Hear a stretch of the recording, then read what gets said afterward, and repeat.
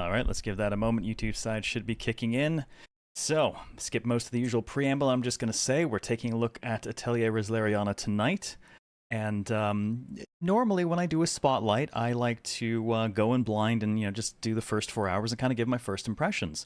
However, I've sort of stopped doing that for this series. After the kind of ill-fated mobile gacha game and the... let's just get in here.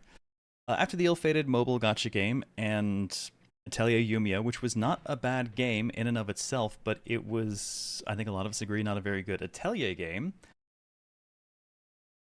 I felt that just taking a look at the first few hours of this one and talking about it was not going to be the wisest of ideas. I felt it would be...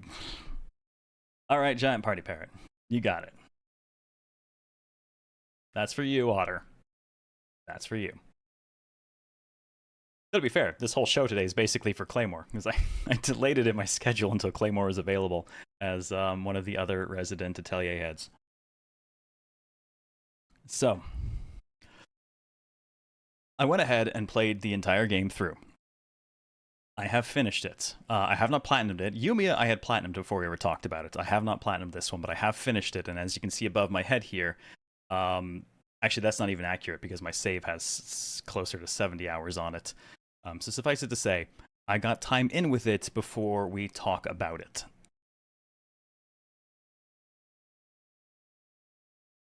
Where to start? Well, before we just dive in on the game, I want to say that after the last couple, the Atelier series has felt like a series that is searching for a way back home. And I am at least happy to say, I think they started heading back in the right direction. So, let's take a look the first couple of hours, and then I'll swap it over, and we'll talk a lot more in depth about the current phase of the alchemy system and some of the ways in which things have gotten closer to their roots again, and a few places where it's still struggling to do so. With cloth, not so much as it used to. That's one of the places it's not quite there. But like I said, I do feel getting back in the right direction. So let's dive in, and I'll spin up a full fresh save. Also interesting to note, Gust has been working with co-devs, and the co-dev for the gacha game and for this one is Team Ninja. Yes, that Team Ninja. You know, Ninja Gaiden, Neo, Dead or Alive. That Team Ninja. That Team Ninja. Which seems really weird, right? But I gotta tell you, if there's one thing they brought to the table, it's gorgeous fucking model work.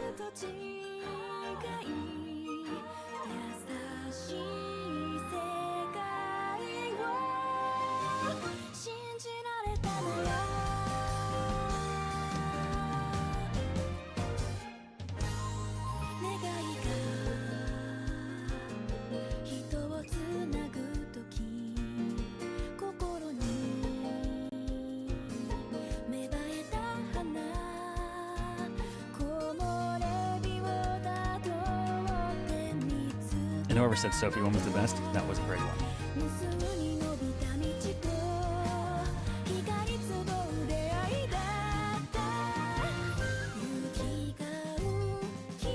Is it ever explained why the name of the game is Resleriana, but the pro tags are Slade and Rias?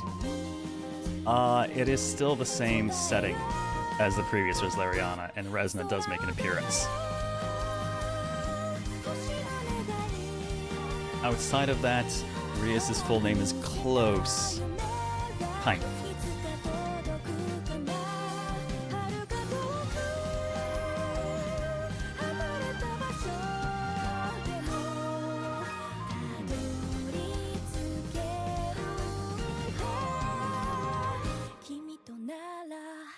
Reaper, how's it going, man? Look, Vegeta, it's a subscriber. God damn, 106 freaking months, man. Welcome back, and thank you for that T2 above and beyond, dude. Reb, what's up? Next Atelier game was Yumia. Dude, Yumia was back in like March. This came out in September. Because they're co-deving, they're actually producing titles faster now, which is not always a good thing, depending.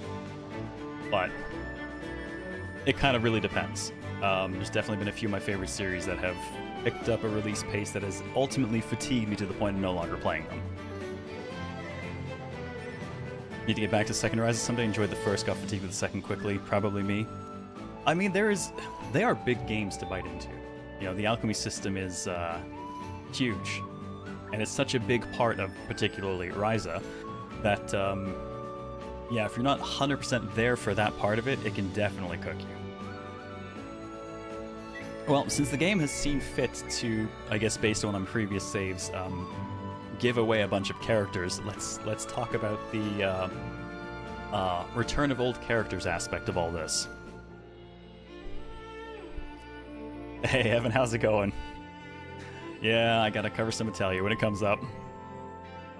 We don't talk about gacha games? Yes, I never really talked about that one because the second it was announced that it was a gacha game, I just dropped it from my radar completely. I will not do gacha games. I do not do gacha games ever. So, total pass. That said, so as you can see, we have, where's my pointer? There's my pointer mode, cool. We have a few returning faces you may recognize from Atelier Yesha, Atelier Sophie, and my personal favorite from Atelier Toturi. And for the lesser knowns, we do actually have an appearance from someone from Monokemia too. So, they treat a chunk of this world as having wanderers. It seems to draw in people from other worlds. Where's your boy Vane? Sorry, dude. He ain't here. He is, but not much. But I gotta tell you, seeing Vane with an updated 3D model, it was happy. Oh, okay. Apple Dragon, what's up? Don't know why your name broke, but now I gotcha. Okay, so, there are always some concerns whenever you do kind of the multi-IP collab sort of thing, usually in that the narrative gets incredibly watered down or makes little to no sense in favor of just cramming in as many people as you possibly can from other things, right? So, I think they managed to avoid watering down the narrative with this. Some of the characters are a bit more watered down because they don't feature super heavily in the case of, as was asked about Vane, not a major feature. Is present for some stuff? Yes. Can do some things for you? Yes. Is not like a major party member or anything like that? No. So, some come across a little bit more watered down accordingly. Partly due to just the minimal amount of interaction doesn't really allow for much to happen beyond a general glance at who they were. Now, that said, I do think the game suffers a little bit for having not a ton of its own characters all that available for your party in this. In fact, it's actually, this is my party. That's the 6. That's what I got. And of those, only 2 of them are even from this game. Right?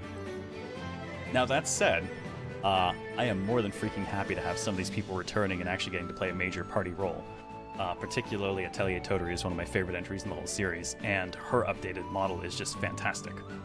But it's interesting because having some of the older characters back like this, I think really helps actually illustrate the difference between where the series was and where the series has gone since, even just in terms of the alchemists themselves. I think of a not rude way to put this.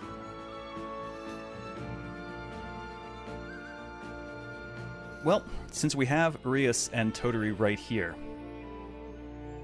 I'm going to be blunt about it. We have definitely moved away from cute and frilly as a core concept of a lot of the alchemists to trendy and fuckable.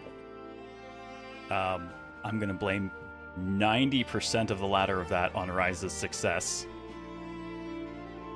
The thighs that got bigger with every entry.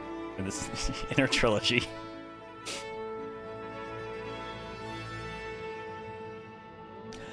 But I do at the same time appreciate that if you look at the models here, they have also finally started to kind of shift their way back towards the old watercolor approach as well, which I thought was a very, very indicative element of the series' kind of visual identity. So, not as frilly, not as much the cute side anymore, but definitely getting more of the watercolor back, and I think that's helpful. Like, that was a big part of its overall identity. It made it stand out compared to a lot of other things.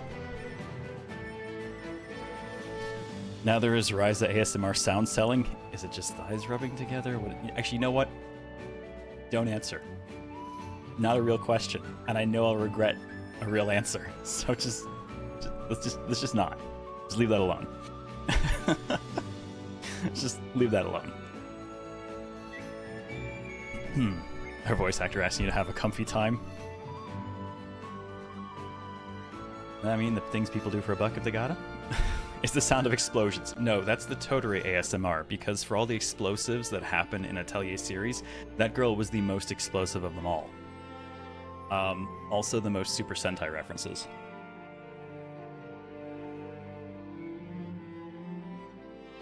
It's an official release. You know what? I said I don't want a real answer. I already regret it. Already regret it. First time I saw Ryza, I thought she was designed by the Senran Kagura devs. And that's why I like Ryza best for all you like the watercolor style. I mean, Ryza played fantastically. Zero argument whatsoever. It was a great game to play through. And I also think it's one of the series peaks in terms of interesting alchemy potential. And the system was solid. So I got no arguments there. In fact, it's still the point I want them to at least get back to. That said, though, I think the final place I would love to see them end up is actually getting closer to the original Arlen trilogy.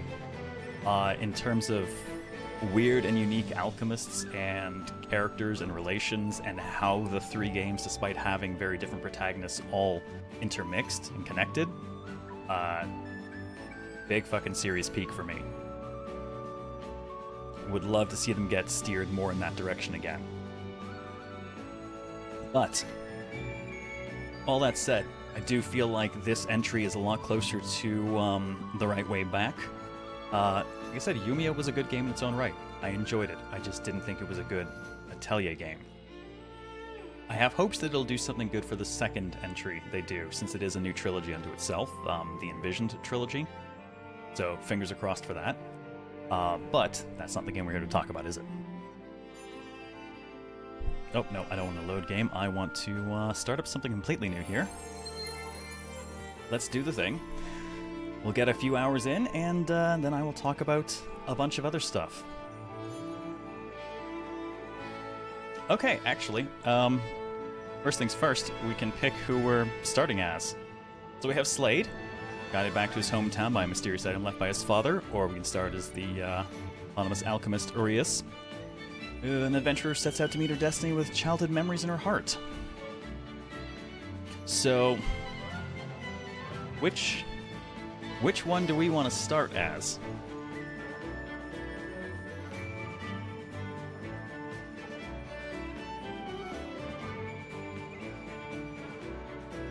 Combo-wise, wish they steered more towards Monokemia. This actually... Man, it's been a long time since I played Monokemia, but there's some stuff in this that actually is... closer-ish. Monokemia had the really fantastic, like, swap system for getting people to, like, follow up or pulling someone out of danger and the like. Logi is the only dude allowed, no others. Alright, that's fair. YouTube can pick as well? Yeah, you can throw your vote in. Flip the coin, Rias. Cat girl, indeed a cat girl. Yeah, the ears are real, they're not her hat. I wasn't sure for a little bit when I started playing, but yeah, that's actually her. Hey, Funky Gouda, how's it going? Who did I play in personal? I played Rias. I mean, it's an alchemy game, so I picked the alchemist.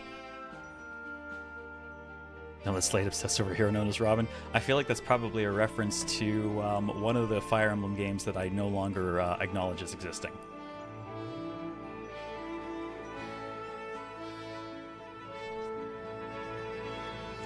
Alright, it seems like we do not have a consensus on who to play. Oh god. Oh, Teen Titans Slade. Oh, no, that's a fair point. Oh, fair point. Now, which way do you think that obsession really went, though? I'm inclined to think it was Robin's obsession with Slade more.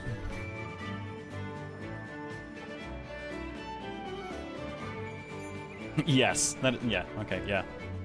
Alright. I saw more for Rias, so we will start here. Where I'm if the 100 line didn't get nominated in the Game Awards, I sure was. No, I was not, for one very simple reason. The Game Awards are a masturbatory circle jerk for marketing that no one in their right mind should give a shit about.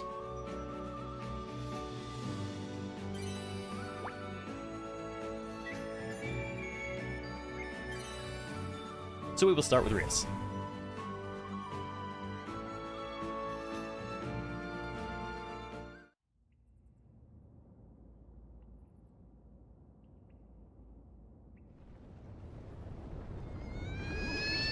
I hate the Game Awards deeply. They have nothing to do with game developers, or barely even games, really.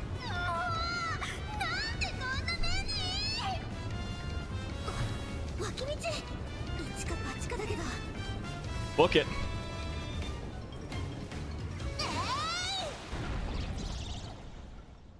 Glad I picked up my controller because it was going nuts for all of that.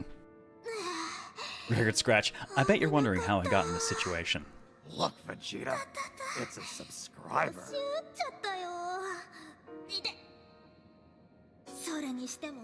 More fox than cats, Sione, but they are real.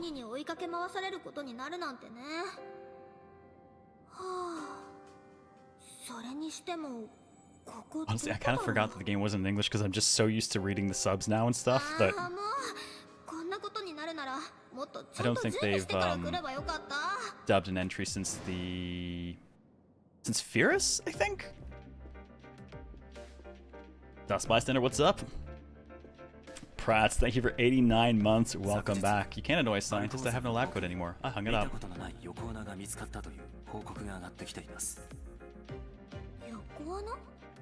Yes, the not so puny puny.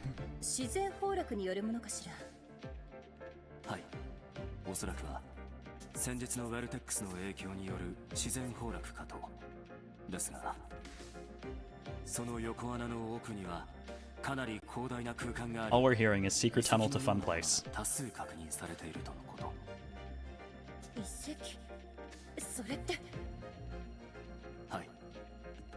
After the 1 year, it will always be the Fortnite Awards to you. Ew.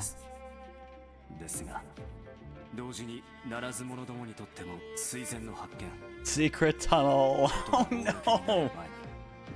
Damn it. Oh, I need my little banjo. Secret tunnel. Thank you. Both of you, thank you. Have a good one, Apple Dragon. Oh, I'm always down for an Avatar reference. Last Airbender specifically. Well, yeah, the animated Avatar, The Last Airbender. I feel like I gotta be so specific here. Not the blue people one, not the live action Avatar. The good one.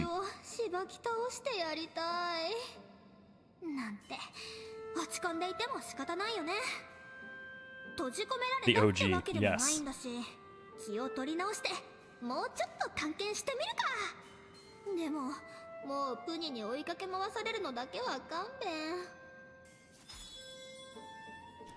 Rias Adris.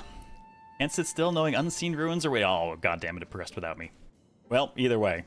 ADHD. Gotta keep moving.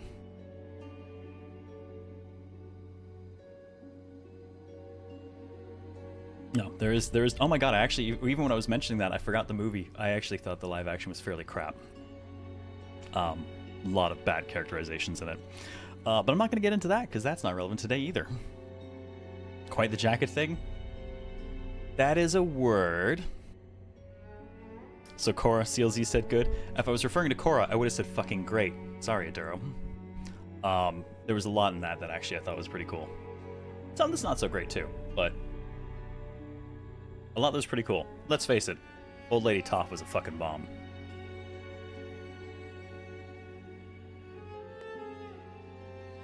Alright.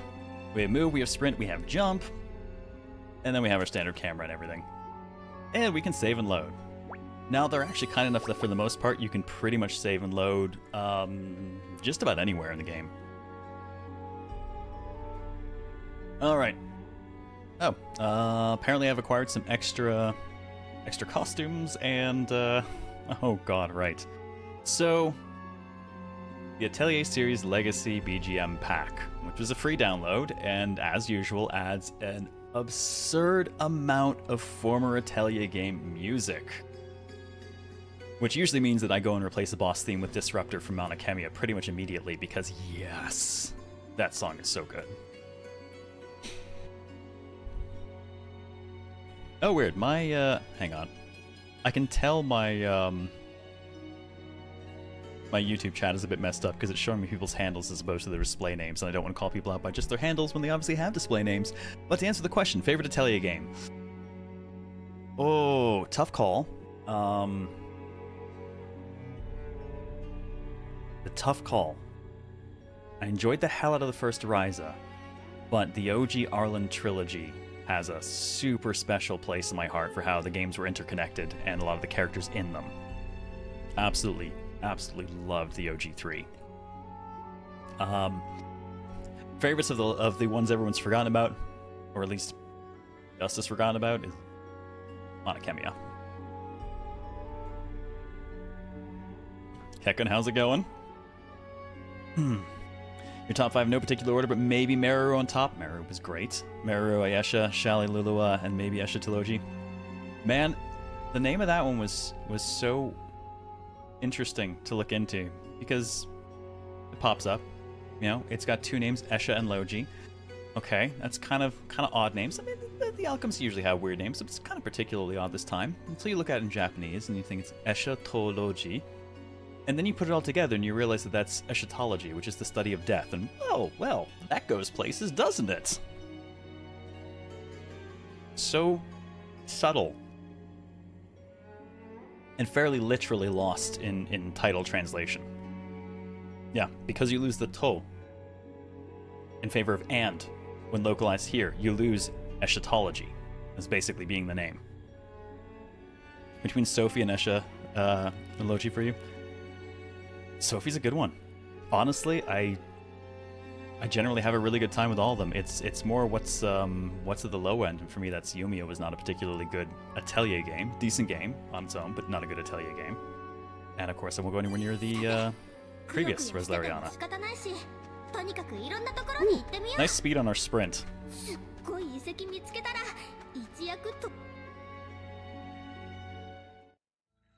Have a PS Vita, you can still pick up Monokemia. Wait, what does it run? What does it run on? Which store has it for Vita? It's like, I have my old PS2 limited edition from the old Rosenqueen store.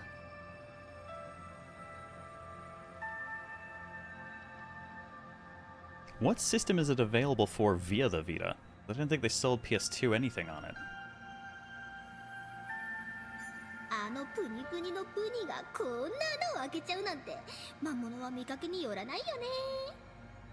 There was a PSP really? There was a PSP release of Monokemia? I forgot about that. Ah. I wonder how it compares to the PS2 version. Also on my weird shelf of old stuff that disappeared and everyone forgot about, I actually have the double jump guide for Monokemia. Double jump doesn't make guides anymore, but the ones they did were so absurdly in-depth.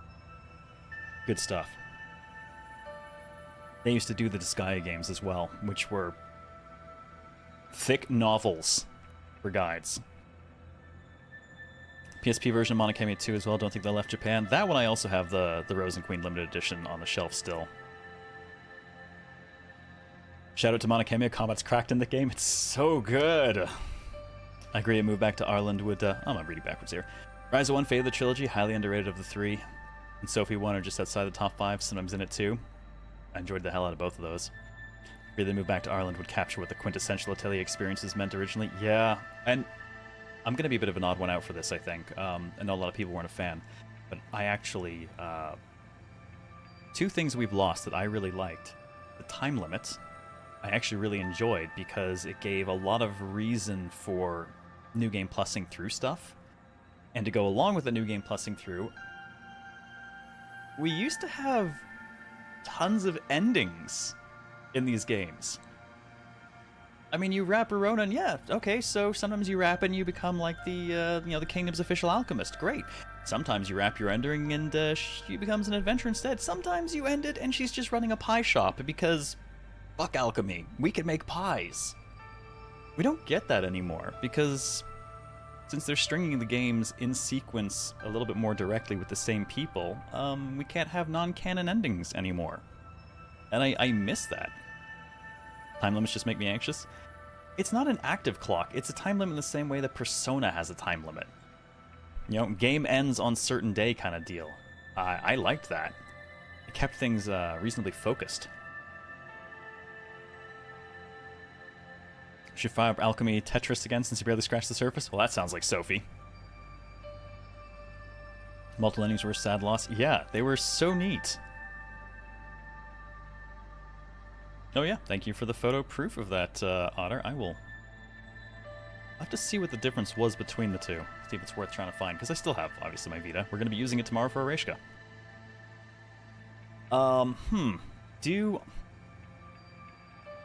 Do I need to do voices today? Does it matter as much? Since we're only going to be playing a few hours of story and then talking a lot about alchemy.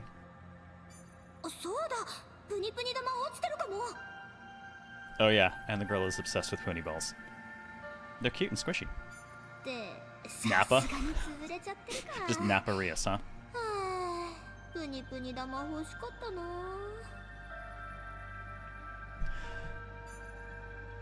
Model quality is really high for this one.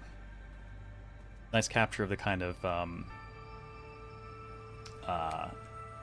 the watercolor style from back in the day. It's still a little bit more vibrant.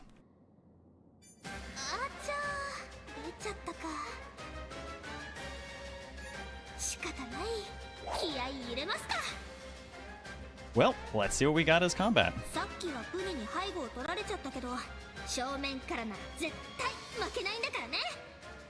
It's a very interesting jacket, huh? See, I would call out just the bizarre broken nature of half of what she's wearing, but at the same time, I feel like absolutely idiotically nonsensible outfits are kind of an important part of Atelier DNA.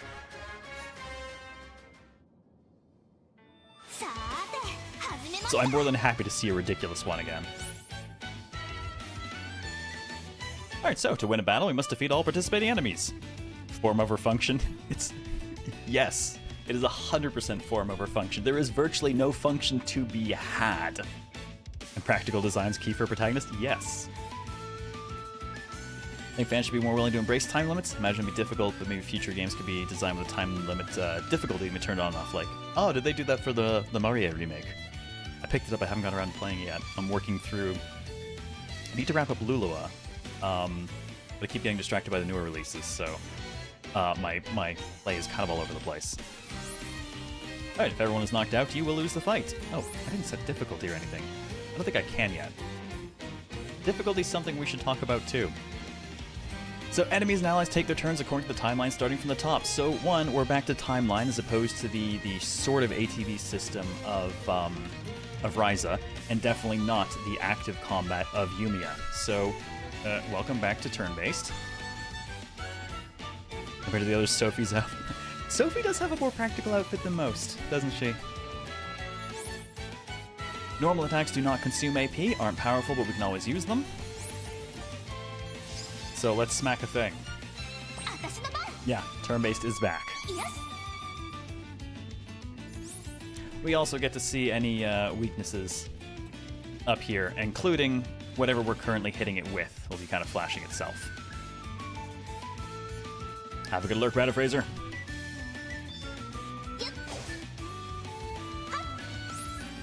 Normal attacks increase AP, which we'll need to activate skills. When enemy is attacking, hold down X to block and reduce the damage you receive. If you block an attack at the precise moment it hits, you'll perform a precision guard. I actually like this a lot.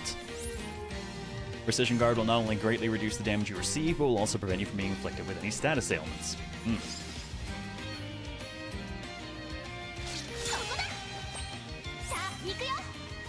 So yes, we have a perfect block system. Which I can say on very hard is absolutely crucial to not just being straight fucking murdered by anything that hits you. Characters can consume AP to use skills with various effects. Sammy Blitz, how's it going?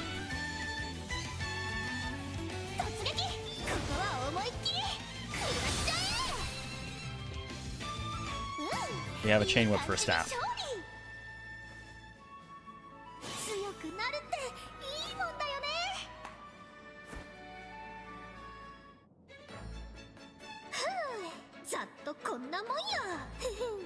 Rise, this is relatively practical, practically ready to explode. A little bit. Chain whip staff is amazing. It's... You should see when we start gathering ingredients. That's where the chain really shines. Played Guilty Gear for all of a month and hearing Totsugeki instantly triggers a primal fear in me. I'm sorry, Reb.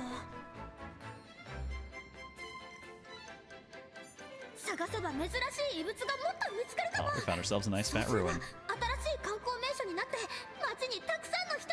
Which apparently she wants as a tourist attraction.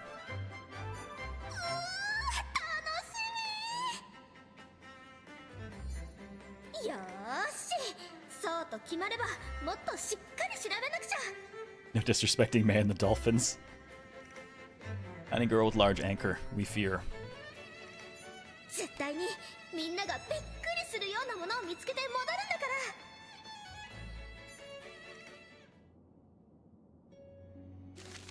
Alright, minimap goals. In the field, a map is displayed in the lower right corner of the screen. L3 to toggle display range. Not sure where we're headed. Go to icons. Well, just go to icons. So, we have the player, story destination, tracked quest. We can only track one at a time, but that's usually all you really need. An exit and an exit towards plot. You can actually just blow it up to be the entire zone, which is nice. I'm gonna go ahead and throw a save in under that. Yeah, I've got 68 hours of my actual save, so I've spent my time. I don't like talking about this series without actually having beaten the game first. Other series, sure, whatever. We'll do first impressions, but this, so much of the end of the game feels so crucial to how we talk about stuff.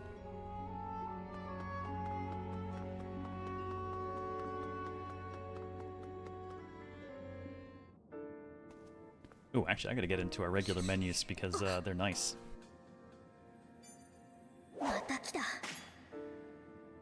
Race the book in it. Oh, the best part is, one of the field equipment bits you can get is shoes for running faster.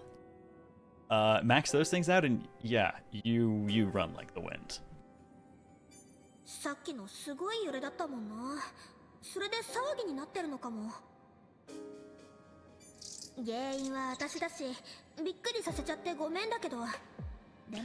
First impression, we start with cloth. Sad thing is that is not so much the case.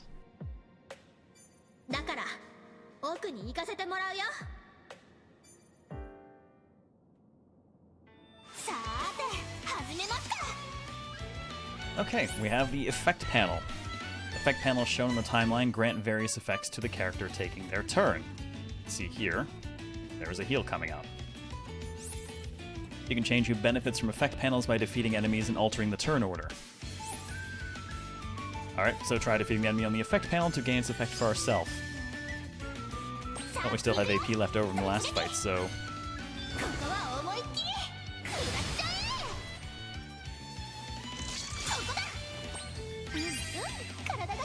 Character gained HP because they took the turn on HP recovery panel. Yeah, monsters get it, you get it, everyone gets it. Not always good things coming up, sometimes it's status ailments. Wide variety of panel effects, use the turn order to swing the battle to your advantage. just pulverize the bat thing mercilessly? A little bit.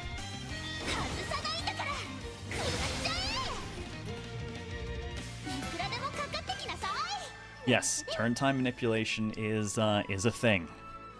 Again, getting a little bit back to the older ways. Though not quite to the degree of Maru levels of pinwheels coupled with Giovanni providing you with just virtually infinite turns. Which would have felt super broken if not for the fact that some of the post-game bosses would pretty much kill you if you actually let them take a turn, so you kind of needed to do that.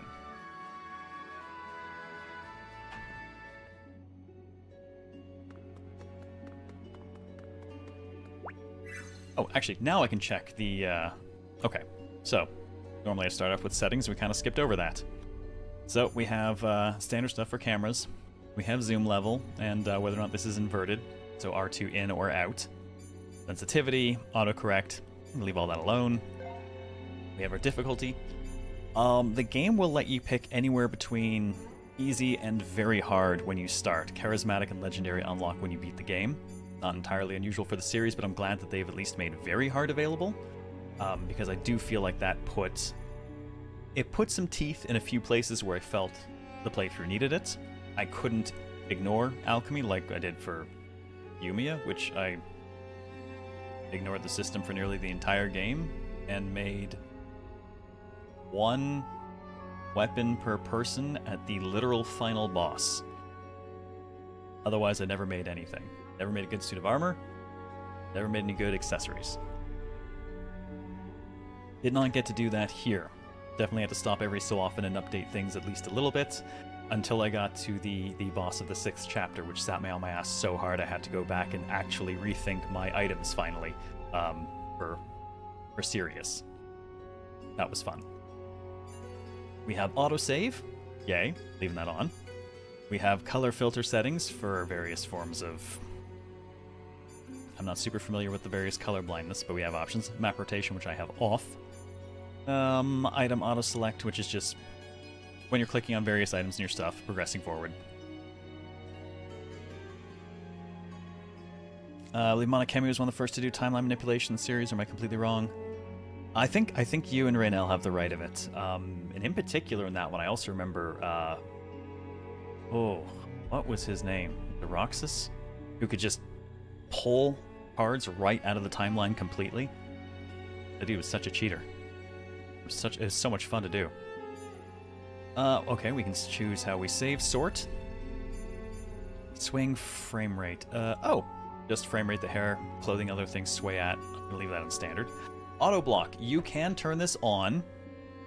Everything will be blocked, but it will not ever precision guard. So consider this if you just have no real sense of timing. It will always at least reduce the damage you take, but you'll never get precision guards, so you'll never be able to protect from status ailments that way. We can change the jump button. I'm leaving vibration on. Sprint is a toggle, thank God. And it's not on R3, thank God. Text size and text autoplay speed. Small, medium, large, but you can't change it here. Or can't view it here. We have brightness, we have depth of field, we have motion blur, which apparently I've left on. Let's turn that off for now. Bloom, light shafts, various graphical bits and pieces. I don't think the game ever, flickered below 60 frames a second when I was playing it. And thankfully we have some discrete volume options as well. And, weirdly, a QR code for the game's manual. I mean, at least it has a manual.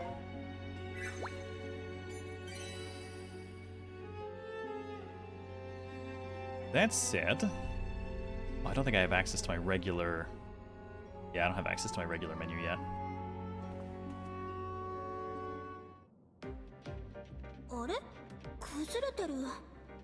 Car system is turn manipulation is such a beautiful thing. Yeah, I love getting skills and effects that put things up into the cards. Like, oh yeah, you cast this spell, and it's going to repeat a few times. And then you've got Roxas who's like, yeah, I don't want that repeating on my face, so I'm just going to pull those right out.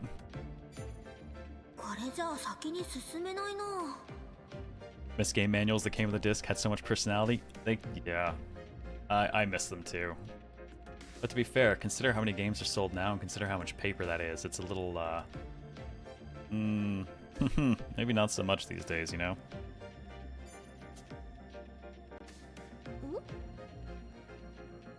あそこもしかしたらうまくすればムチを引っ掛けられるかも。 Welcome to Indiana Jones. Or I guess it's a little bit more Spider-Man. Exploration wire actions. You can perform wire actions at spots near cliffs or trees with a blue glow. Approach and press X to change Rias's staff to wire mode, allowing you to scale cliffs and the like. At first, you will only be able to perform wire actions in areas with a blue glow, but by meeting certain conditions, you'll be able to perform them in areas that glow other colors as well. Such as the red over here. We can see treasure on the map to the north that we cannot get to yet. I'm curious, are you only using the PS5 Pro when you play games now? Look, I gotta tell you, can't tell the fucking difference between my Pro and my regular unit, because if I'm in the office, I run the regular unit. If I'm in the living room, I run the Pro. Honestly, forgot I even owned a Pro. There's no fucking discernible difference in anything I play. So, completely irrelevant.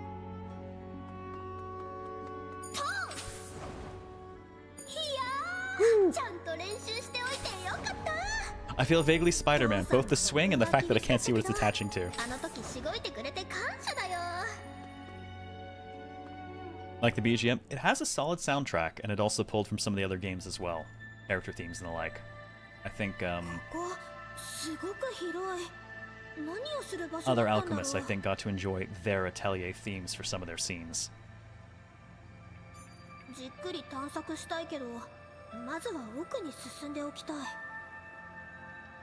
So I really dig what Team Ninja's done for the models for this one. Particularly eyes having depth and color. Like, they're really nice. Maybe the answer to PS5 Pro still in its box here, playing the wall mounted. Yeah, I literally could not tell you one thing it has done that I can't just do on a PS5 the same way, unfortunately.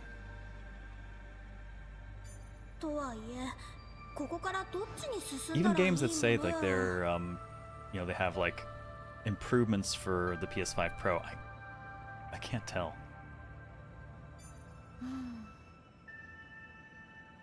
There you go. The ears are real.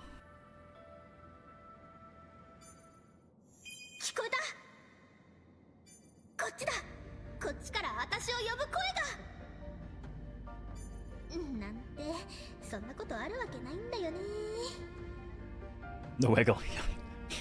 That was when I was like, oh, okay, so it's not the hat. I thought you had a hat with ears on it. It's actually hers.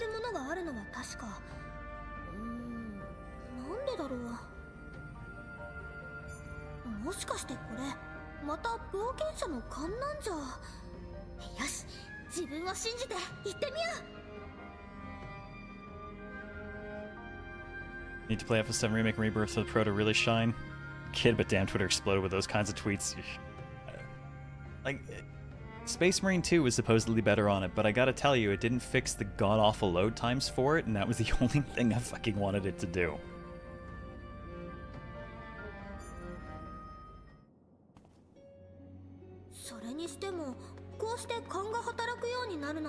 Oh, I can't even swing my staff yet, so no ingredient hunting for us yet.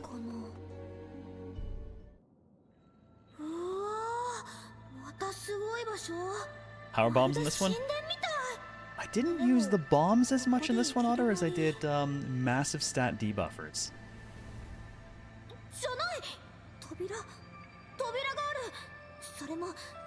But they have some of the classics.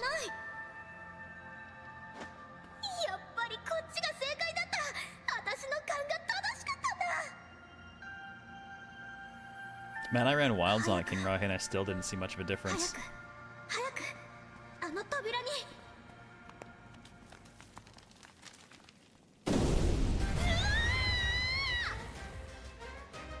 Oh, hi there.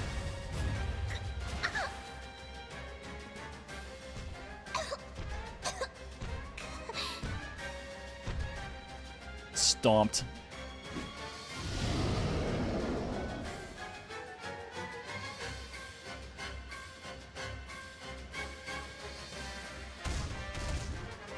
She got rocked.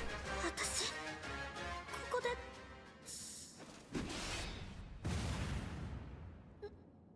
何今何か Here's our boy.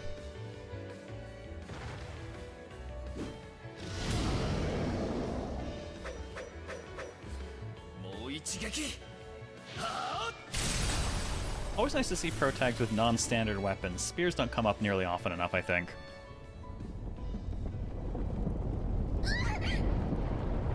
大丈夫か。大丈夫。 危ない Hey, から Calminus, how's it going? すぐに型をつける。 Spears, whips, heck, even guns. 私も戦う。 Dude, I love the Cordelia in 邪魔だ。 Rorona packed the frickin' Derringers. 私だって。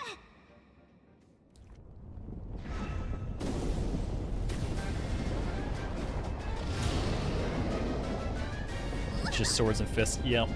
Now, granted, I do like a good fist weapon because there's a lot of different styles you can fight with a fist weapon, at least. もういい。好きにしろ。 元からそのつもりだよ。 Man, I think that's part of why Akiyama stands out so much in Yakuza for me is the dude fights primarily with the legs. Fists are almost never used, it's almost entirely kicks. And he has a pretty cool style because of it. Killian and Adele are heckin' good fighters. What was his name in... oh, who... Oh, Zed. Zed, right? Yeah, Zed was in 6.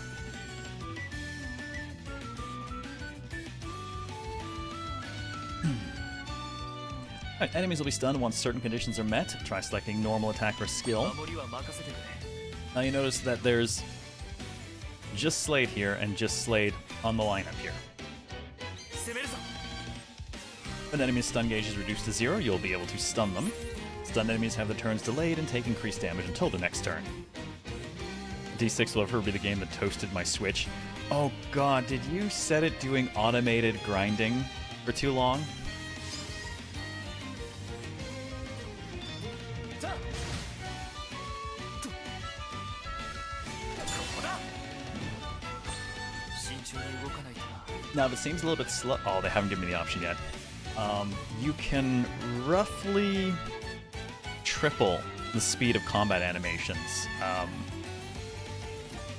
The timing window somehow still feels the same for precision guards, though, so I don't feel like you fuck yourself by speeding things up. 攻めるぞ。さあ。よっ。見えた。慎重に動かないとな。 What's he got for skills? 前に出る。この一撃で。ああ。もしかして今がチャンス？ ここで Alright, we stun the rock golem and gain some TP back. We can consume TP to perform multi-actions using L1. It's not quite Monokemia, but it reminds me of it here. Multi-action allows you to perform multiple actions at once while changing rows, meaning people in the back swapping for people in the front. 一気に行こう。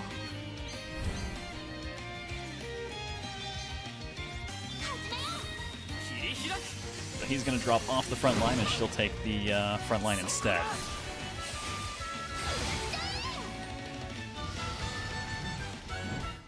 かないよ。逃げたりしないよ。もうすぐ守りを崩せそうだ。は思いっきり。いい感じに勝利。強くなる。 Haha, we're higher level than Slade. 少し強くなれたんだ。 But he gained 2 levels and his stat growth is better than ours. Especially for hit points.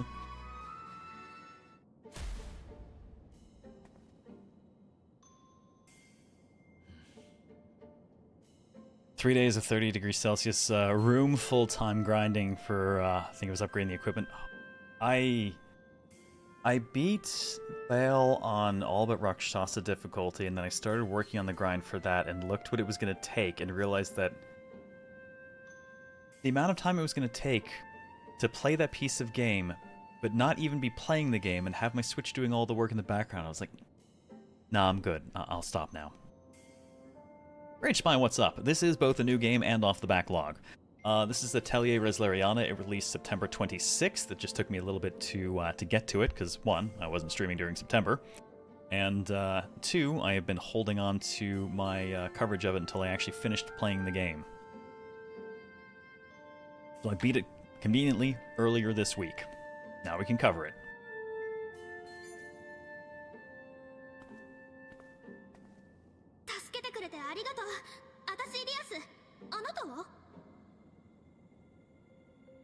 I love that they have the little bit of eye movement, just a little bit of jitter in the eyes, and a little bit of light reflection. Like, it's really good model work they have going on.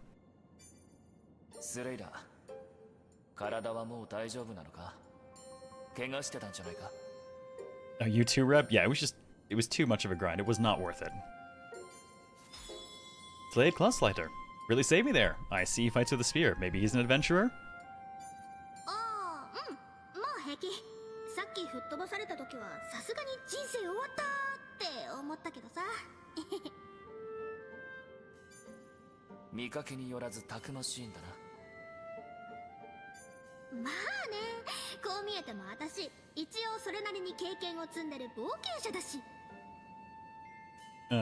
Are we though? Really? I mean, that pony practically rolled us. I don't know where that experienced an adventurer. I don't think he believes us either.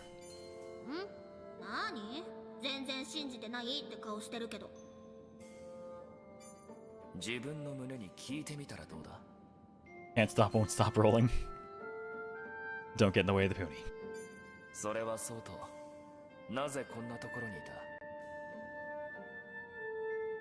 She's an adventurer too, just out of dynamite, so she's weakened. Pony could have rolled a semi-truck. That is fair.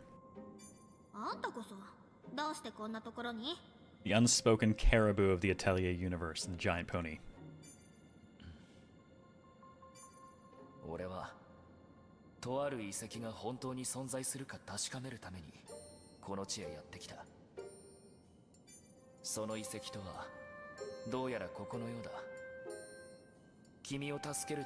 I'm curious what it would take for us to actually start getting dubs in the series again. Given that Fierce was the last time they did that, to the best of my recollection. I would have thought the success of Ryza might have actually warranted it again, but clearly not, right? Now, to be fair, I get it. It's niche, and there is a lot of money to save. A lot of money and effort, to be fair. But still, it's kind of a shame given that there's... It throws me when I encounter characters from the games I played in the dub era now who aren't. You don't sound right. Just because it's what I'm used to.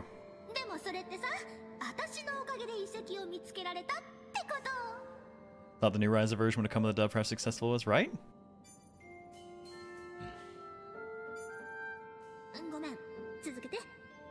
A disturbingly happy giant squishy boulder. Mm-hmm.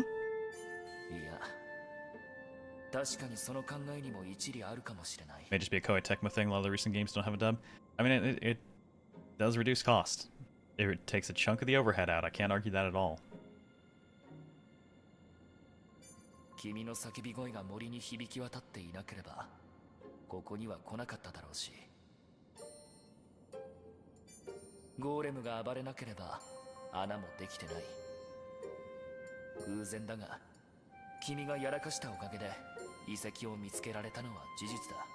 Only thing you dislike about having no dub is that it sucks for lurkers if you're streaming something. Yep, and to that end, that's normally why we turn the voices off and I voice them all myself. And if we were continuing this, that's probably what I would already be doing. This is what we did for Ryza 1 and 2. Voiced everything myself.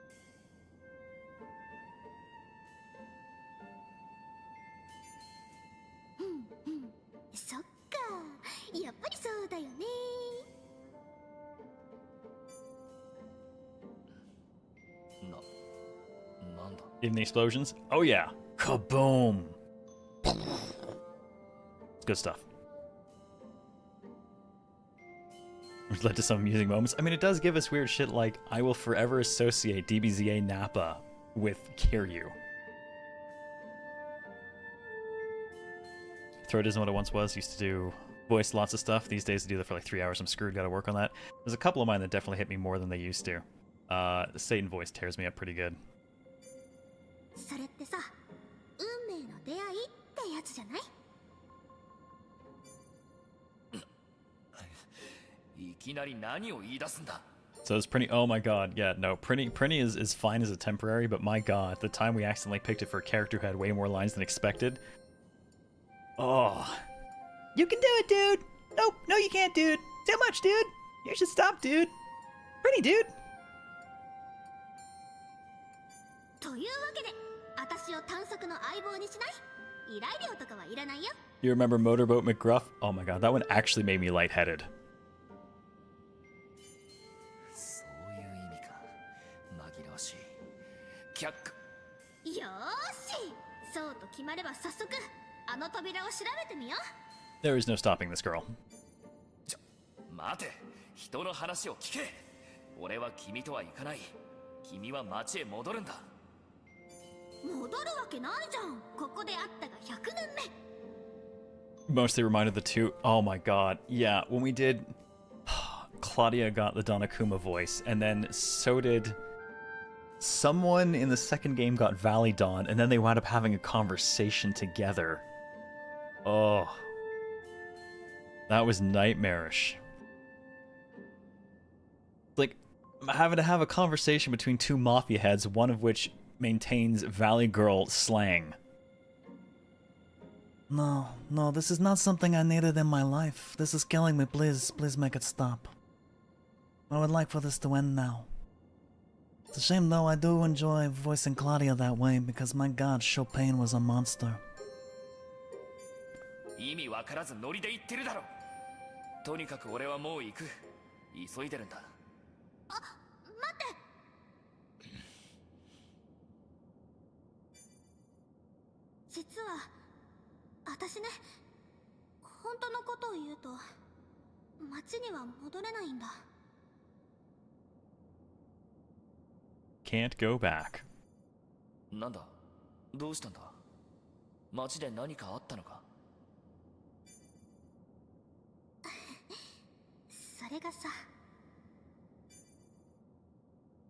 この遺跡に入ってすぐプニに追いかけられたせいで出口がどこにあるかわからなくなっちゃって。 So no, we're just fuck off lost. だから先に進むしかないんだよね。それにほら、スライだって帰るときは出口探さなきゃでしょ。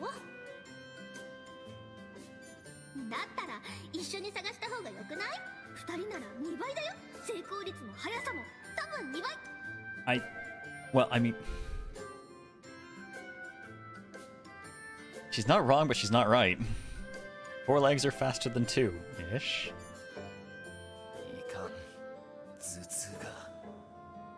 この子はなんでこんなに楽天的なんだ。 Need to get into Yakuza again. You're the reason I played 0, and it was one of the best games I ever played. Ended up playing 6 as well in Kiwami, which I hated. Super armor. Oh my god, yeah, the hyper armor was cruelty in that game. Kiwami 2 is a bit better for it, at least. I think 5 is probably still... 5 and 0 are my favorite in the series. Like, 0 is my favorite. But, next to that one, it's gotta be 5. それに見てよ、あの扉。 Which reminds me, they're delisting Yakuza 0 on a bunch of platforms and replacing it with a director's cut that had nothing to do with the actual director of the series. And I have not heard good things about what was done to it. So if you want to have the good version of Yakuza 0, you should maybe buy it now, before they replace it. あれこそ夢の Hey, Wolfenbach, how's it going? わかるよね。あの扉を前にして撤退するなんて冒険者として失格よ。 Looked up the new scenes they added, I didn't like any of them. Someone described it as, they added scenes to absolve everyone of any wrongdoing. Like, why? Why would you do that? それは単なるお前の感想だろ。スライはこの遺跡の秘密を何か知ってるんでしょ？ Oh, that was the other thing I heard about it, Reb. The dub is super phoned in. 知らん。そもそもここが本当に俺の目指している遺跡かどうかもまだ分かっていないんだが。だったらなおさら早く扉まで行って調べてみようよ。 Oh, good God. Just gotta paint your 144 peasants, Wolfenbach? Good luck when you get to that. Is the dub Chaos Wars worthy of cringe? No, but you gotta figure, if your Chaos Wars worthy of cringe, at least you're kind of funny at this point. For at least a little bit. Let's be real. The worst part of playing that game for a night was not actually the dub. It was bad, but it was hilariously terrible, and it gave us caca for years. What was awful about it was the 30-second long music loop on repeat for like 2 hours, driving all of us fucking crazy.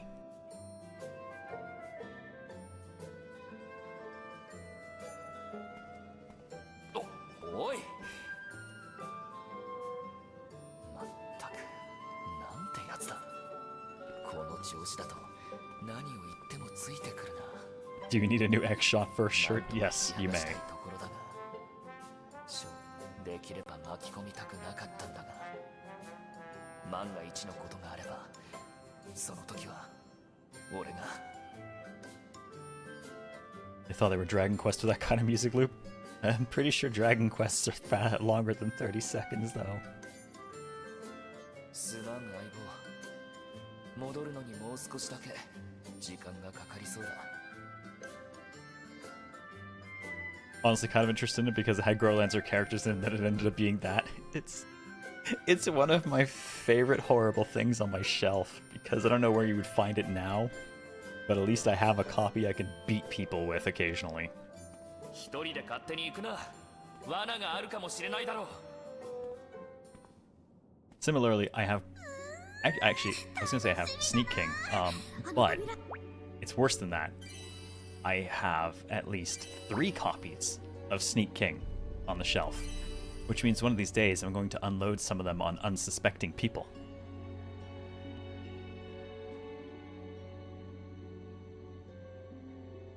And I still have 1 functioning copy of Lifeline, which I can only ever describe as that game people told me was so incredibly bad, and I never really believed it was as bad as people said, but oh no, oh god, they were right. It was that bad, and I regret it. Well, no, I don't regret it, because we got a great emote out of it. But fuck that game.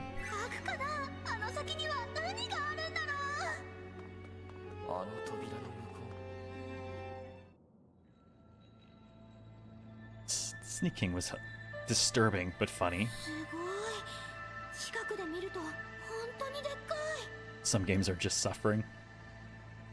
It didn't seem that bad at first, but once it reaches the point where you're like, yes, you need this awful system to listen to your voice commands, and timing matters. It got bad. The game that caused you to throw it across the room? Yes, the one and only time I've ever ejected a disc and just launched it. To Gustav's room, that was probably the high point of the whole series. Or whole game. That moment. Of Lifeline the queue to be played at some point? Yeah, good fucking luck with that. I'm seriously not kidding when I say that is unbelievably worse than Chaos Wars. It is possibly one of the worst things I've ever played.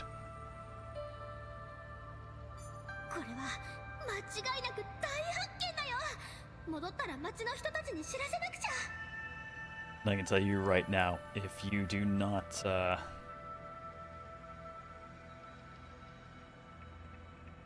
it's not forgiving where understanding voice commands are concerned, to the point of being virtually unplayable.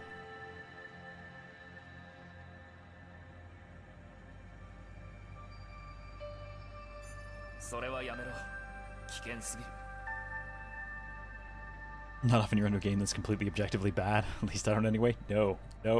I can say, you know, different strokes for different folks kind of thing, but that game, it set out to do a thing and failed at it every step of the way.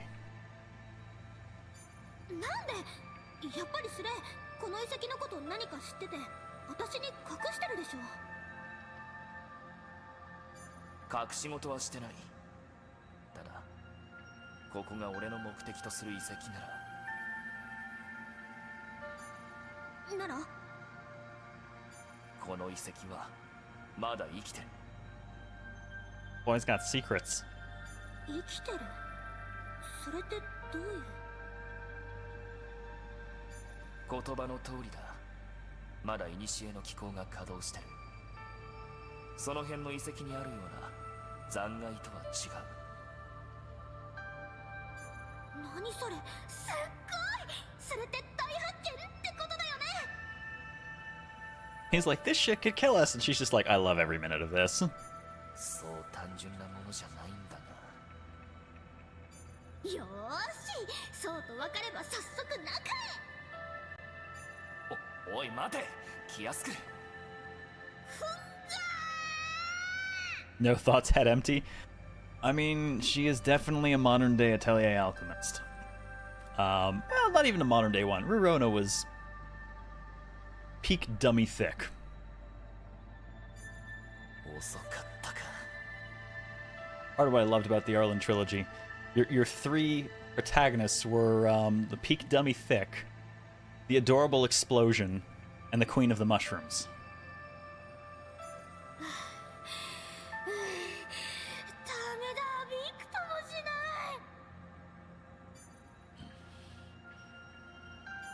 い。何事もなくてよかったな。この扉、やはり他と質感が違うな。それに何かを感じる。 Adventurers have very little sense of self-preservation. They do if they want to have a long career.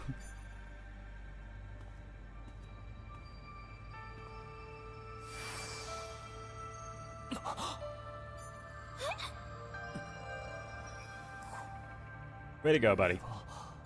今の何、光がブワーってなったけど。 Meru also having Magical Girl's Super Sentai theme song was peak Atelier. Though I think she gets out Super Sentai'd by Toturi. Toturi and the Chims, and all the posing to go with the massive explosions. Arlen Trilogy was the good shit. Evening, Salik, how's it going?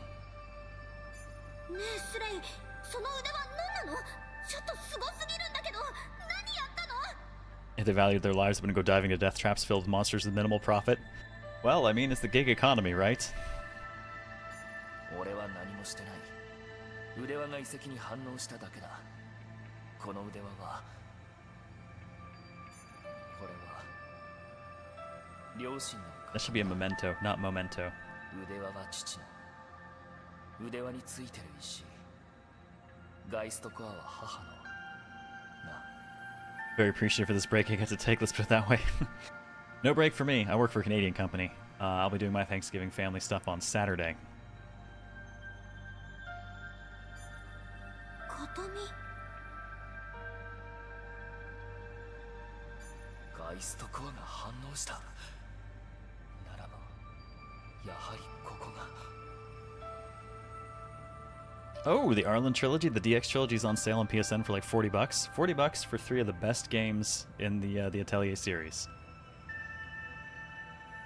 That's golden. Speaking of commands, the knights assembling won't always obey my commands because knight errants are impetuous. They might charge and you don't want to. Oh god. Oh, terrifying. Got sick today, so you can't eat with your friends and family, but in exchange you can show for a stream. Different friends and family.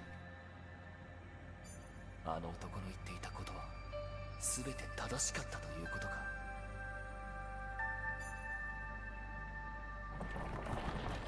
スレイ、動く。なあ、どうやら封印が解けたようだな。行ってみよう。 The rare Atelier sale. I really appreciate that they do the DX triple packs, and when they drop a sale on them, it's usually a really good one. It's been nice to get updated versions of the games and kind of have them in available in a couple of formats, just in case we lose stuff over time, as you know, prone to happen. Have a good night, Otter. Rest well. Happy Shanksgiving.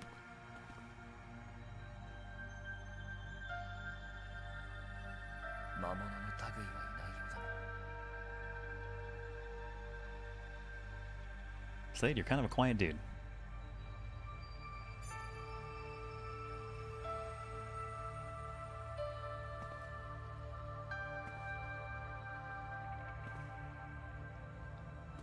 Now, it's not a proper Atelier game without a proper Atelier. Welcome to ours. おい、大丈夫か？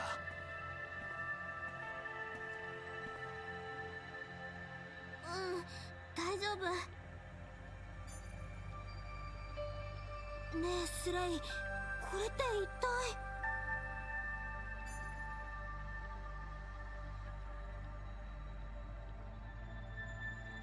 これはもしかして錬金釜か？錬金かも？いや、確証はない。 Apparently I'm looking very 13 Sentinels color now. It reminds me, I gotta finish releasing those videos. It's only been a year. 俺はここに来る前、ルイネ州にいたんだ。そこでは錬金術について書かれた書物をいろいろと読んだ。この釜の形や模様は、その書物の何冊かに描かれていた錬金釜の絵ととてもよく似ている。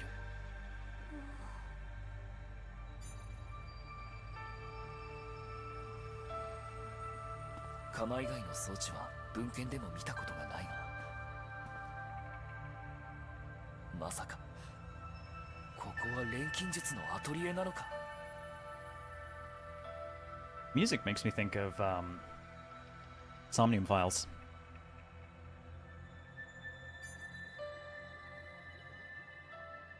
錬金術のアトリエ？なんだろう。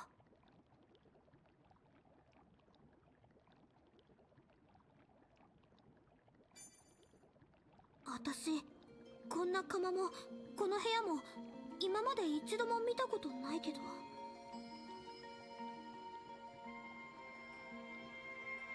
I couldn't tell you the specific contextual difference, Claymore, other than that the first one has basically still got the art part of it attached to it. Hey Dysonberg, how's it going? Happy Thanksgiving.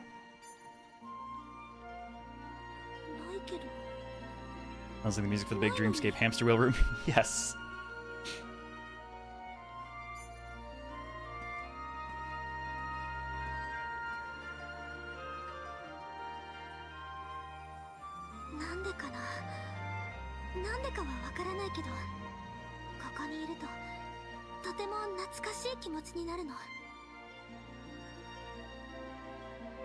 Yeah, actually, come to think of it, thinking on the Arlen trilogy, I think part of what we're missing with Alchemists these days is weird fixations.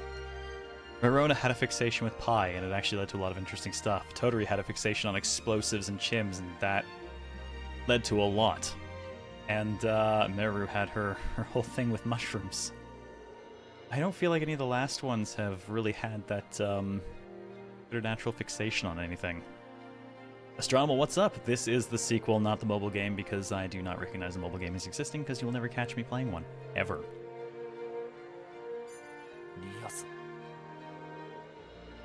Rise was obsessed with not being a farmer. I don't think shirking your duties is quite the same thing.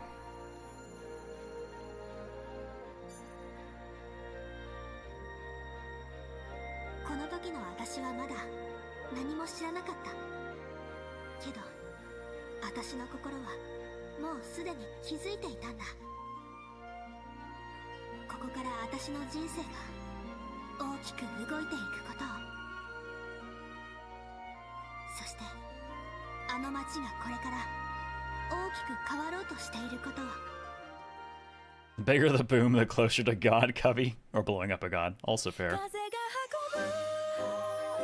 Oh, I guess then they play that during the, I forgot to play that during the intro. I guess I should have just left it till that. Oh, I guess we'll let it run once for the people who got in late.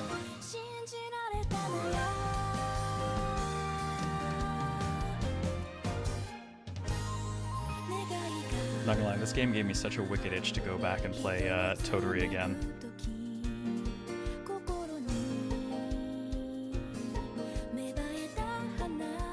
Arlen games are special for just being peak quirky SOL, emphasis on quirky. They're so quirky.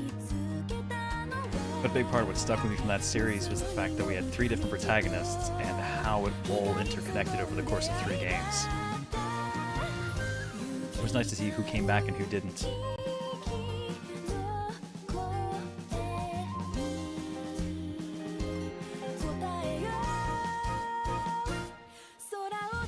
Really want to play Monokemi again after this one? Yeah. Actually, Yesh has been high on my list of games to get back to for a while, and Willbell really got me thinking I need to do that sooner rather than later. But I want to finish my platinum run of Lulua first.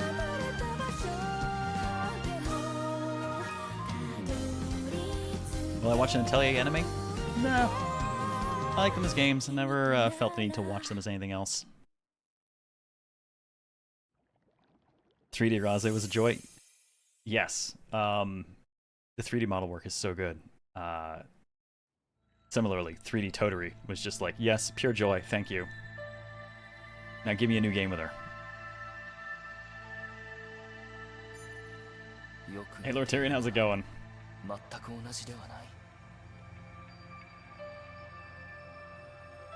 Oh, that's easy, Reb.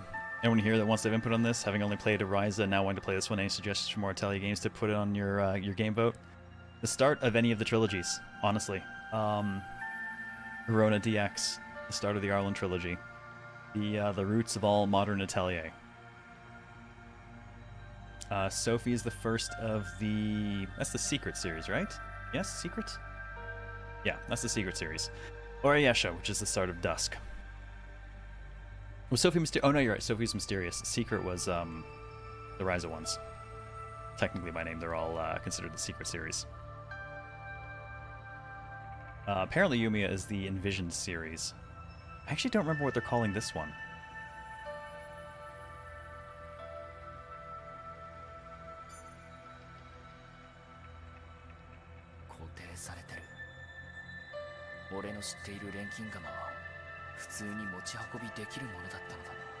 Would be the biggest surprise if we got an Atelier Toturi 2. Would be all kinds of hype, right?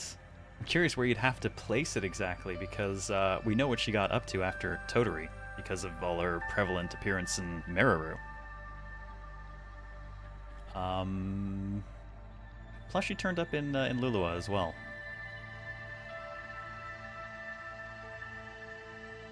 To be fair, part of why I would want another Toturi would be to have additional Mimi as well. And hopefully some Verona by extension.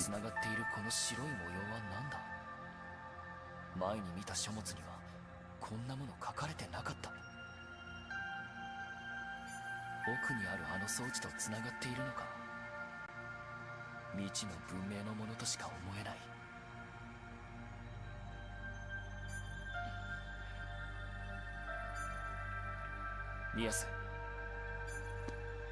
何？その装置、何か動かせそうなところとかないか？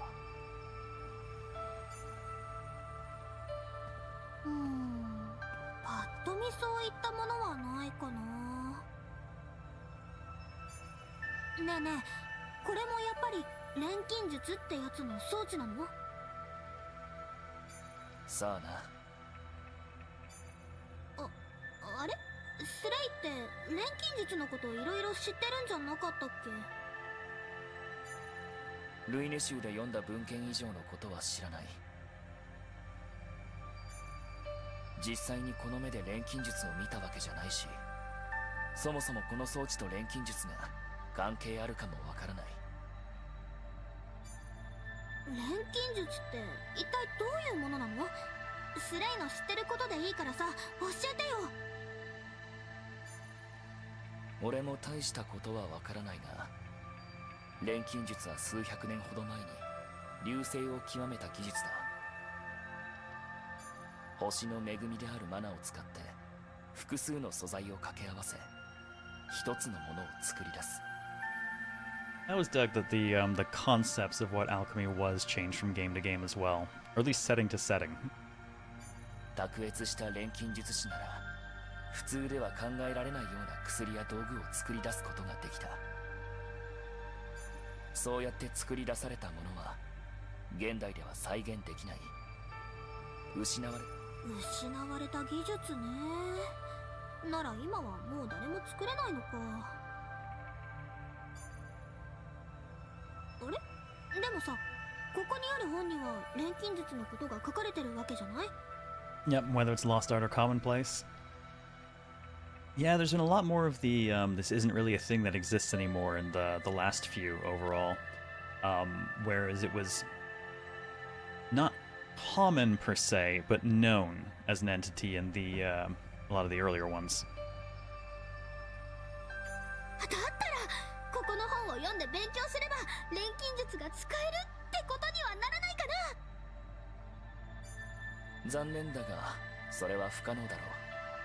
可能ならすでに誰かがやっているからな。 Alchemy's forgotten art this time. Does that mean we have to learn it with the power of trial and error? Yes, the power of trial error in this gun I found. 今じゃマナを運んでくるほうき星の減少によって錬金術ができるほどの量は普通じゃ手に入らない。 There you go. No mana. Therefore, no alchemy. Think they could place it a year before Meru? Totally would be 19 around the time and could totally work as a prequel for how she ended up in Arles. Yeah, in addition to that, the model they used for this one is actually dressed the way she is in Atelier Totally, not Meru and later titles. So they've already got a really good model to run for it.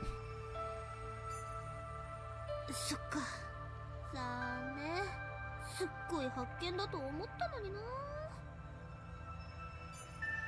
けど、この錬金釜、マナの力が満ちてるみたいに見えるけど、この程度の量じゃダメってこと？何？どういうことだ？いや、ほら、ちょっとだけど光ってるじゃん。たくさんってわけじゃないけど、マナがある証拠だよ。Girl's got an eye for it. この釜がマナでできているのか、この空間にマナの力が漂っているのかわからないけど。Hey Mecha, how's it going? マナが満ちて光って光。何よ、また私のこと変なやつだって思って。なら試してみたらどうだ？ Waking up and unhappy about it. Oh, sorry. Well, happy Shanksgiving anyways. Have a good night, Overlord Manga. Rest well. Happy Shanksgiving to you as well. I'm pretty sure you don't live anywhere that celebrates that. Everyone can celebrate Shanksgiving, though. お前の言う通り、この釜にマナの力が満ちてるなら、錬金術だってできるかもしれないだろあ、そうか。う。もちろん、才能があればの話だがな。錬金術を成功させるには、それなりの素養が。そうだよ。試してみればいいんだよ。試すだけなら。 Not the lesson I think he was trying to teach. So fuck it, we'll do it. さっきそこの本の中に錬金釜使って作るレシピみたいなの見つけたんだよね。あった、これだ。これなら私にも簡単に作れそうな気がする。 Is it a bomb? It is funny the frequency with which you make one of two things to start. You either make something that heals or you make something that explodes. Possibly a heal that explodes. Alright, we can use the diary in the Atelier to save and load, but I mean we can save anywhere anyway, so it doesn't matter. We have photo mode access now. We can change the BGM, which really just means I'll insert a bunch of Monokemia music because peak soundtrack.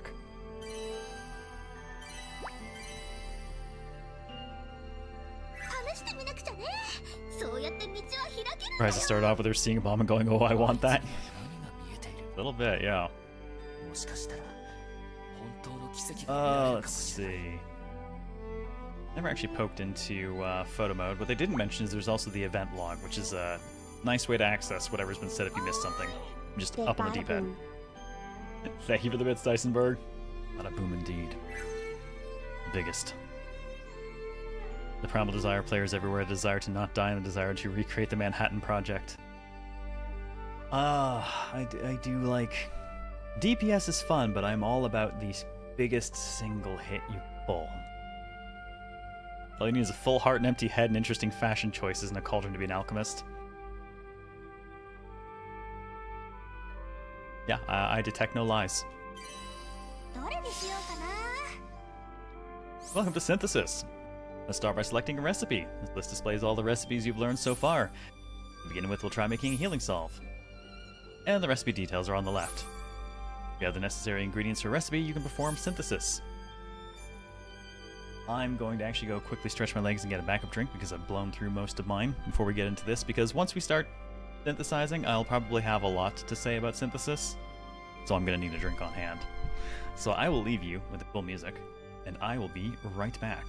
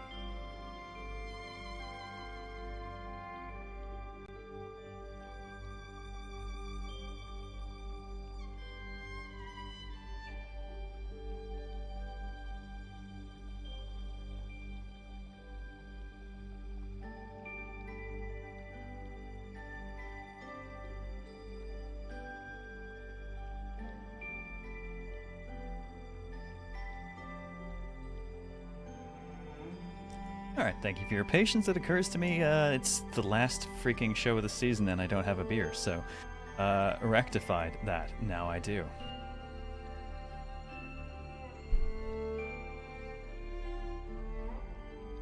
Because what goes best with explosives but alcohol, right?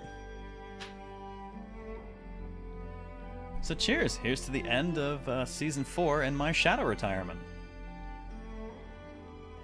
Happy Shanksgiving.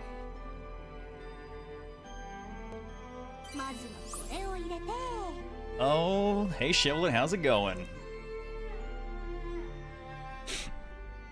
Alright, we select the required ingredients. Ingredients that can be added will be listed. Select the tile the cursor is on. It says recovery up, it won't matter for this. Each ingredient has its own gift colors. I've been banished. Oh, well, there's my shadow retirement. Thank you. Amy has decided that today's show will end early, so I guess I'll just go now. Gift colors of the ingredient you have selected determine the color of the crystal it is placed in. Add an ingredient to the second crystal as well. Linking gift colors allows you to add traits to the final product. So, the recovery up that was actually on this one is irrelevant. It's the recovery up on this one is what we're getting. We link them, the one we're sticking in that's getting linked will provide the trait. So, boom, it has recovery up, we get recovery up, recovery value increases accordingly. Synthesis can be performed... Oh. Oh, right, my shirt. With this filter, right. After you placed all the necessary ingredients, press Options. Sorry, the Start button. I refuse to call it Options. You start synthesizing.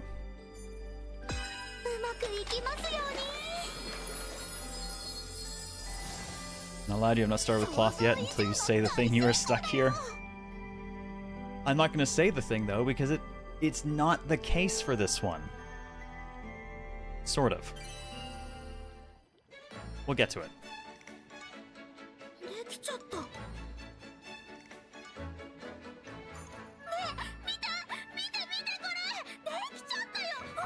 Go. The two sentinels in the red immediately.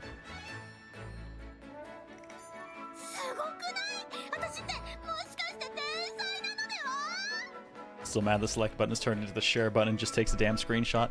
Correction. It takes a damn screenshot, or you can double tap it and record the last 30 seconds or so? Possibly, yeah, I think the last 30 seconds. Which is actually handy sometimes. But yeah. Dedicated screenshot button is...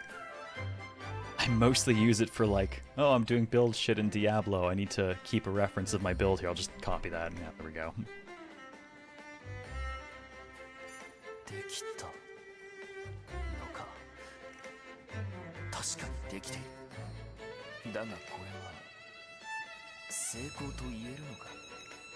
First today I learned, second fucking hell still big mad.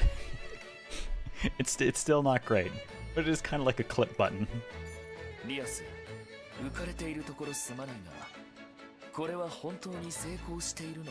It doesn't look right. It looks totally fine.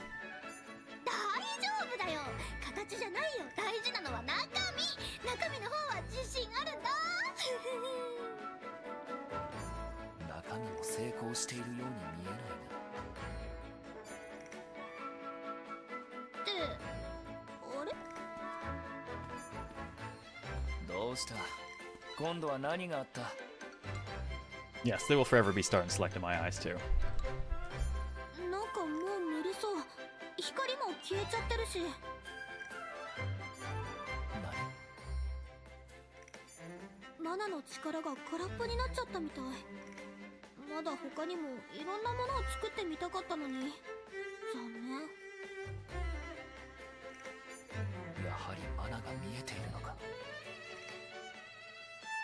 She didn't just mix up powder, she put in some random leaves she found, stirred a little, and out popped a fully formed clay pot full of healing powder. Yes. Or ointment of some sort.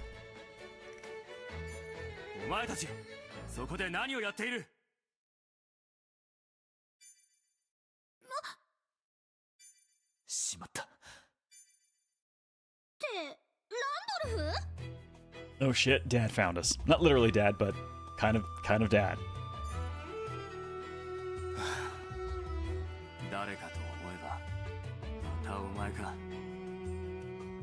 He's like town dad.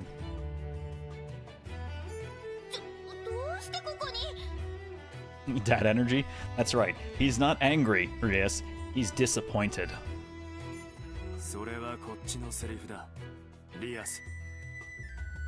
Dad adjacent? Uncle?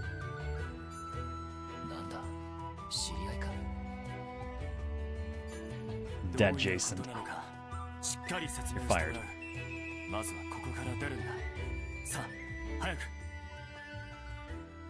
Mama Cat, how's it going? Happy Thanksgiving. What did you miss? I got chased by a giant pony. I got punched in the face by a golem. Man with a spear showed up to rescue me. And we found a very, very cosmic-looking atelier. I made a thing.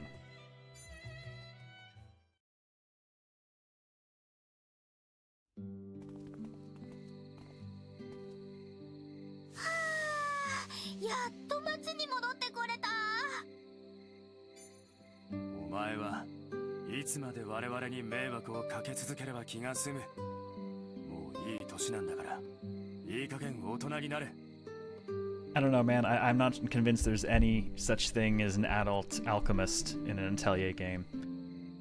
Closest maybe being Ayesha by age? Well, Plakta by age. She's cheating, though.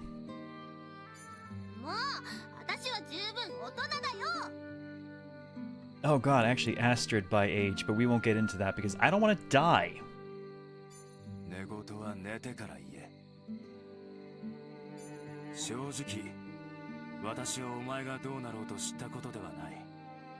だが、カミラさんの悩みの種を増やすのはやめてくれ。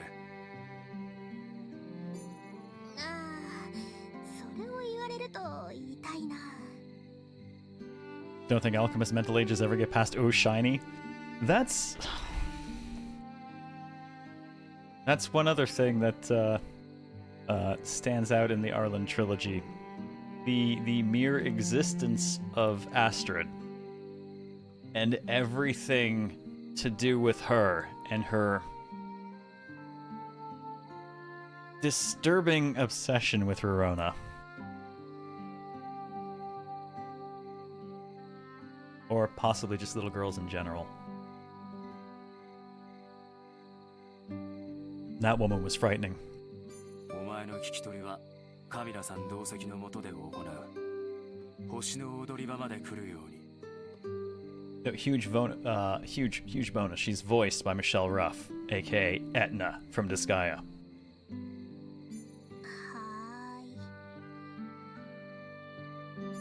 ーい。すまないが、今回は君にも同席してもらう。リアスと一緒に来てもらいたい。わかりました。Alright, back home we're going to get yelled at.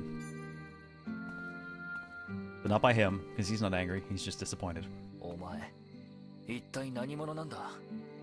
あの人やカミラさんとはどういう関係だ？ Ooh, yeah, I hope your headache's doing better now, Mama Cat. カミラは私の姉さんで、この町、ハルフェンの責任者。Hey, look, we actually have family. When's the last time we had an older sister?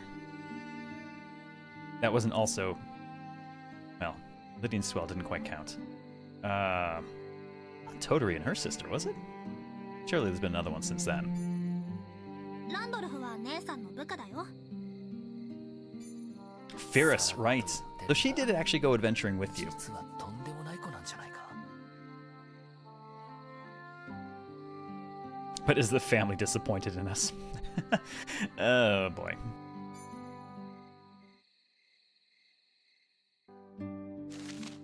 Quests. Checking and tracking quests.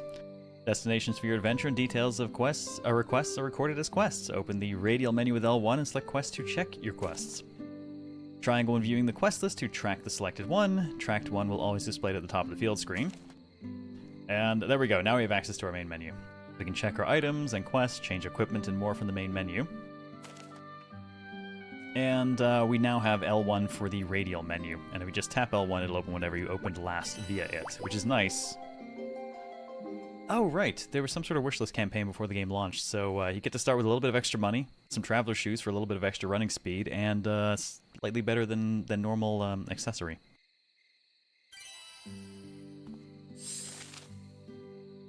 Party menu. You can change the placement of your characters as well as view their stats in detail. You can edit with X, remove them from party with triangle, view stats with square.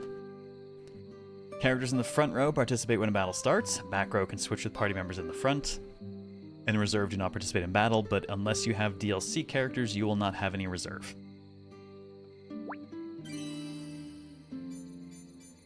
This is also a nice way to actually see the full models.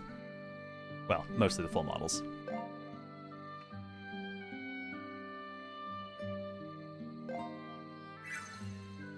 So in addition to our setup here, we have the skill tree.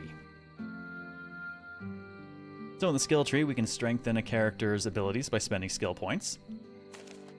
SP can be obtained from battles and quests and is shared amongst all party members, meaning we have one pool, we spend it however we see fit for anyone. Whether you're focused on certain characters or try and grow everyone's abilities at the same pace is up to you. Strengthen as you see fit. Okay, so... Oh, right, they added this, I think, in the 1.3 patch, the extra tree. If you have fully upgraded the skill tree, then you can spend some of your skill points into further boosts to HP, attack, defense, and speed.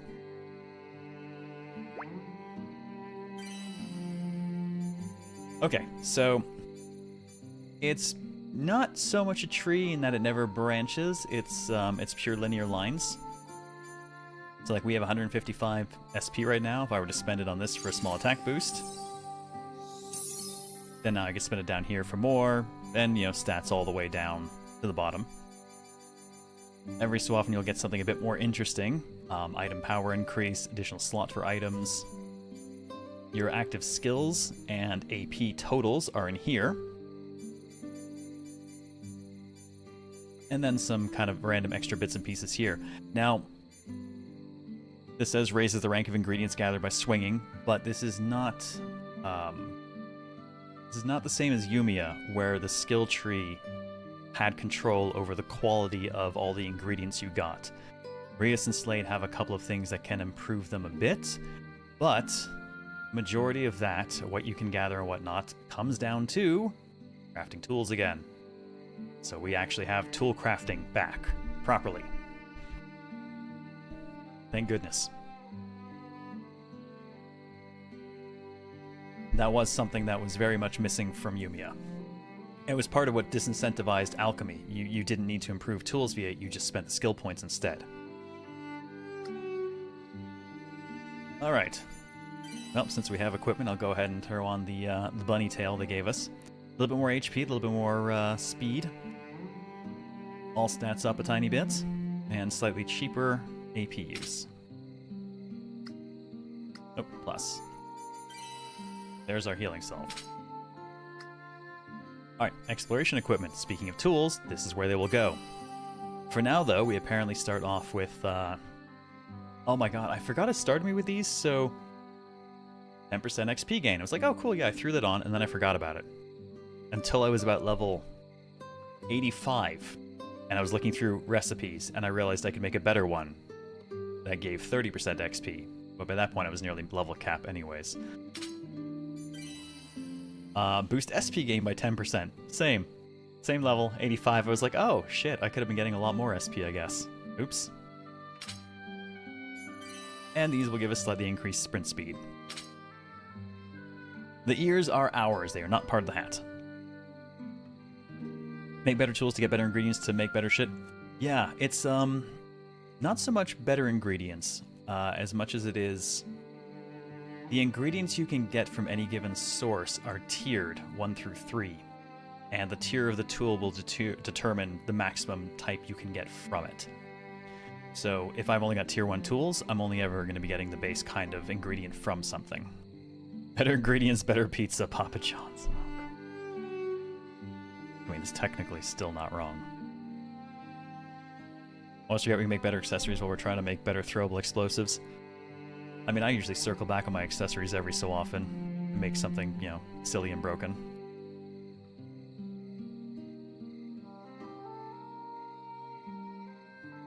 But I did completely forget about these after throwing them on, so I could have been faster, stronger, better than before for a large portion of the game and just completely forgot. So we can check out our quests in here. This is nice.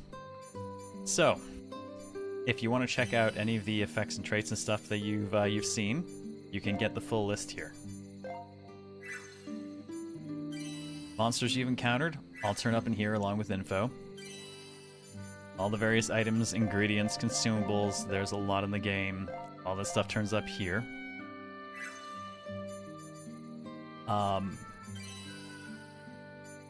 The help section, was it help section? No, I think it was terminology. Yeah, so terminology actually fills out as you find people as well as various other things, which is cool for if someone does turn up and you're not certain what game they came from. It will call out in here what they're actually from. Back to the character dialogue for item descriptions. Yeah, there is, let me, brain. I go into here. What's it? Maybe it's only in there. But yeah, they do still have that. For someone who's never tried the series before but might like to, is there one you'd recommend? Don't have a PS5, so PSN Store still mentions uses to, needs to be on Steam or Switch. Okay, so, chat, we all have our biases on where to start, I'm sure. For a totally new player who might be interested in the series. See, My gut says I want to say Rorona. But I think I'm inclined to agree with Claymore as a first in, something that has a lot of identity and plenty of quality of life that gives a good entry point to diving into other parts of the series. I do have to agree with Ryza as a really strong starting point today. And that is available on Steam and Switch. The Arlen Trilogy, Mysterious Trilogy, and the Dusk Trilogy are also all available on Switch. I think I have them actually on Switch as well. If you're willing to give up some quality of life and take a look at Roots, Rorona DX on Switch is available, and it's a very good one. It's the first in its trilogy. Toturi after that, and then Meru after Toturi. And a ton of the DNA in Atelier today came from that game. Oh, Steam got the upgraded Rise ones too? Nice. Yeah, because they just had the DX release for that. Like, in the last 2 weeks. If you want something purely turn-based, my money goes to Rorona. And if you don't mind something that's a little bit more ATB in nature, Ryza is a really strong starting point. Does Ryza have equipment upgrades? Yes. Yes, Ryza is... We have a highlight on the channel, I think, of like a 20-minute walkthrough of me doing the crafting system in Ryza. Not even to make a piece of gear, I think it was just to make the components I would use for the gear. 3 streams of It Starts With Cloth? Oh my god, it did. It started with cloth so much. Yeah, Ryza fires on all cylinders. Absolutely.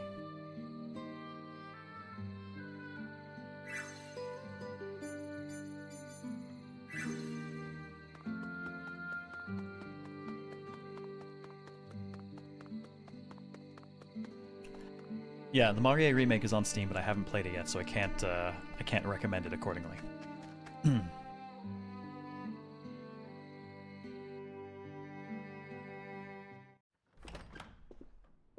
Yeah, my money goes to Rorona and Ryza. Either or. DX versions of both are available on Switch, and they are both excellent games. Despite the number of years between them, you can still see the DNA of Rorona in Ryza.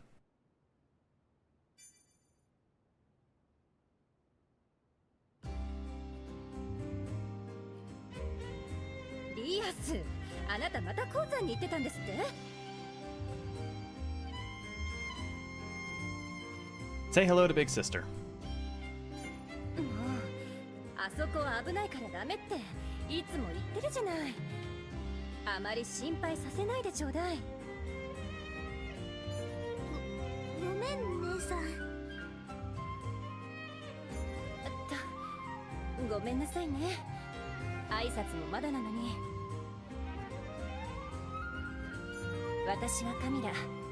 この町の復興のために王都から派遣されているものです。Camilla Erdrace, Reyes' adoptive older sister. As the on-site overseer of the restoration project, she manages the Star Landing, which serves as an administrative office and request center. Sisters making me think of Alora and Zero combined. Oh god. こっちはランドルフ。私の補佐官を務めているわ。Randolph Langnier, a government official working as Camilla's assistant. He also manages the requests made at the Star Landing. And as I said before, he's not angry. He's just disappointed. He's a good dude. I like him.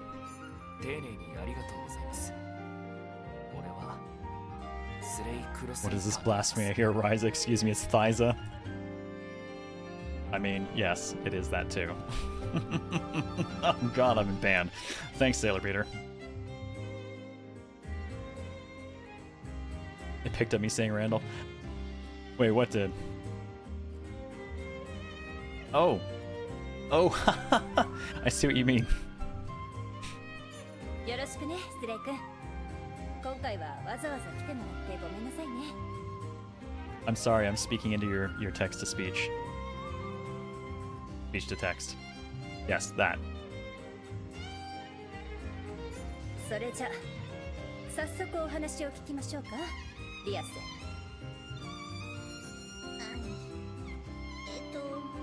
Explain myself. Well, I nearly got run over by a giant pony, and then I just had a lot of fun in the mines, and I got punched in the face by a golem. But it's cool. I still have all my teeth. I think. なるほど。 Also, after going through the entire wiki and looking at the main character only, oldest alchemist is Verona, who's 35, and Lulua. Yep. Yeah, because she features throughout the Arlen trilogy, and technically it's a quadrilogy now because of Lulua. Ryza is like a continuous story across all 3 games. It is 3 separate stories involving a number of shared characters and Ryza herself. That do play out sequentially, but each one is still its own contained game and story. I mean, there may be references from, 2 to 1 and the like, but it's not like directly continuing the same story. 私たちの話を盗み聞きして行ってみたら、そこに錬金術のアトリエの遺跡があったと。 Yeah, the games are actually almost always done in sets of 3. Ryza is actually kind of an odd one because it actually is the same protagonist for all 3.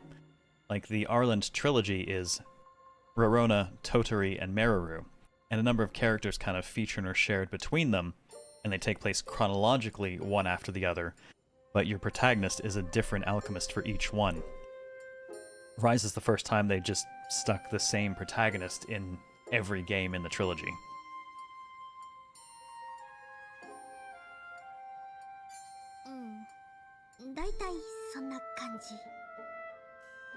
I'm expecting them to do the same with Yumia. Clearly they've already not done that with Resleriana because Resna was the protag of the first one and now we have Rias. 大事に至らなくてよかったけど、盗み聞きなんて感心しないわね。ごめん。 Big sister is also not angry but disappointed. あ、スレイ君はそんなに硬くならないでいいのよ。迷惑をかけたのはリオスの方なんだから。恐れ入ります。 I feel like the appropriate word for Camilla is severe. ところで、スレイ君はどちらから？ルイネ州です。どうしても調べたいことがありまして。Yes, Rise is the most popular alchemist to date for one reason or another. The thighs, yeah. Like I said, over time their character design has shifted from cute and frilly to trendy and fuckable. ルイネ州から？はるばる大変だったでしょう。そこまでして調 I べ have たい tried to ものがあっ find た a の better ね。 way to say it, but like, that's what they've done. There's only so much sugarcoating you can really do. It's very clearly the direction. Is Camilla the mommy? Yes, yes. If Randolph is town dad, this is town mom.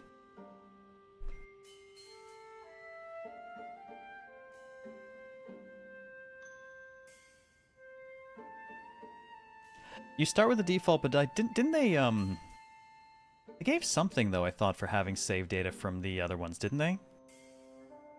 Like, not new game plus levels of I carry all my stuff over kind of things, but I thought they had some small bonuses. はい。俺の父のことで。お父様の？実は俺も12年前まではこの地に住んでいました。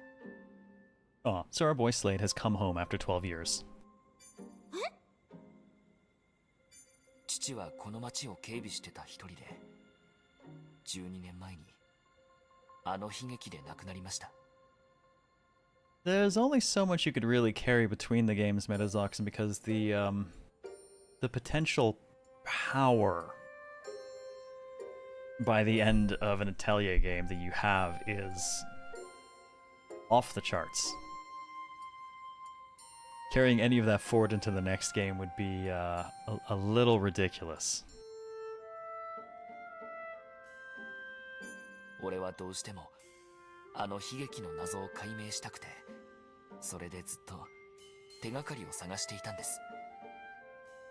You can be doing Disgaea numbers in most cases. Yeah, I have screen caps somewhere of like millions of damage weasel roasts in Ryza. それでルイネ州を回っていた時、ある男から遺跡の話を聞きました。あの事件の鍵となる遺跡があるって話を。だから俺は仲間と一緒にこの地に戻って、そしてあの遺跡へ。 Wait, he came back with a friend. Where's the friend? 仲間？おい、こら、スレイ！ We found the friend. エル。お前、よくもよくもよくもよくも！よくもこの僕を置き去りにしていきやがったな！ Oh god, the tiny gremlin?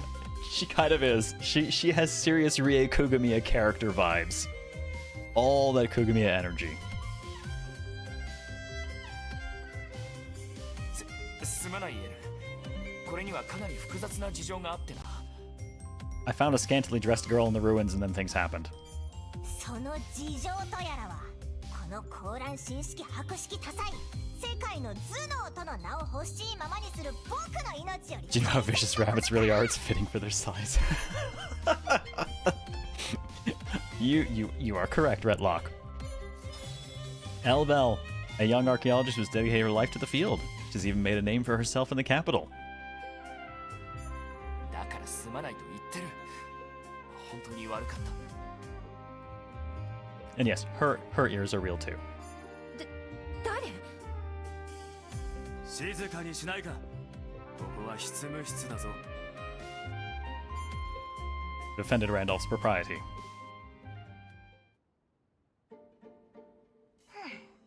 なるほどね。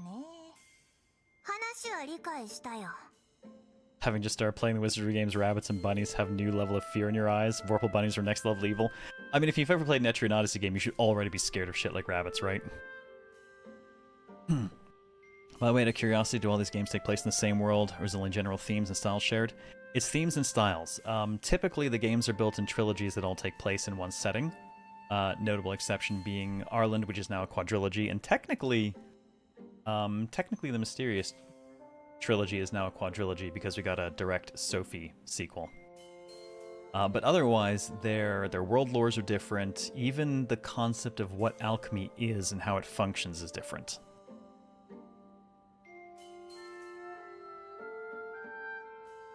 This one is a bit weird because its predecessor was a mobile game, a gacha game. It actually has characters from a number of other settings. So this one is a little bit grab baggy. So there's some lore as to why people from other places are present.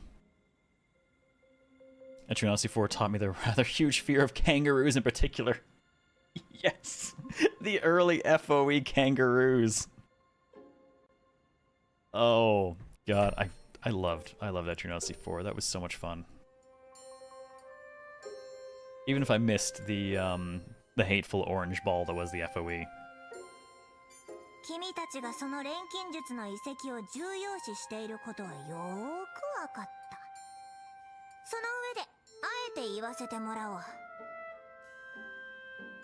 その錬金術の遺跡、僕たちで調べるから皆さんには自重してもらいたい。Oh, EO4 was your first one? You really played, so you're pretty fond of it too? It's great. I wrote a skill calculator for it for Windows way back. Used that to plan my team. Ended up running a hoplite, 2 dancers, and 2 snipers. Worked out surprisingly well. I like weird teams. Love flying around the airship. The airship, it was good. They expanded on kind of the ship from 3. First EO was Nexus.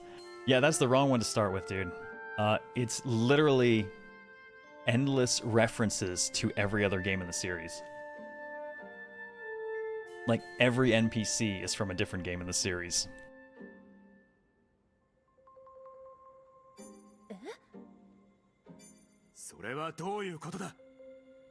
Hell, they even brought back, like, classes from previous games. 請求な脅しを好むのは官僚さんの悪い癖だね。なんだと。ランドルフ、話を聞きましょう。I'm, as expected, I'm old school where EO is concerned. I came in with the original DS release of the first game. I own 2 copies of the first one, I think? 3 copies of the second one. They only had 1 save. And I liked replaying them, so I own... Between the first couple of games, I probably have like 7 copies.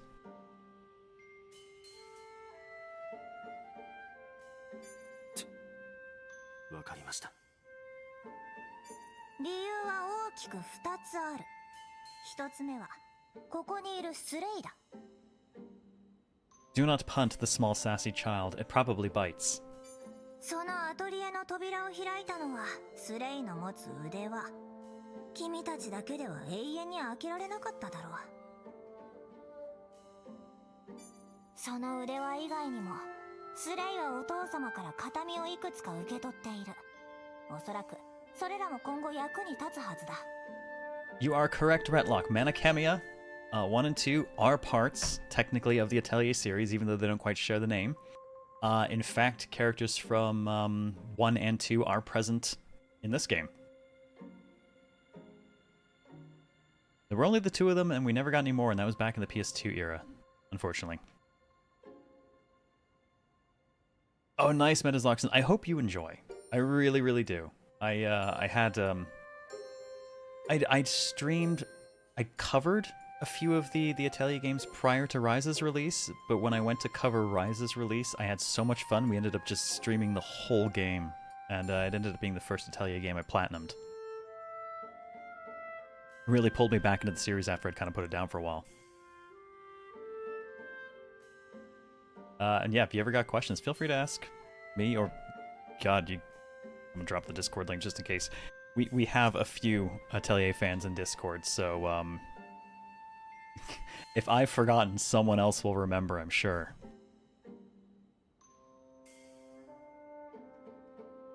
そして2つ目の理由。これが非常に重要だ。 Need to finish your plat for the Atelier games, Cat? I'm working on my Lulua Platinum. Off and on. I probably haven't played it in a year. 理由とはこの考古学界の雄とも言うべき僕が遺跡を調査するという点だ。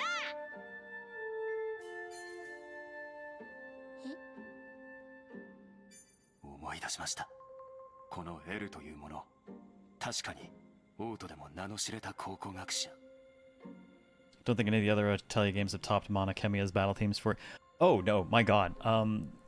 The fact that you can get the free BGM pack, which has just tons of Atelier music, and then you can swap tracks in and out, I wind up replacing half the soundtrack with Manakemia battle themes. They're so good. There isn't like a bad one among them. They were unbelievable.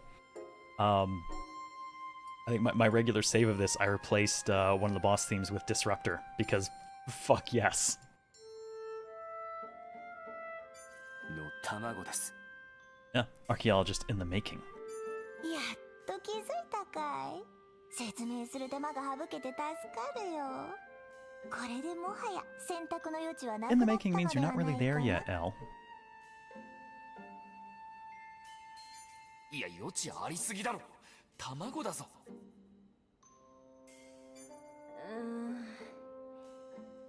そうね。カミラさん。 Oh, which one is that you linked to, Claymore? 無理は承知の上です。ですが、俺からもお願いします。 Small gremlin, think big. Well, I mean, she's got all the brains that Rias doesn't have, right? Disruptor? Fuck yeah. I'm gonna pull up the music pack after this conversation, actually. スレイ君。俺にとってあの遺跡 That soundtrack had no reason to be as metal as it was. 父のことや I love it. あの遺跡のことが分かればきっと12年前の悲劇のことや錬金術のこともわかるはず。父の形見が導いてくれるって信じてます。だから私からもお願い。 So the basic backstory for this one, aside from the fact that obviously, you know, we've founded an atelier, Slade is basically looking for answers to something that happened in this town 12 years ago. A lot of us are. Because about 12 years ago, most of the people here died. スレイにやらせてあげてほしい。それと私も一緒にやらせてほしい。 Including his father, and pretty much all the regular family that Rias had. リアス。私の家族も12年前にいなくなった。私はその理由が知りたくて、また家族に会いたくてこの町に戻ってきたの。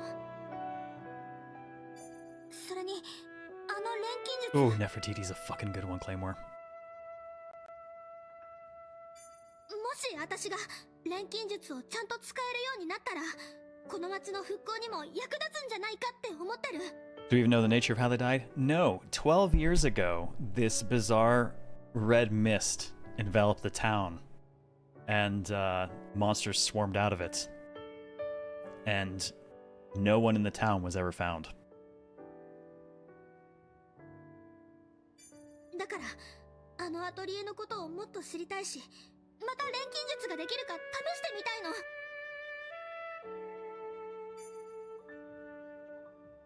The place got a little bit Silent Hilled. わかったわよ。いいわ。あの遺跡の調査を任せます。カミラさん。あなたもわかってるはずよ。こちらで預かっても結局人員や資材捻出の段で There's actually a chunk of the game that revolves around us handling and assisting in the restoration of the town. Up to and including running a store, which is where I made all my money. ですが。ただし、これは遊びではありません。正式な依頼です。何か分かったら必ず報告するように。いいわね。 Capitalism ho, yep. I mean, I pretty much... It reached a point where I'm like, ooh, I found a thing that sells for more than it costs me to replicate it, so I will just replicate a large amount of it and then sell it in bulk. ありがとう、姉さん。 Baked goods actually sell amazingly. My early cash grab was ice cream, then a custarius pie, and then some Rias flan. Yeah. Then I went back to the custarius because I actually had better return on investment on that. ご配慮感謝します。報告は逐一させていただきます。賢明な判断だよ。 It reached a point where I could turn about 1 million coal in 5 minutes. はい。それじゃあ今日の話はおしまい。夜も遅いから。 Then I never worried about 帰 money って again. 休みなさい。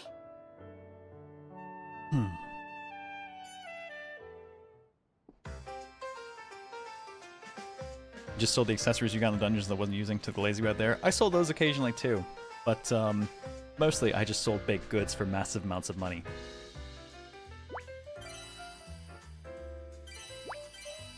Yes, the good old alkaflation.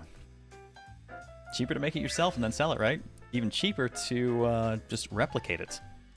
Oh, that actually does remind me, in case I forget to mention it later, one of the most important things, one of the biggest issues we had with Yumia has been dealt with. Replication of base ingredients is once again no longer possible. Never should have been possible. It was a huge mistake to allow that in Yumia. It absolutely shattered any challenge to the alchemy system at all. There already wasn't much there, but that just obliterated what there was. Do not have that option here. Yeah. Replicating, yeah. Wait, they did that? Yeah, you know what's crazy?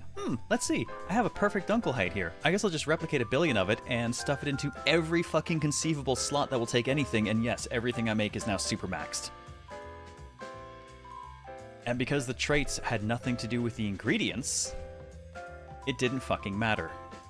You just stuffed everything full of Dunkel height, and everything you made was maximum tier all the time. So, not an option anymore, thank God. Oh, okay. I said I was going to check the music terminal. Where do I set that stuff? Where did I get to set that? What's that? Anywhere in the... I don't remember where to access the music settings. To use the... Man, I know I did it at one point because I replaced stuff with Disruptor, but I only did it the one time, and now I don't remember how or where I did it. Oh, you're right. It's in the Change BGM thing. Forgot that was there with save. Okay, so... just because it got brought up. First of all, to give you an idea of how much music they let you pick from, I'm just going to scroll the list. This is my game.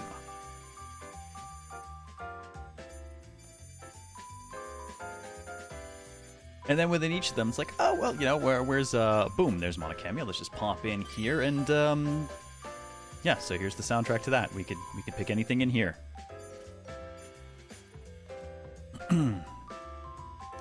Now, let's see. Where is... There's my Disruptor. Where's our... There we go. I fucking love the Monokemia soundtrack. This is boss fight music.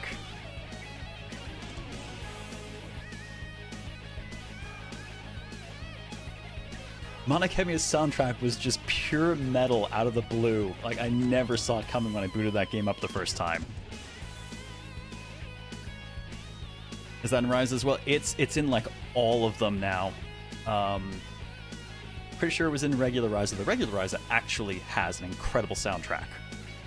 It's probably one of the only ones I didn't replace music in. But yeah, like all the DX versions of older ones they brought out, they've also included this. Now, what else? I don't want to give too many of them away because they're so good. Let's see Repulsion. Is that their standard fight?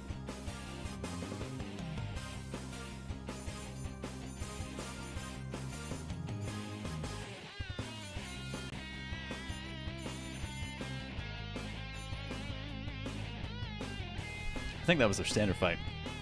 Oh no, you're right, Repulsion was standard. God, that was their standard fight for second year? Fuck, man, I forgot. It's so heavy.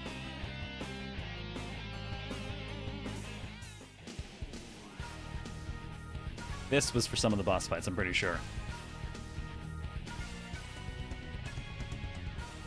Give us more Monokemia, goddammit.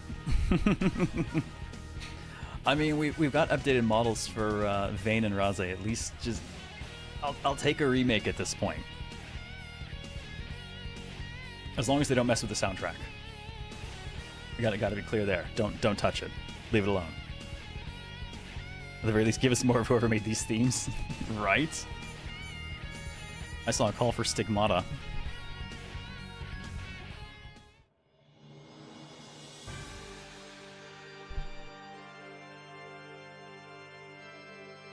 Oh yeah, that's a big one.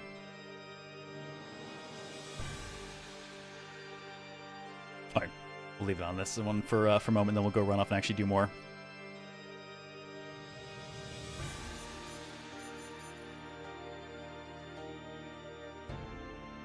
Man. Oh, this game is giving me the itch to go play a bunch of other Atelier games so badly. Not because it's bad by any means, just... it's bringing back so much nostalgia.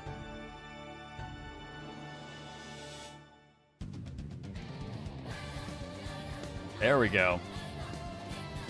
You know it's a major fight when it's got chanting, right?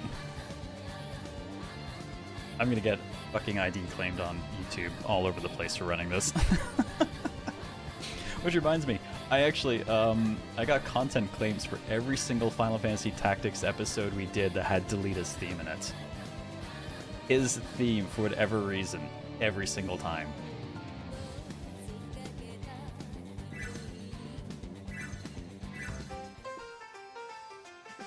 Yeah, oddly specific, right? Every time his theme came up, I got content claims. Off to the mine we go. Question is, at what point should we swap over to the late game save and talk a little bit more about that stuff? しんどかったリアス、ありがとうな。本当に助かった。Soon? こっちこそだよ。これで心置きなく冒険できるし。 Fair mark, I think that's reasonable. 私たちは運命を Go 共 about に another する 30 then. 仲なのよ。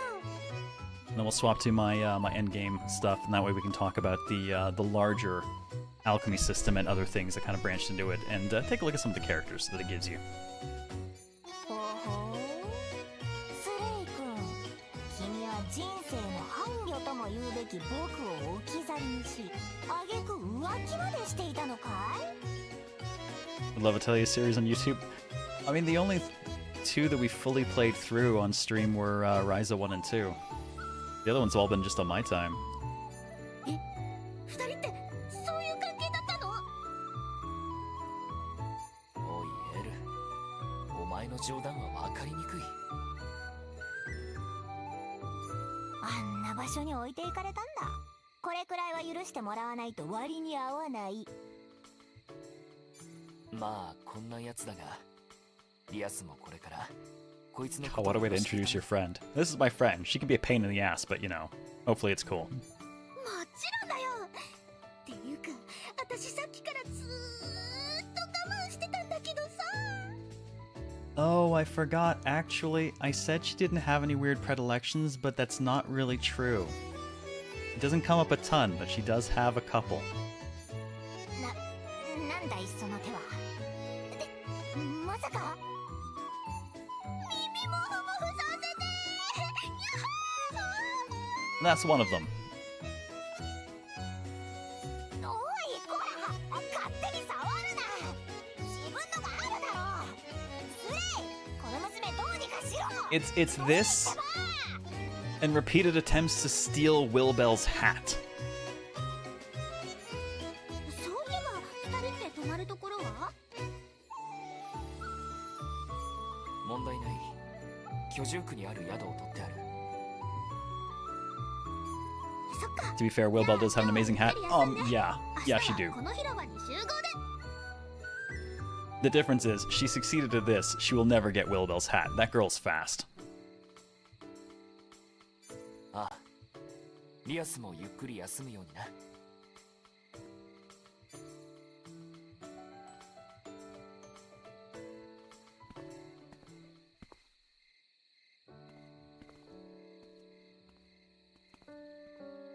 Wilbel's model is really good in this.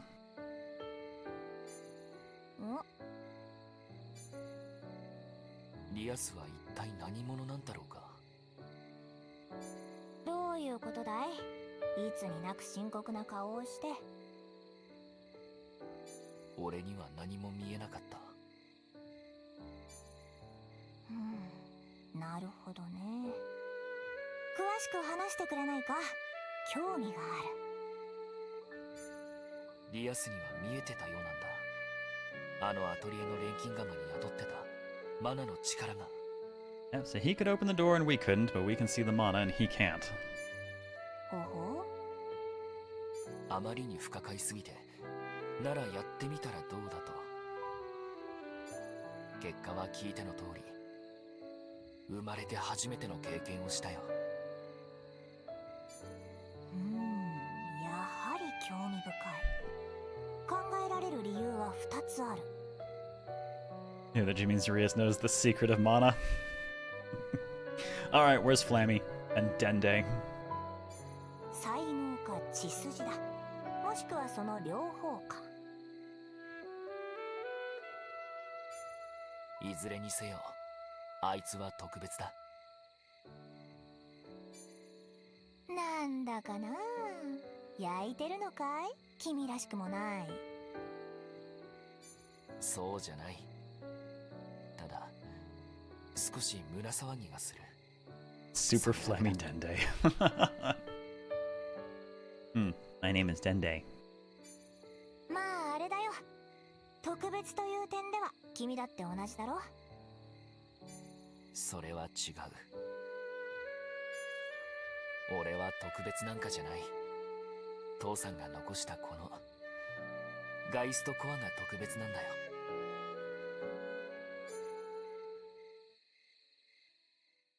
Just a quick reminder that we are up on the YouTube side as well. And wants to do us the favor of slapping the like button over there. It is always appreciated.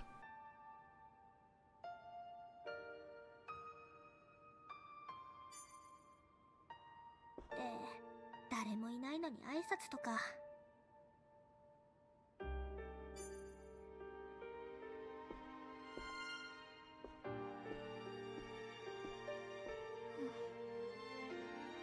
You're up and exposed to the world. Oh no. Don't expose yourself to the world.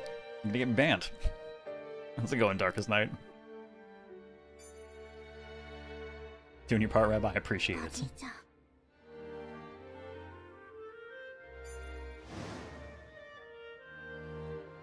はい、毎度。いつもありがとな。 Friggin' cute as a kid, huh? Also, there you go. Proof that the ears are very much attached. Remember to press like twice. It boosts CLZ further in the algorithm. Thanks, Wolfenbach. じいちゃんじいちゃん、見て見て、俺今日川で魚捕まえたんだぜ。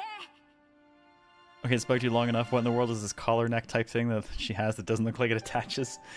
that is peak Atelier Alchemist fashion, which is to say, looks neat, does nothing. TNT, how's it going, man? Good to see you. Happy Thanksgiving. Well, I mean, yours was last month, but you know what I mean.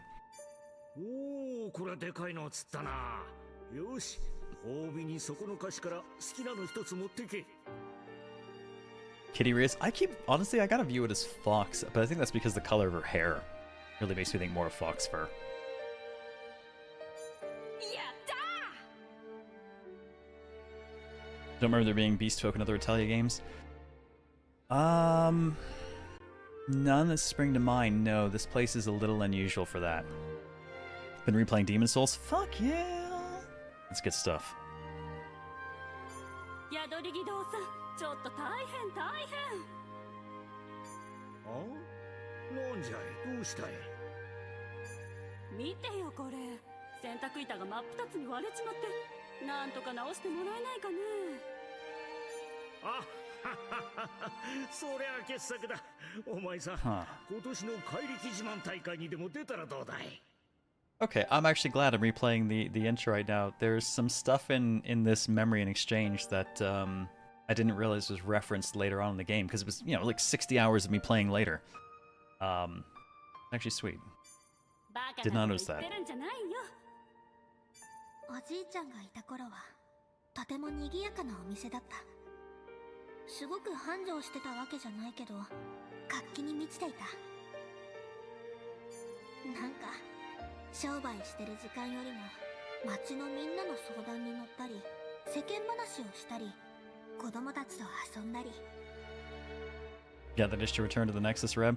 The Demon Souls remake is fantastic, and I think one of the best examples of what you can do with the PS5 from a hardware perspective, particularly with their new loading technology, if you actually build for it, is holy shit, that game loads everything so fast that they don't even have load hints anymore. There's no point. そういう時間の方がはるかに多かったように思う。おじいちゃんは本当にハルフェンが大好きで、だから町のみんなが集うこのお店のことも大好きだったんだ。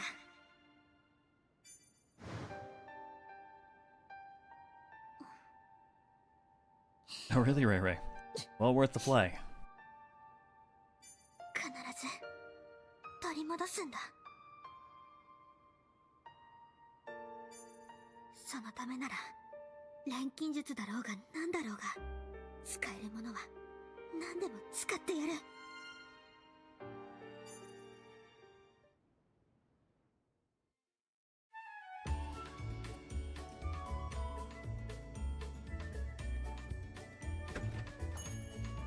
お待たせー。いやー、ごめん。昨日の夜楽しみすぎて眠れなくてさ、寝坊しちゃったよ。自宅の前なのに遅刻できるなんて類まれなる才能だよ。 Well, that's okay. We're a talented girl, clearly. 今日から堂々と遺跡探検できるんだね。楽しみ。リアス、お前もしかして今までの冒険者家業って。 She's an alchemist, all right. Hey, you take that back. Totari's on time, mostly. 全部こっそりやってたんだ。姉さんが心配性でさ、絶対許してくれなくて。いかんな。リアスに万一のことでもあれば、僕たちはこの町から通報されるだろう。永遠にね。That's actually yeah. Smart girl and a fair point. Since our sister runs this town basically, and we're here on her recognizance, anything happens to Rias, these guys are getting thrown out of town. あさあ、時間がもったいない。早く遺跡に向かおう。 Yo, now my bodyguards, bitch. イエイ。ああ、それと僕はこの頭脳に自らが持てる全ての能力を割いてるから、頭脳労働以外は無理なんだ。というわけで2人とも道中は僕の護衛をよろしく頼むよ。 Correction, we're the bodyguards.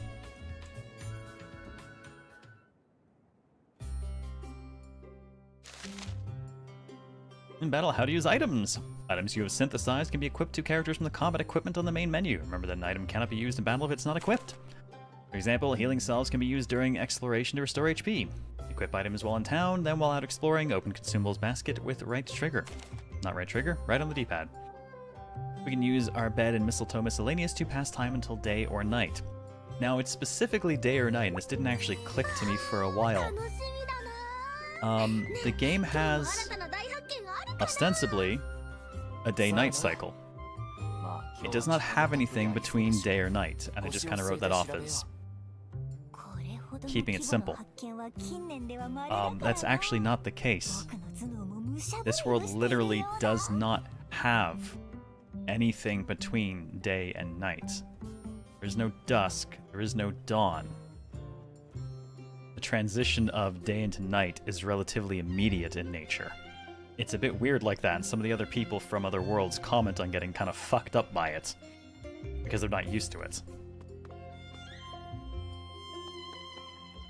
Of course there's no dusk, that's a different series. You say that, but I've got a Yesha here, somewhere.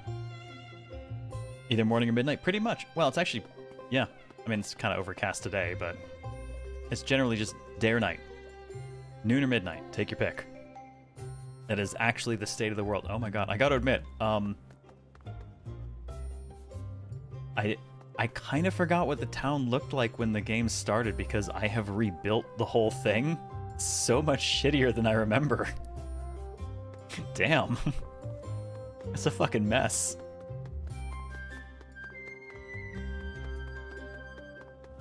Can I get going one final question? Can't give a full review yet, but so far would you say this ranks among the better Atelier games so far? Like the look of it, so I might try this after Ryza. Better is a hard sell, because I still think a lot of the older ones are actually superior to pretty much all of the new ones. I do think this is a step back in the right direction, and it is generally fairly good. But like, I'm not going to put it on the level of the Arlen trilogy or the Mysterious trilogy. It is good, and I think we're definitely getting kind of closer back to what we used to be. But it's hard to beat the old ones still.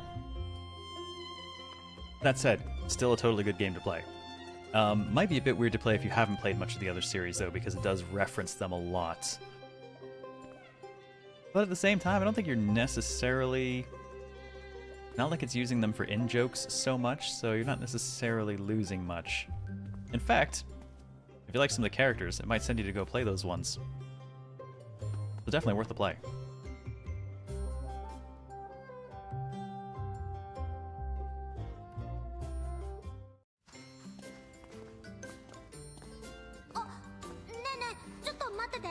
And God knows Wilbell moved Ayesha up my list. I'd already wanted to go back to it, but she punted it up the list a fair bit. どうした？この石きれい。持っていこっと。Oh, can I finally get ingredients?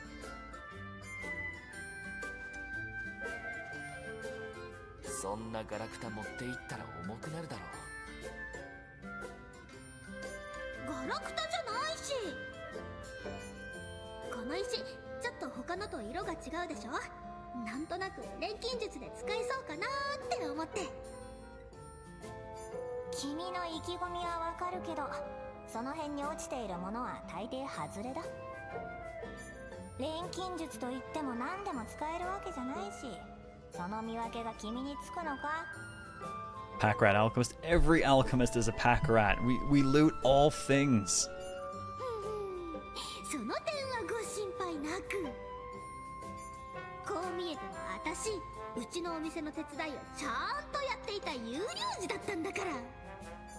売り物を探して森をさまよったり、市場でいろんなものを目利きしたり。だからその点は自信あるんだ。 Yeah, looting all the things is kind of a requirement. Nothing like entering a new area, seeing a new plant, and being like, what can I make with you?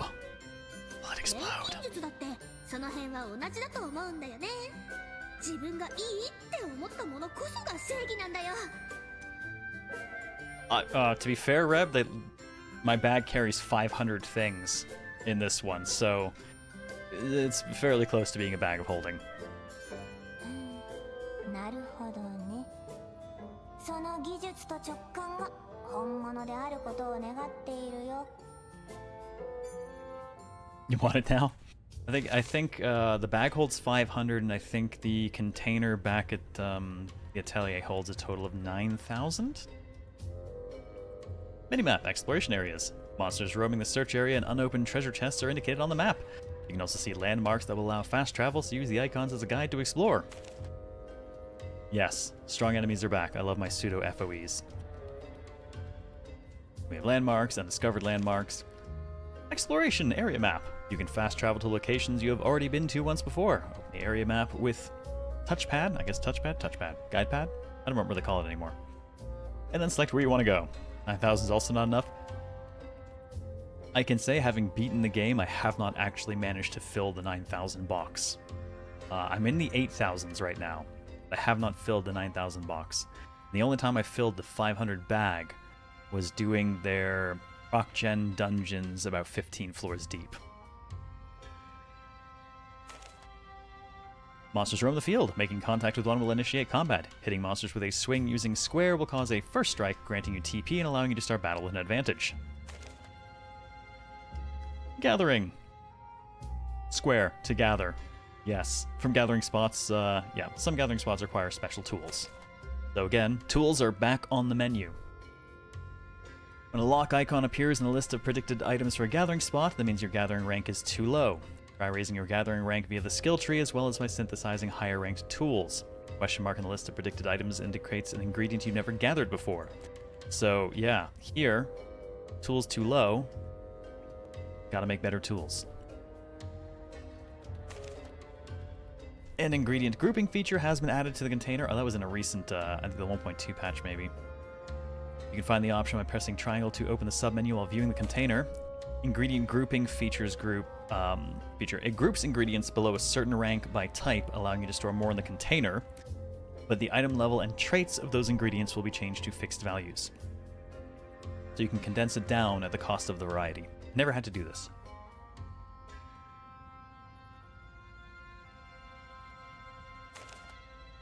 Ingredients of the same type are grouped by gift color.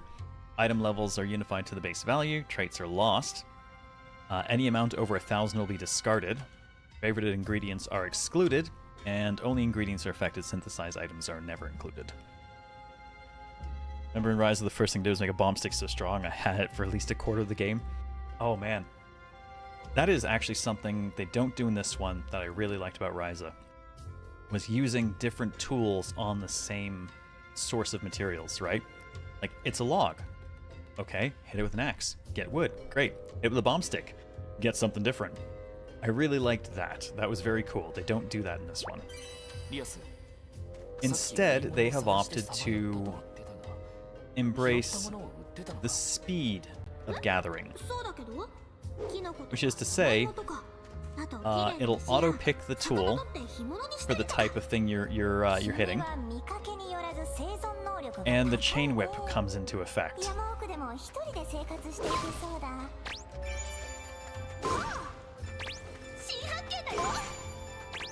Gathering occurs fast while you're running around, which does mean get used to the sound of that popping up.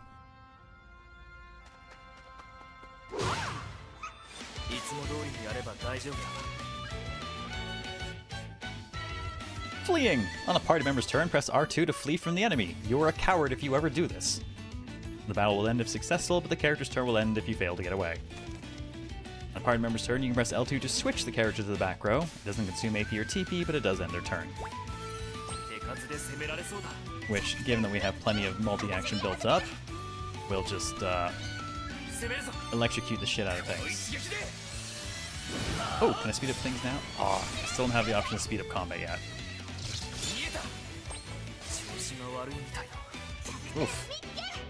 High damage on that panel.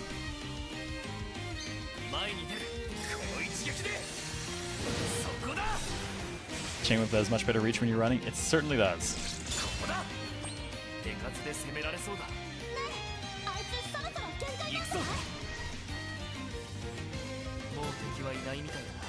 Finding random high-rank mats from a single tool upgrade was so fun. Yeah, I love the feeling that it opened up a bunch of your alchemy, right? When you got a new tool and you're like, oh, I need to go try this on everything I've already found because it might produce different materials. And to be fair, if you wanted gems galore in Ryza, there was a route you could run with the bomb rod right around your atelier that produced so much ash you could convert for reasonable amounts of gems so fast that you pretty much never needed to worry about it again. Yes, loot explodes from the enemy and is automatically gathered. And you see it hits multiple things at once too. The whip is kind of nice like that.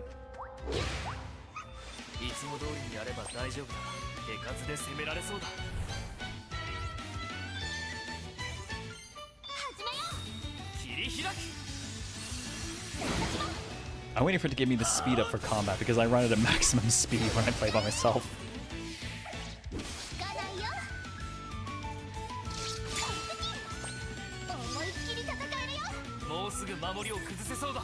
Oh. Okay, apparently it wants me to attack my items. Triangle to use items we have equipped. Items have a limited number of uses and can no longer be used when the use count reaches 0. So it's not quite the core points or anything from Ryza. It is straight uses per item again. But you can pay to refill them, eventually.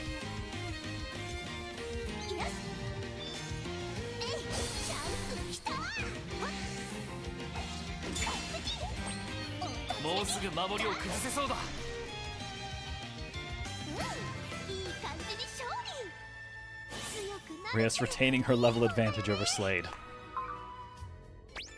Barely.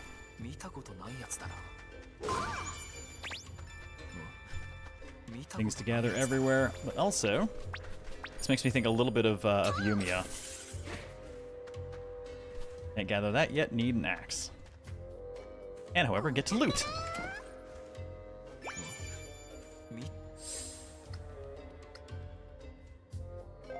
There we go, have an accessory. More HP for you, sir. Alright, I have costumes apparently. Too casual for him. Too strange.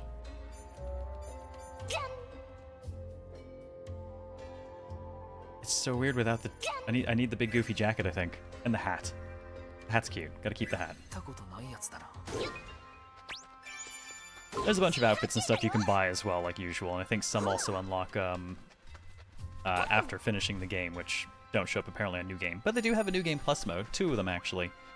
You can either pick up from right before the final boss and then keep playing it with stuff at the end, or you can NG Plus it and actually go back through the story again, but you keep all your money, I think, everything you are currently equipped with, and 50% of the sum total of skill points you acquired.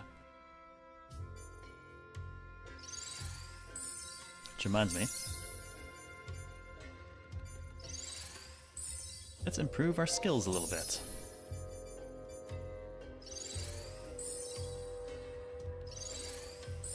go. His lightning stab inflicts taunt, which always pulls things straight to him. Of course, right now it doesn't matter because we're just alternating between the two of them. There's nobody else. Yes, she gets pants. What a surprise, right?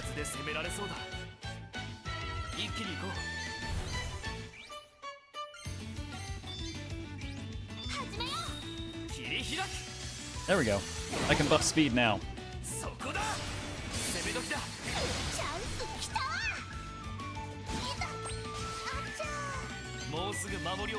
Somebody hitting plenty hard.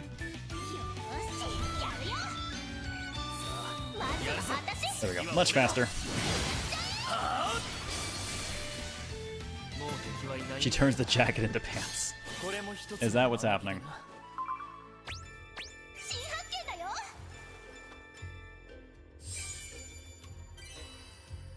Because they've changed the way you collect stuff to this, you'll find like you're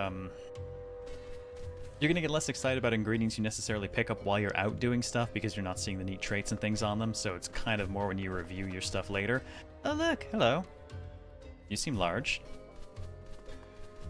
Clearly, I'm going to have to pick a fight with it, right? That's how this works, right?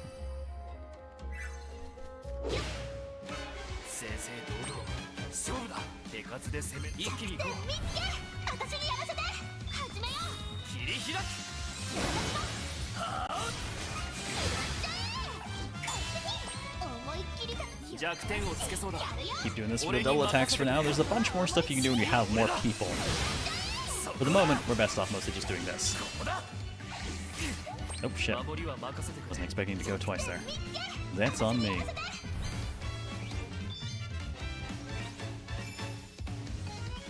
What else does Children have? Throw a heal at him too.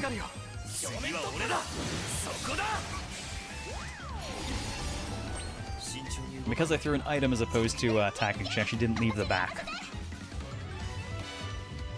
Either it or you will be sat the fuck down, only one person will walk away. Exactly.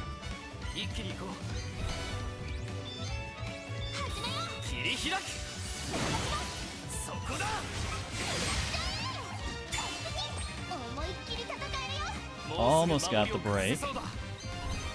Get that stun.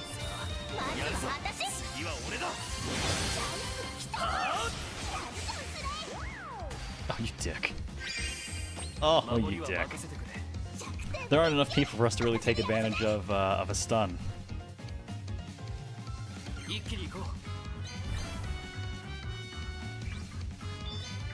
Don't think they give me access to interrupts this early.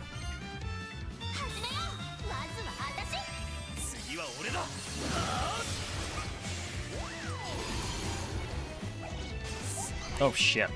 That's on me. Wasn't paying attention, you got the double.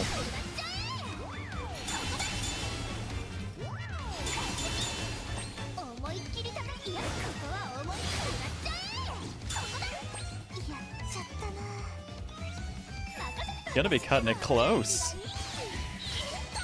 Nope, not that close, thanks. Oh shit, that was last use. Uh-oh. Oh, yeah, Slate on the floor.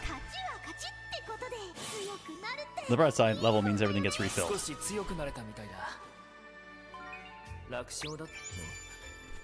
We will take our winnings and move along.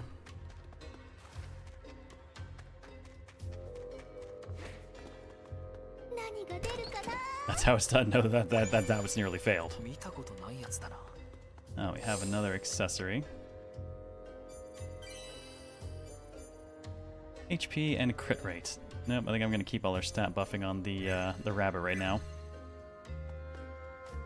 Stop being the slime. Is there any mini boss fights? That was one.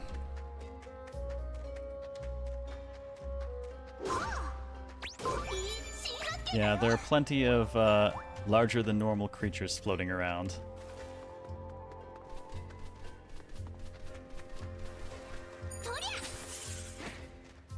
Oh wait, alright, this one.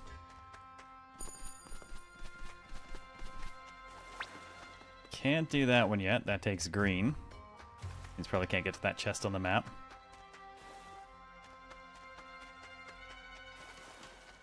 Those were the friendly slimes. There's no such thing as a friendly slime. Well, okay, Dragon Quest might disagree. Around these spots, we kill slimes.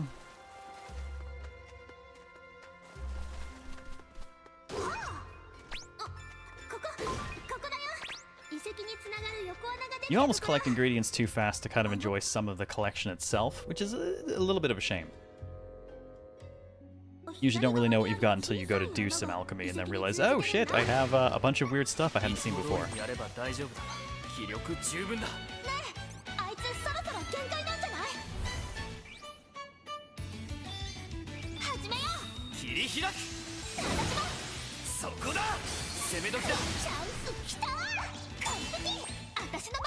That might have been a little excessive. She had like 2 hit points left when she hit it.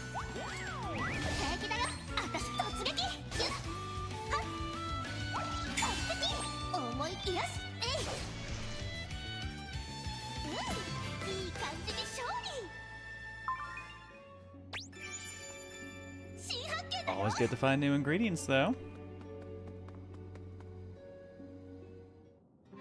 Oh, and we're actually right about at the marker for swapping to the high-end characters.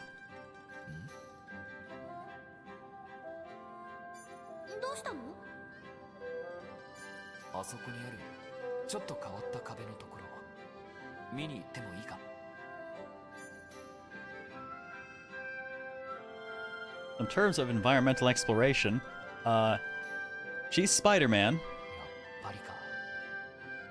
He's the Hulk. 後で土か何かで埋められた場所だ。なるほどね。だとすると、この先に空間がある可能性が高いわけだ。Hey, Slide Charge. I worked on a bunch of things over the years. I'm new for about 21 years. Oh, and yep, there's the dev command. Thank you. Yeah, Jade Empire, the first Dragon Age, first Mass Effect, Star Wars The Old Republic, the MMO, not KOTOR. KOTOR was awesome, but I didn't work on it. Scavenger Swap Force. System Shock reboot briefly. DD2 for the last like 6 years though. Yeah, I haven't updated that to it's not senior designer anymore. I gotta fuck it. Thanks for reminding me. I'm just gonna fix that now. Where is that command? That does need to be updated.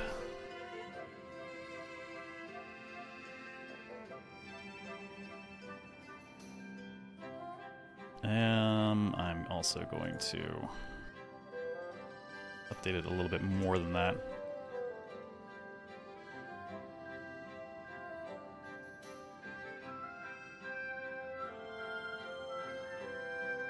Since I am no longer actually on DD2, I need to update that too. There we go. Principal game designer. Better. Now it's been updated. Thank you for reminding me. I thought I got it everywhere.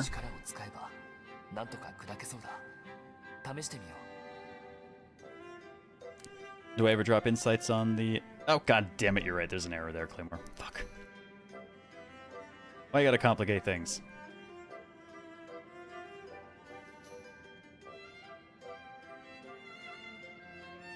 There.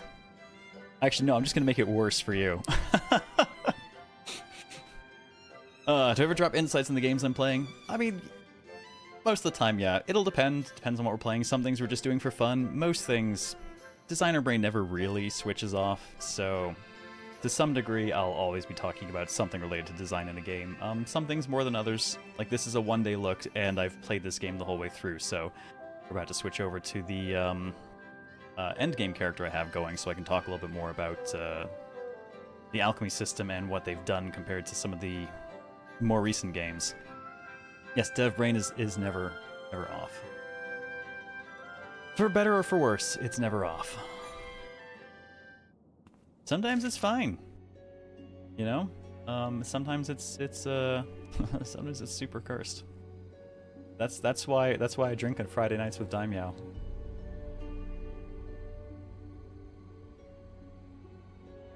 Exploration Spear Crusher. Some boulders can be destroyed by pouring power from Slade's Geist Core into them. At first, you'll only be able to destroy boulders that respond to Bolt, or Element. Welcome to Radio However, Zero. by meeting certain conditions, you'll be able to destroy other kinds of boulders. Slide Charge, thank you for that follow. Appreciate it. But like I said, she's Spider-Man for getting around the environment, and he's the Hulk.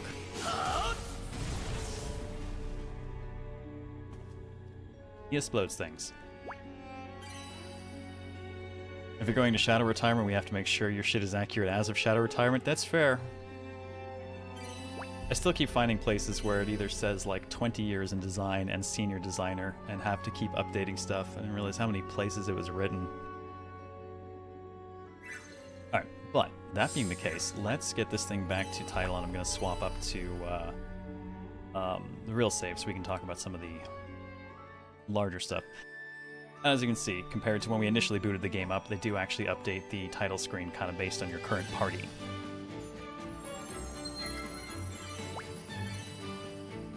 Imagine I didn't update your CV for like 10 years. I haven't updated my resume in 6.5 now. And I still do not have a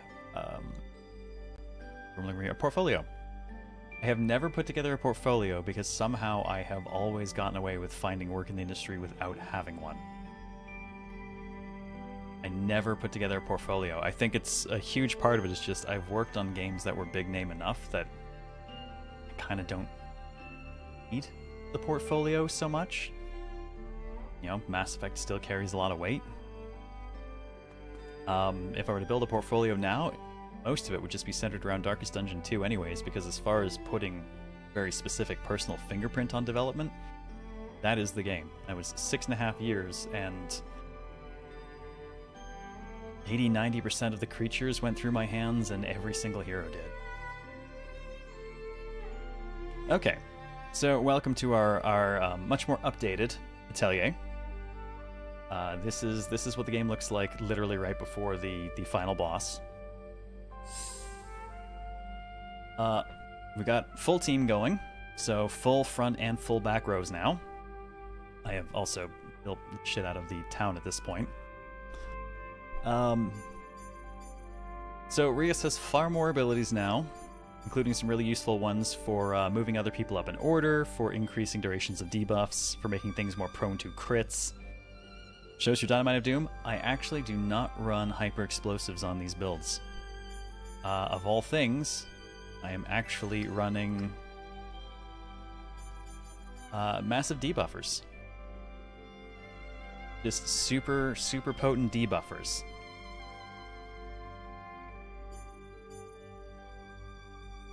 Along with, honestly, I don't feel like in this one I've done the level of uber broken crafting that I accomplished in the other ones. But some of that's because I haven't needed to go quite that far.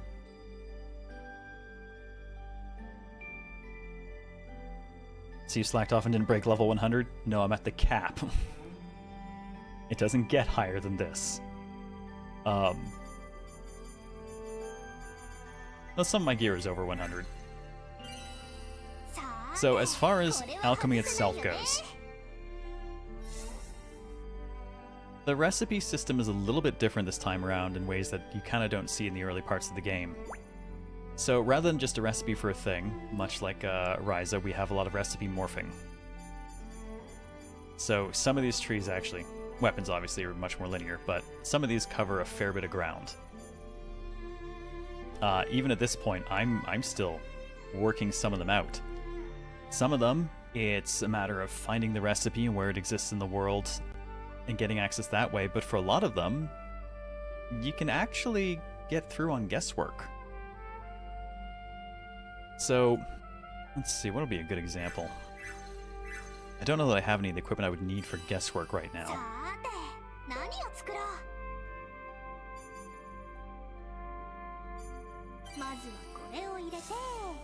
Okay, so I've popped us in right here. Now that's not a great example because I know what that is, I just don't have one. That would be a better example if I could get to it. Actually, let's drop in one earlier. There's a specific element of this I want to show off. So, for the purposes of actually making something, we have the initial, typically 3 ingredients that have got to go in. What these are, honestly, doesn't matter a ton. Whether or not they line up and connect honestly, doesn't matter a ton. The traits we'll go over if they do line up, but if you're building from earlier in the tree, you don't necessarily actually want to put your traits on the thing early. Reason being, actually, let's swap up so we have some stuff that does line up here. Do I have anything? Actually, I don't think there's anything I could connect to those. So we'll just leave those as is then. Okay, so if we put this in, since it's going to connect, it's going to give us a trait immediately. Let's go ahead and stick it in. I'm going to throw another one, another trait. I throw in this next one, third trait goes in. I throw in anything after that, first trait's going to go away. There's only ever 3 traits on it at once. So instead of front-loading everything, you're actually doing your most critical building on any given item at this point right near the very end, when you can avoid accidentally rolling the traits you want off of the item in the process of making it. They show us an example of high-level alchemy should make us the Dynamite of Doom. I can take a look. Now, there is still some purpose to recipe morphing. In fact, I'll back out here for a moment. If you look, this has a lot more sparkles on it, these two, than this does. What this means is that either of these are categories that can trigger a recipe morph, and that I have something that could do it. So we'll go ahead and throw something in here. Now these that are kind of flashing white, it means they will continue to connect onto this recipe morph. If I find one that's flashing yellow, that would be the actual thing that will trigger the morph in this slot. Which is, I don't even remember what it is for this. Are we here? Oh, Diopside and Charmandiv. Okay. So this is probably, yeah, this is plant-based. I have too many plants. This is a lot of shit to go through. Let's sort it by entry number, which I think will typically put that stuff near the bottom. Okay, actually, this is a useful example. So, this would trigger recipe morph, but it's not lining up. As we don't have the colors aligned, I can't trigger it. But also notice, sparkling has disappeared from here. Incomplete line, no morph. Means I either have to remake this and try to get different gift colors on it, or look for a different ingredient here. I could look for something that is green and red, but I don't appear to have any. If you do, oh wait, no I do. There we go. It filtered it up to the very top. Recipe morph becomes an option. But let's say I don't have that. Let's say all I have is this, or let's say, better yet, I specifically want this effect. Probably not you. Actually, yeah. Faster weight and 30% crit. Say I specifically want that. Well, I have a number of catalyst ingredients, and each kind of phase do one of these. I could use this to change the color. There we go. Whatever I stick in this slot now will be left green, red right. Alternatively, I could change the entire ingredient that goes in this slot. Bypass having to go down the line and just stick in right here if I've already got the color that'll work for it. You can only do one of them though, so you can't change an ingredient and a color, and you can't change multiple colors. Yeah, the color has to line up and it has to be the right item. So in this case, we'll manipulate that a bit. Boom. Okay, now I have access to the morph.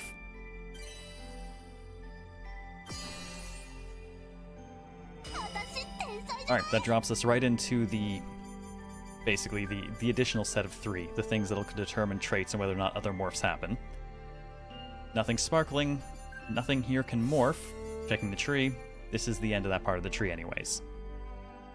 New ones catalyst per slot? No. 1 per tier. Meaning if I did a catalyst here, I could not do any catalyst here. I could do a catalyst in the previous set, and I can do a catalyst in this set, and if I advanced from here, I could do a catalyst in that set. But Only one per set of ingredients. Gotta morph the recipe if I want to do another one. あとこれじゃなかった。 Yeah, there is some strategy, there's a bit of collection. And yeah, kind of astronomical. It is a little bit the opposite of Ryza. Like, Ryza, you would build the ultimate ingot, and then you would look for every opportunity starting at the first part of the tree to stick that ingot in everywhere it ever allowed you to.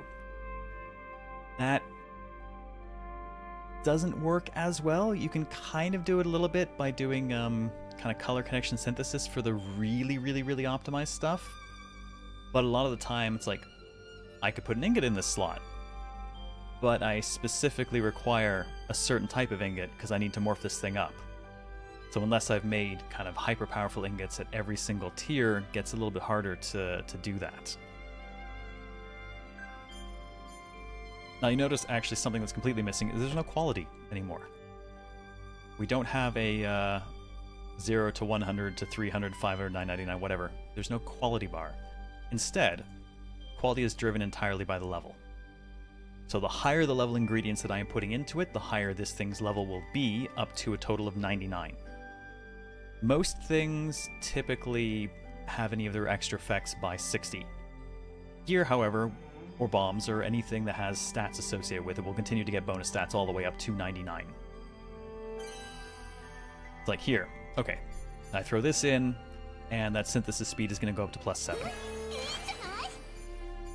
Level's going up here, but it's not going to improve the stats that it's offering. It's hit its peak at that point. Yes, level of final product is checked against your dex. So if your dex is not as high as the level of the item will have reduced efficacy. Fortunately, I think without any gear to boost it, your 3 actual alchemists, Rias, Toturi, Sophie, will all naturally, if you complete their skill trees, have 120 dex, which is the highest required. Other characters will not get as high and will require some support. Dex on an accessory or similar if you want to get them up over that marker. Hey, baby guy, welcome back. Alchemy is definitely closer to what we like to see in Atelier games. It definitely far more than it was in Yumia. There is still a little bit of I can throw in a bunch of ingredients to a point, because if I don't necessarily have a ton of really high level ingredients and I wanted to make this bomb here, I might still start at this bomb because everything I'm throwing in is increasing its level, which means there's a better chance that by the time I get to up here, I'll be at or near 99 anyways, and then I have just strictly focus on getting whatever traits I want between the second and last kind of version of it. It doesn't actually end there, so let's, I don't think I have any of these, otherwise it would be filled in. Nice thing though, since I don't have any of these, if I really wanted to find this, I can access it from here, I can put a mark on it, and if I go to various areas, it'll actually light up stuff that could have it on it. In this case, I know this specific area, and if I go there, I just look for anything that has that target marker and I go beat the crap out of it, and hopefully get what I'm looking for. I can only mark one thing at a time though. Pretty sure. Yeah, one thing at a time. But it'll even tell you what colors they can turn up in, the places they turn up, what drops them if anything. Oh, there you go. There's your descriptions. Descriptions via conversation again is back.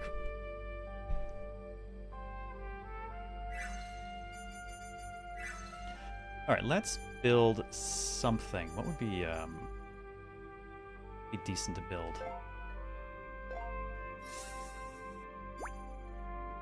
I don't have that. I can't get to the end of bombs. Where are you? Sternovia. Gathered or you synthesized?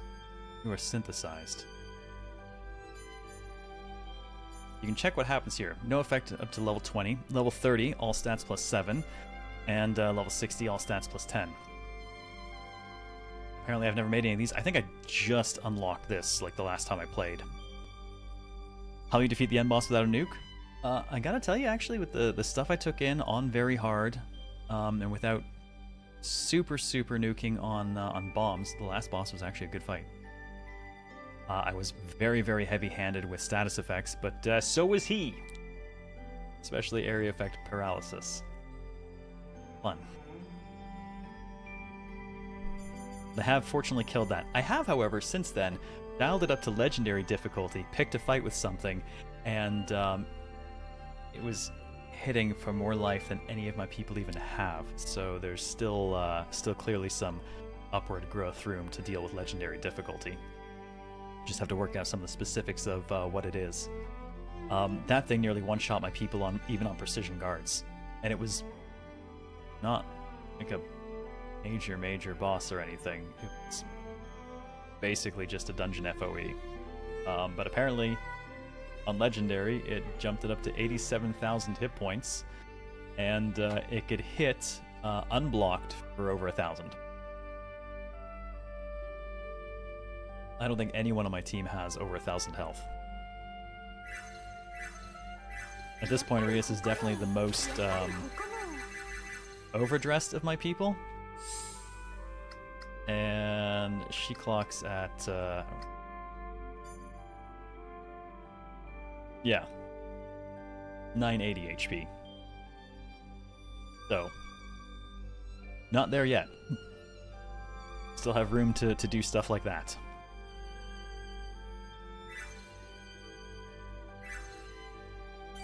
Okay, let's build something. Let's see. Iridescence.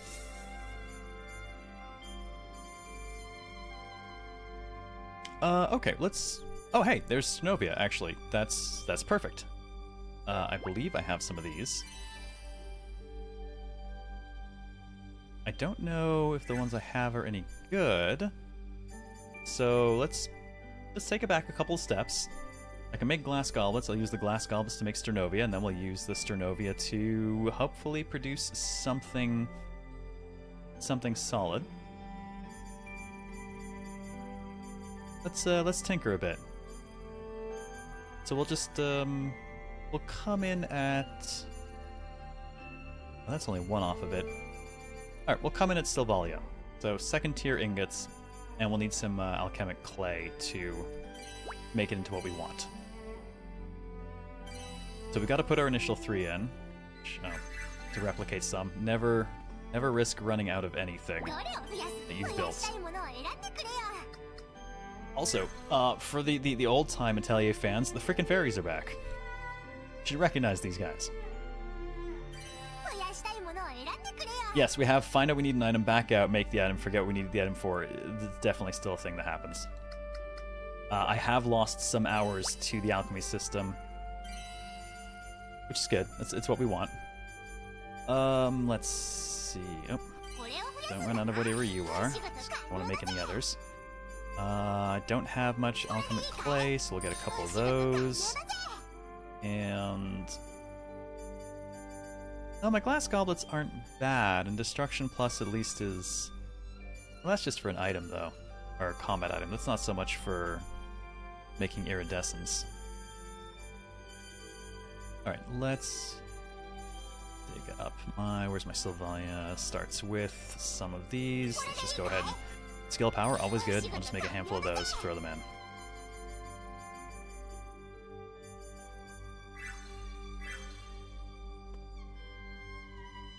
Back to being fairies not mixed with Homs again? No, the Homs are not present at all. Chims are, but only by virtue of Totery and her combat skills. She does still have... yeah, Sheer Cold uses them, Chim Drive uses them. Best thing about her, though, is she has retained her series specialty of Duplicate, meaning she can use items without using item count. It's a little bit weaker, but for infinite use of Elixir, who gives a shit? Making her once again the best item user typically. Though, some competition from Rias who can double the effect of items randomly. And Sophie's mostly here for massive stun damage. Raze is here for physical damage. Slade for, mostly actually for tanking. And Wilbell and her massive hat are pretty much here just to ruin your day with fireballs. Happy Shanks, Miss Dondrin. Sophie's the Ultra Alchemist. Sophie is very, very good at breaking bars. She's good at breaking stun bars, and she gets a bunch of bonuses when she does break them. At least one of her skills will instantly refill her to 100 AP. Okie doke, let's go back. Start Sylvalia. These right now are pretty much just going to be getting me levels, so I'm just going to sort by item level. I'll just throw in whatever clock's nice and high. The actual traits themselves for the moment, they aren't going to matter. Yes, like walking into a room and forgetting why you came. That happens a lot. Alright, that gets us the Sylvalia itself, but what we want is the alchemic clay to bounce it up to daydream crystals. So, where does the clay qualify? Actually, let's sort by entry number. Group like types together. Synthesize is typically closer to the bottom. There we go. Okay, this is showing white right now because it could morph the recipe, but there's nothing to connect to it, so it won't do it itself.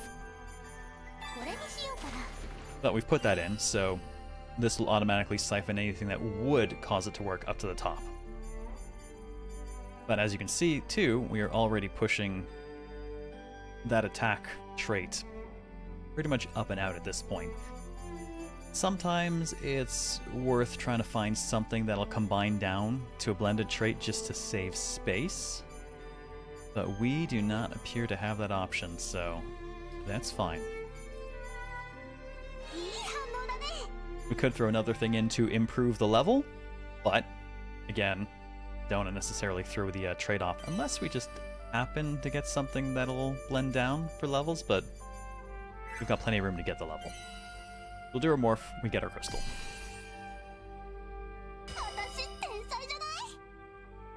Okay, 2 morphs off of this as well. We want the Celestial Silverstone end of the morph, which is going to be in here. Now all of this is showing up white because all of this can potentially lead to the next thing over, but it's not what we're looking for. This is what we want. And with this, we will also push off the barrage trait, so that will go away. But, decent opportunity, I'm going to... oh, maybe I'll grab parameters. That is, stats of equipment up 10%. Well, we'll go ahead and slot that in. And we can just, I'll double check you.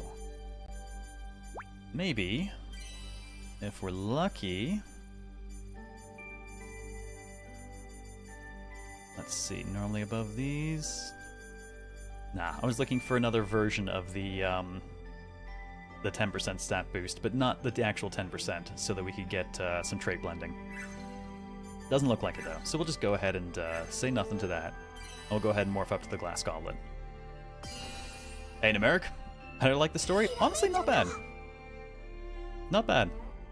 I kind of like the vaguely Silent Hill-esque, the fog ate our town kind of deal.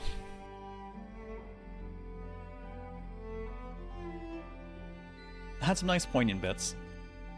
I think what mostly hampers it a bit is that it doesn't have a lot of characters that are expressly from this world, as opposed to using a lot of characters from the other ones. By the same token, though, I was more than happy to have Toturi and Sophie around again, so not the worst thing in the world, right?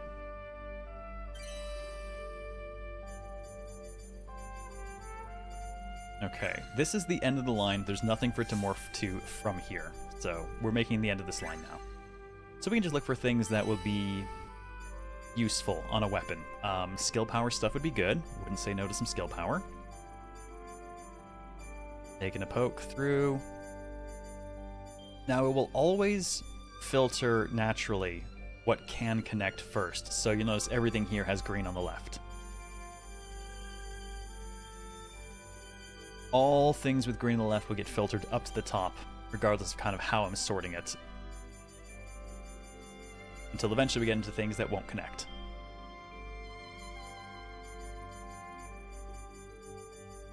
Question is, take to the skies. Which one were you? Speed up, chance not to expend uses. That's for combat use items. Sun's Radiance, also combat use for items.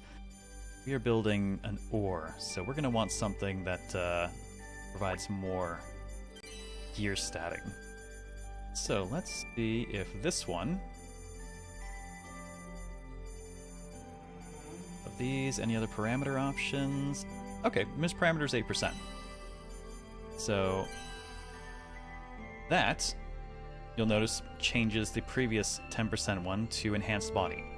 So we'll blend those down. It only takes the one spot, and the overall, I believe, is now 12%.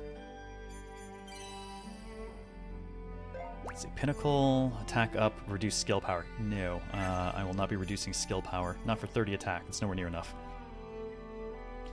Now the question, PC or Switch 2? Gonna be a tough one, I think. Higher specs of Switch 2 combined with moving away from Katana might mean performance is good on Switch 2. Yeah, I have no idea. All this has been on PS5 for me.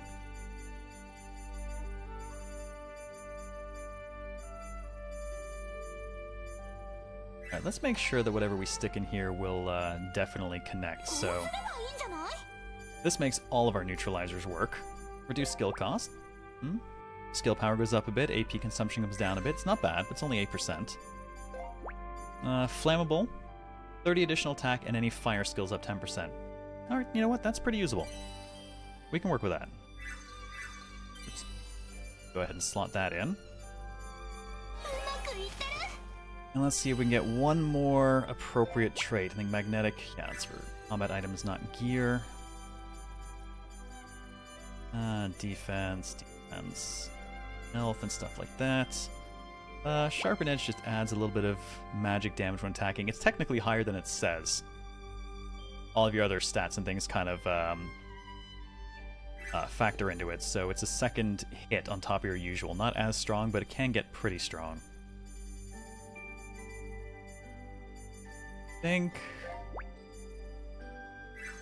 Let's see if we can filter by something more interesting. Yeah, Wind Rider is a straight damage boost, for instance. Flammable, we've already got. 15% skill power, solid. Let's see if there is... all stats charged. It's okay. It's only about +5 to everything, but we have ways to make that a little bit better, depending. Let's go for the skill power, though. Okay. That's slightly troubling. Obviously, those don't connect, so we won't get the trait. But we did change the catalyst ingredient for this, so now that we've slotted something there, let's just change that from the red-blue we were using to red-green. There we go. We will get 3 goblets out of this, and each of them will have one of these traits. Then we can just replicate whichever ones we need.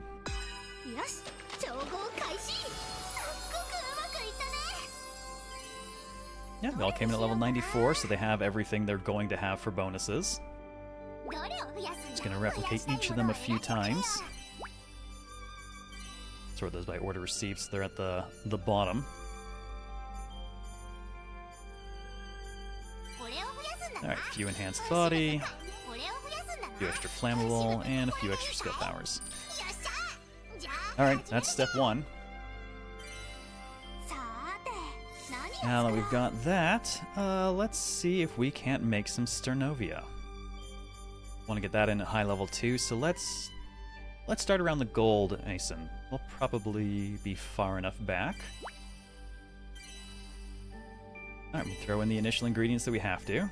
Doesn't super matter what's on them. In fact, if anything, you kind of want to avoid using good traits at this point, just so you're not wasting them. Like, that is really good. 25% more skill power, 30% more expensive, though. Not wasting that. Just throw something else in. Okay, in order to get our recipe morph, we need Hindlight. Go ahead and set that in here first, and then we can just build towards it. Easy to do when you know what the missing ingredient is. Yes, you saw 3 glass goblets. Each one has 1 trait. Outside of gear, like actual equipped gear, accessories, weapons, nothing has more than 1 trait.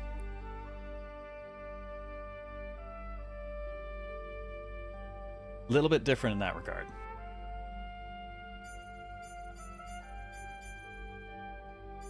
Alright, none of these look like I'm necessarily going to super care about what's on them, so we'll just leave something I don't use very often.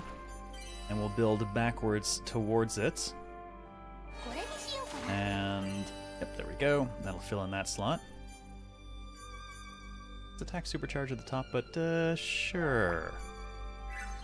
See if we can do some recipe. Oh, shoot. To wipe that off. Where did you go? Give me back.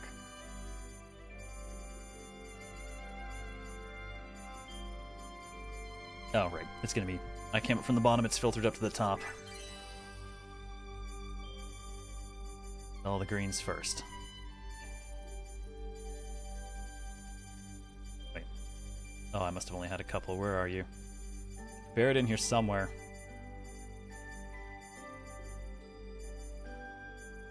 Oh, son of a bitch. Where are you? There. Oh, there's only 1. Okay, that's why. Alright. We'll take our morph up to the next tier of ingots.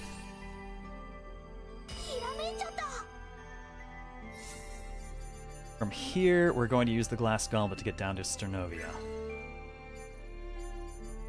Question is, which category does the glass goblet belong to? Actually, easy way to check. L2 to come in here. Miscellaneous and metal.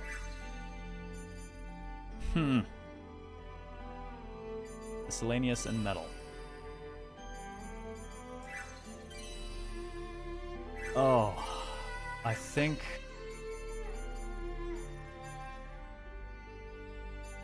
No? Okay, looks like it might show up under... Wait, hold on.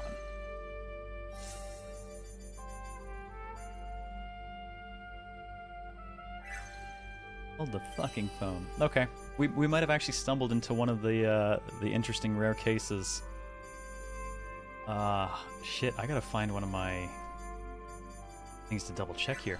So, normally, you know, these are glowing. This implies that there's a thing I can stick in here to morph. Pretty sure it'll actually be in here. There are a handful of recipes that I can only define as unbelievably cursed, because the item you need to morph that recipe is not actually in the categories the recipe gives you. You have to change them to a specific one with these in order to make the morph. Not very many do that, and it seems like it's mostly there to bury a couple of things so that you can't just suss out all the recipes, because you can work a lot of them out just by careful experimentation. You can get a lot of recipes before you actually would learn the recipe. There are a handful that are straight fucking evil like that, though. I'm pretty sure in this case, though, our glassware should be in here.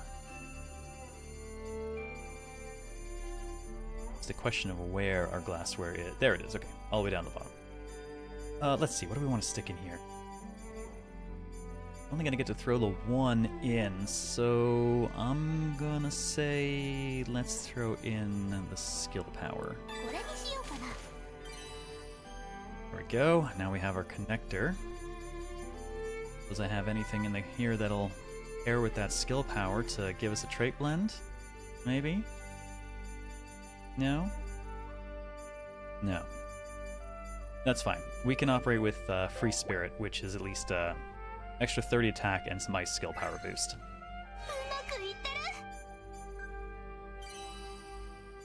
I suppose if we really want, though, we can check and see if we can blend the trait in here. Skill power 12. Oh, that'll do. Yeah. Alright, that changes the plus 15 to a skill boost. Let's go ahead and take that. That brings us to our Sternovia. ひらめいちゃった。 Did the morph slots indicate they're morphable before the game gives you the recipe? So,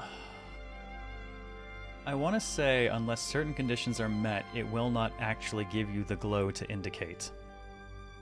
So, there are definitely a few things that were very, very hidden from me until I got the recipe. But that said, I probably got about 70% of the recipes in the game without getting the recipe. Because not everything will hide itself like that. It's pretty rare that they do it quite like that. Most of them, if you have a correct ingredient, then one of these will be sparkling appropriately. From there, it's a matter of figuring out what the ingredient is, but if you have something that will work, it will light up. Just gotta work out what it is. Alright, so this is already at 92, and we're gonna get 3 of them. It's already got the all stats plus 10. It actually... okay, great. This stuff is definitely key to some of the better things in the game then, because it also fits in 4 separate categories. And just using it in synthesis is an all stats plus 10. This, a bunch of these. This is where we get to the Ryza, it starts with cloth. I'm just going to dump a bunch of this shit in every step of the way until we get to the end. So well worth having lots of these. Though unsurprisingly, this was also one of the last things I unlocked.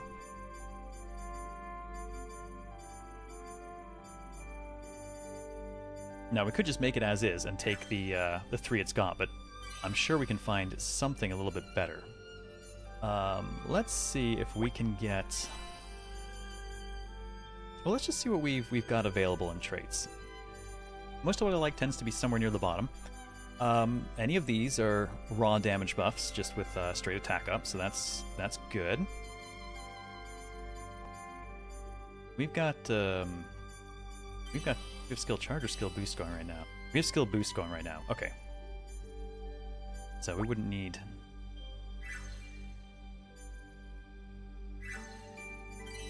I don't think skill charge... Well, I don't know, actually. Let's see if skill charge pairs with it.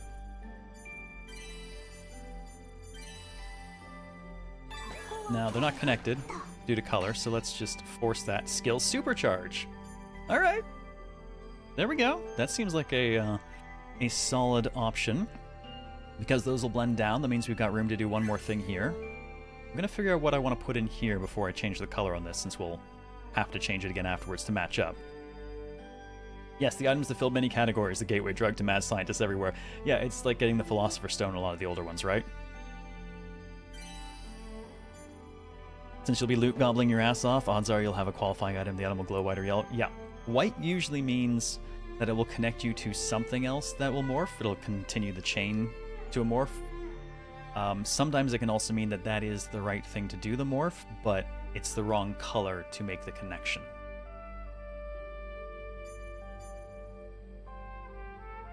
All good, Astronomal. Have yourself a good night.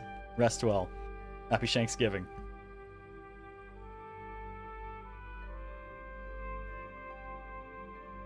Yep, Featherstone, Arkansas. In Yumia, it was just Dunkelheit. Dunkelheit was ridiculous. In fact, Dunkelheit in this one, conversely, is so rare, you literally cannot farm it yourself.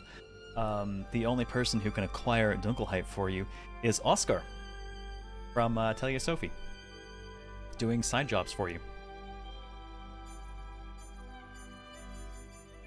Alright, I want to find something that'd be fun to put in here. Let's actually just go ahead and create something for the moment. I've got plenty of those. Alright, that gives us skill supercharge. I want something fun.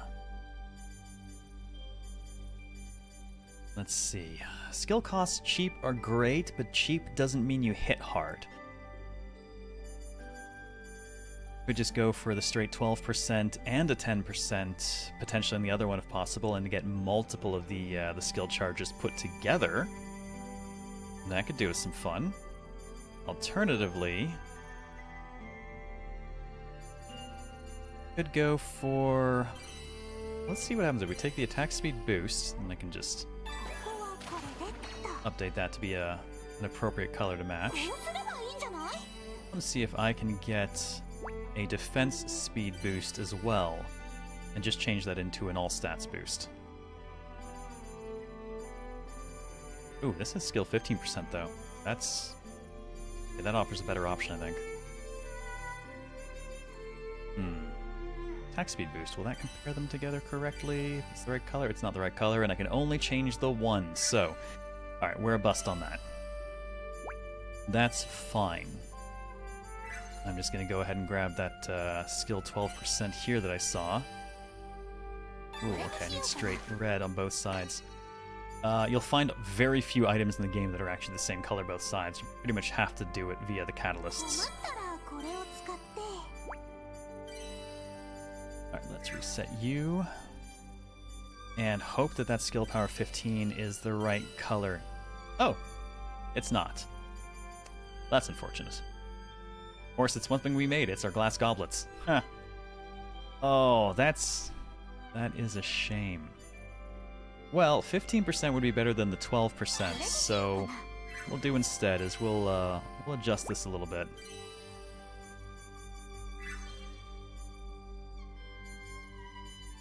Always the possibility that the 10... ah, it's the right color for the other one. That's fine. Not a big concern. What we're gonna do then instead is we're actually gonna break the link here.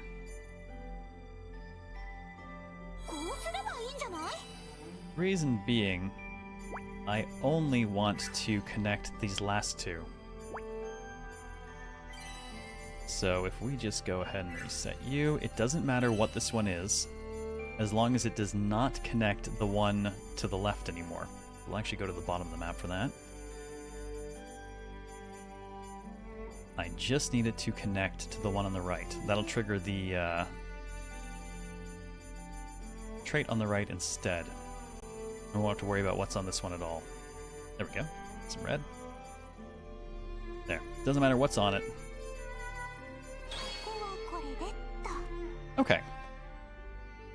That gives us a flat attack boost with an element boost. This is a nice blended trait from multiple traits along the way, and... well, we don't have another blend trait, but plus 15% will do... wait. Hang on. I'm gonna be a little weird here. I'm actually gonna go down to the 12 instead. I'm thinking of something that can come up out. There's a second tier of alchemy outside of the alchemy that I'm gonna try and keep in mind. So let's just get rid of you. And let's grab the 12 on this one. This one I will want to actually connect instead. Because 12 and 15 together create the skill boost. Oh, damn it, actually put it... which I will want.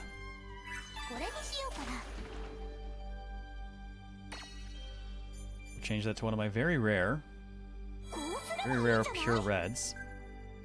Free Spirit, Supercharge, and 12% boost is pretty solid all in all. Let's go with it.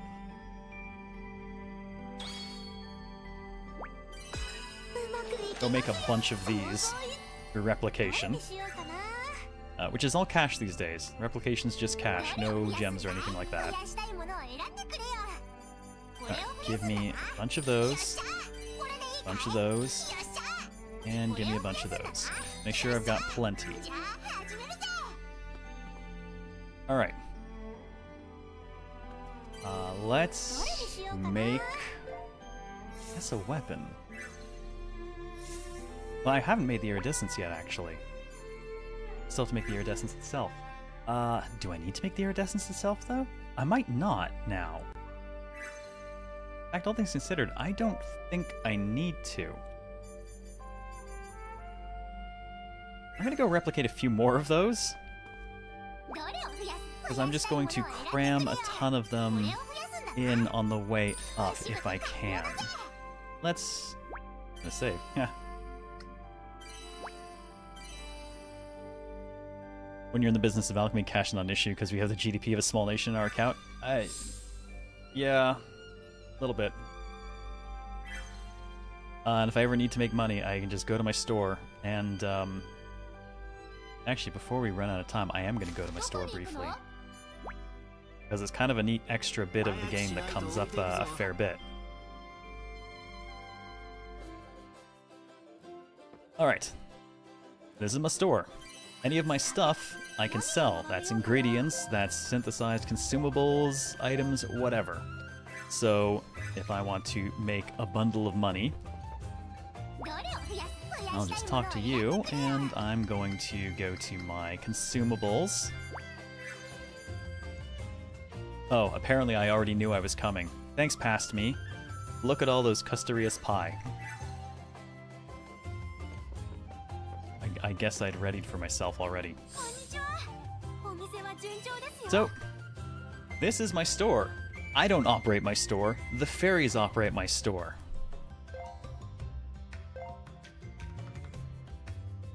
My inventory is great because these guys are all S rank.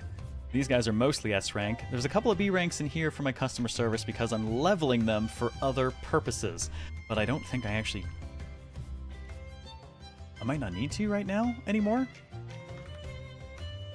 I'm not sure, actually. But if I needed to swap them out, I have some other S rank customer service available.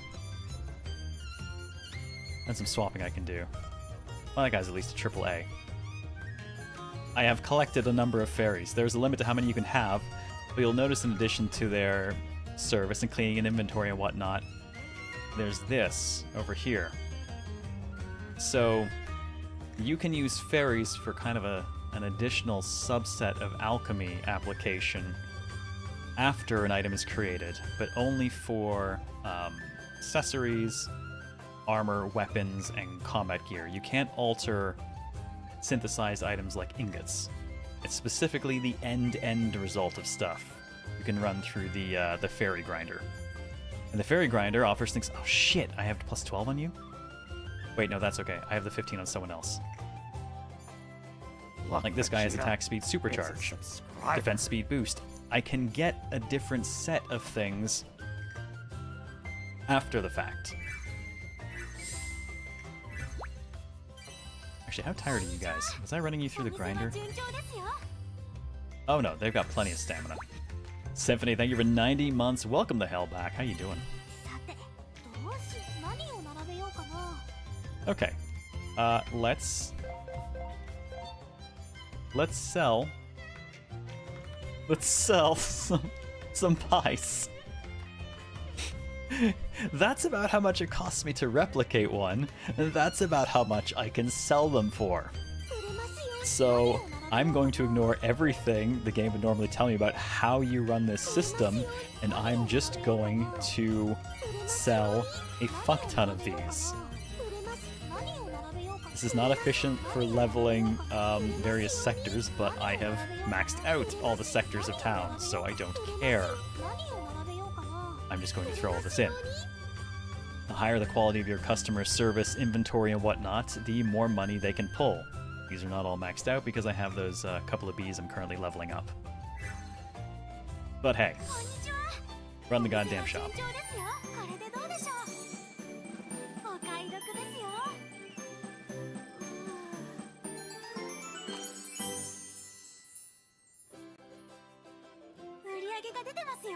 Yes, Rorona the Pie Smith. Pie is how I make my living. So, there. Boom, that was a quick 180 right there. And that's not even them making max money. Normally it's closer to $250,000, but dropping those guys down to B rank brings the cash down a chunk. And the fairies level up. And apparently I've gotten a lot of them to 99 at this point. But this whole system leads to the store having more shops. It leads to the shops having better stuff in them, including being able to buy the various crystals I've been using for my, altering catalysts in alchemy. And you'll notice the town's a lot less shitty now. That was the broke-ass road we ran down to go to the mine. I didn't realize how much it had changed until I went back today and started it and was like, oh my god, wow, no, it looks so much different. Also, we have very speedy boots on now.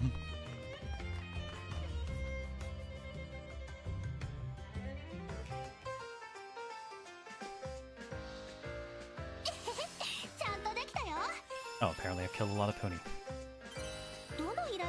So, there are a number of ingredients you cannot go out and gather yourself. Instead, you will employ the assistance of people from typically other games. You may recognize a lot of these people. For the Manakeme fans, I'm sorry, this is the only way Vayne appears. He does get some scenes and things, but he's not party. And they date way back on some of these too. And then there's the lower grade versions of some of them too. Where's my Maruru? Wait, where the hell is my Maruru?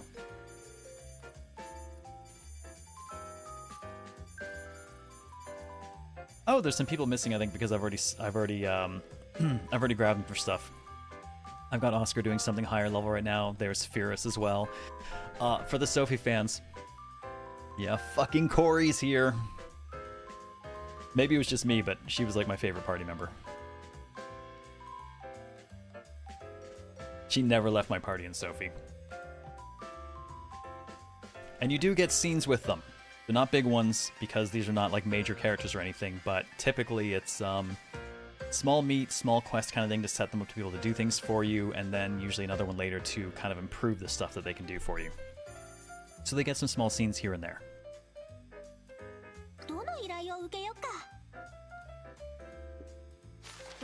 One of these days they'll throw in Nelk. The non-alchemist, yeah.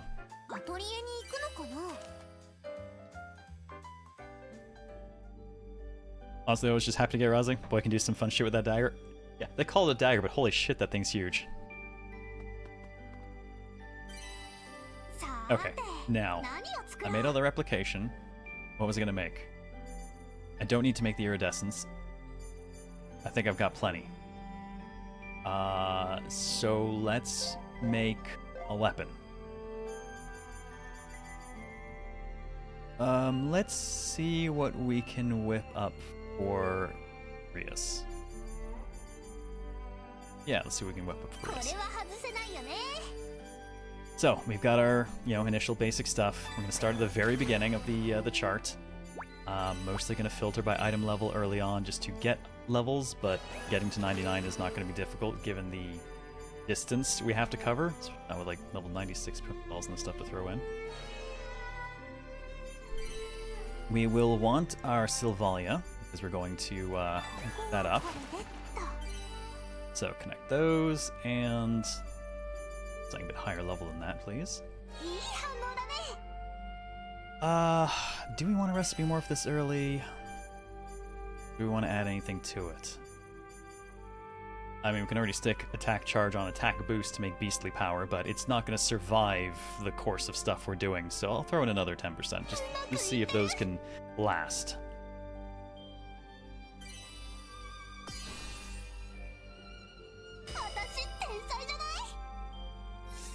So, we are going to work up to her final staff, and I want to see if there's anywhere along the way we can throw in... Actually, I should have been checking that more aggressively.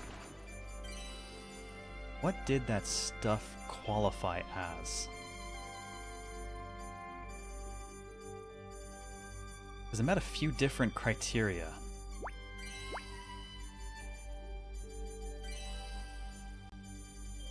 Okay, I'm going to sort by order received so that if it's available, it will show up immediately.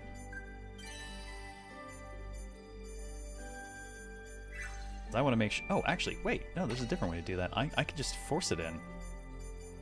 Okay, what kind of... I think it was considered a metal.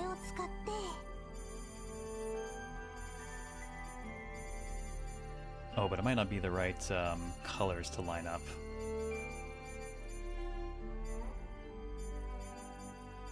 Yeah, those are not quite as... Where are you? Those won't be the right color. これじゃなかった。 I want to find places to cram those in.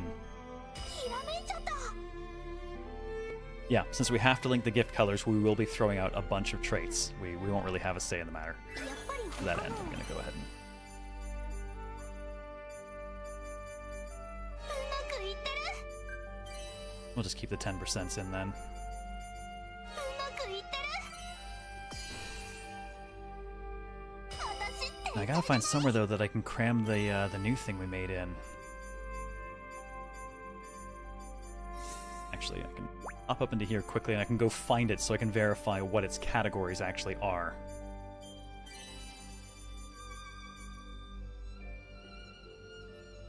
Okay, yeah, so it is in ores, gems, neutralizers, surprisingly, and metals. Grab that to remind myself. Actually, you know what? I can just screen cap instead, straight to PC. That'll be a bit faster.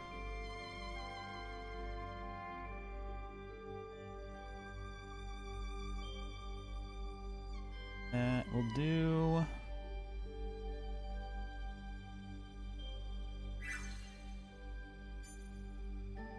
So actually, this is a category it should be in. The question is, where is it?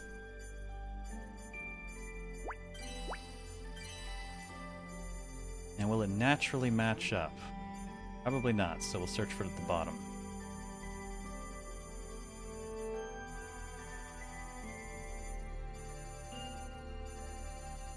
Okay, there they are. Alright, now as you can see, plus 10 to all stats when we drop that in. Holy shit, I just realized I made pure red. Oh wow, I've never actually synthesized anything that's a single color before. Unexpected. ここはこれでっと。 Well, that has a very interesting effect then.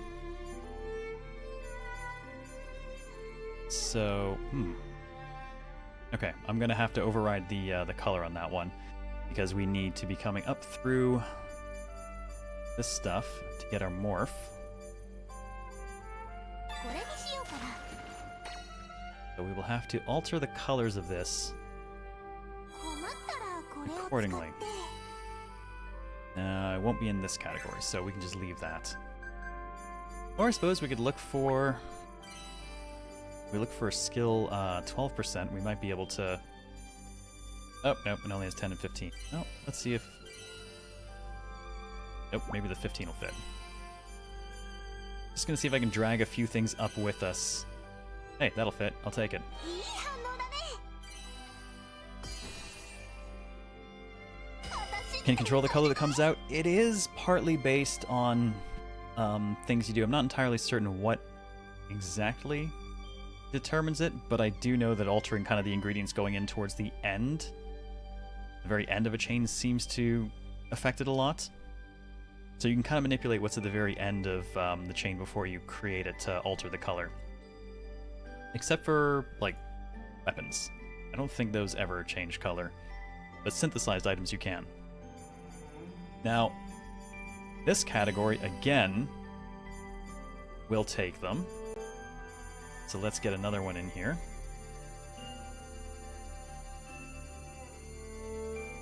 Not quite rise the levels of I can just dump a fuck ton in, but... Now that's a 12%, which means, let's see, our next... I think that's the next one that's got to go in. Now this has super enhanced body on it, which is 18% or so, I think, stat increase, which I would not mind having. これにしようかな。 Let's change you to... Oh, I guess I gotta make it a pure yellow. Nice, and that turns it into skill boost at the same time. 困ったらこれを使って。 So we're at his or cage? Oh god, we're only here. We're already at level 99, so we don't have to worry about the level of anything going in.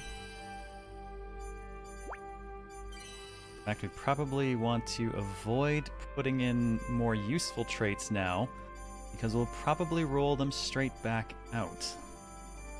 Just in case, I'm going to check for... Alright. Nothing that I think I'm going to do there. See, anything we add kind of just pushes the skill boost up and puts it at risk, so we'll stick to just this.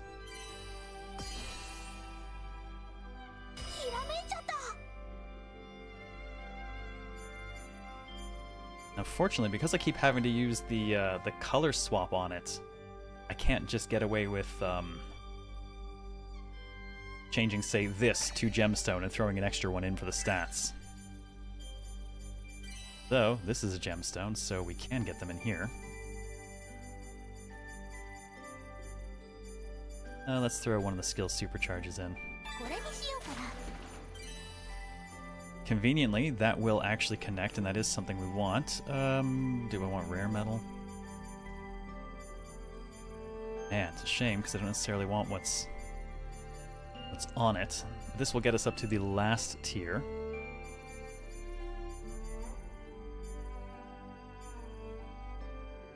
It's a shame. We will lose that skill boost, I think.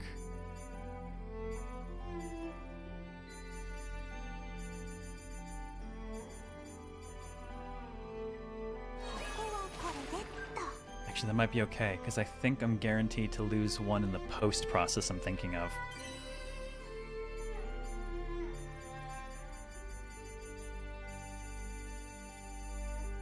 Oh man, sucks though. I'd rather keep the super enhanced body if I'm going to lose anything.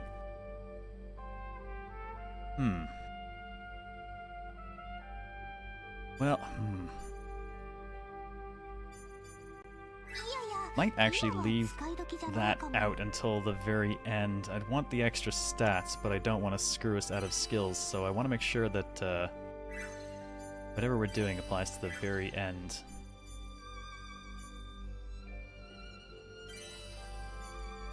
Man, this is going to push 2 traits up immediately, though.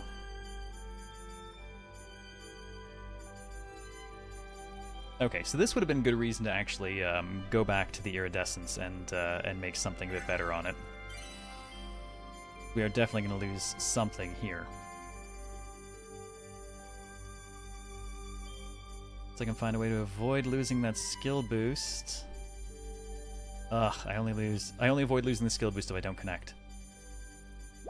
Well, that's unfortunate. Okay, let's see if we can do something more useful. Maybe we can minimize the loss by at least getting, grab a skill 10% there. Any of these, none of which connect, that's fine. We don't need them to connect. We can always just overwrite that. Fortunately, I'm at a point in the game where I can buy these. Otherwise, you have to find them for most of the game, and that is a little painful.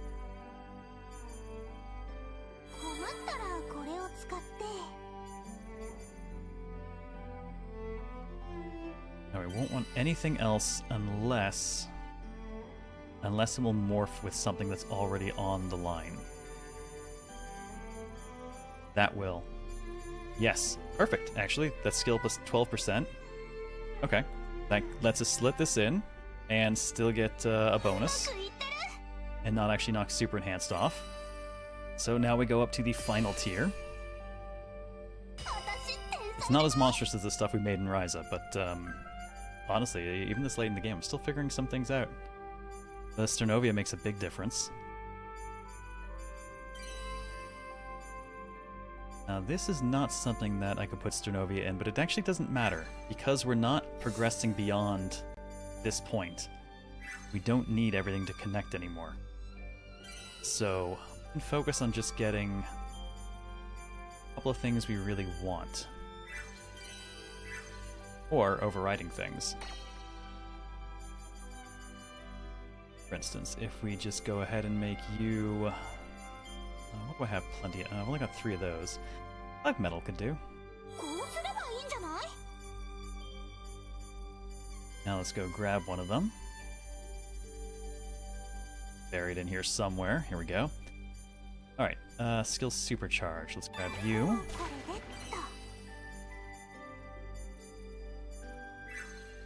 Now, I don't think I'm lucky enough to be able to get 2 skill supercharges going with the way I've got it set up, but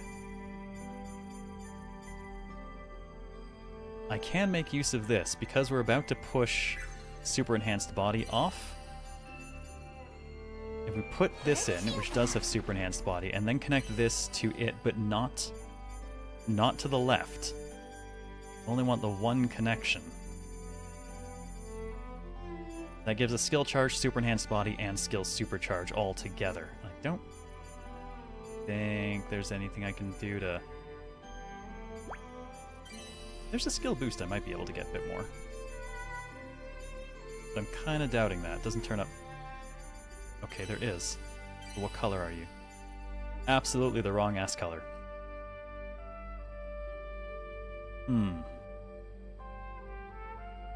Well...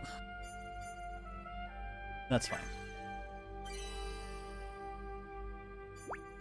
Would have been funny, but that's fine. Can't win them all. Let's just make sure we're getting something that's not connecting on the left, so we are only finishing the chain towards the right. Okay. That should be interesting. Skill charge, skill supercharge, super enhanced body. It's already coming in with a nice chunk of stats. I'm probably going to lose this in a minute, though.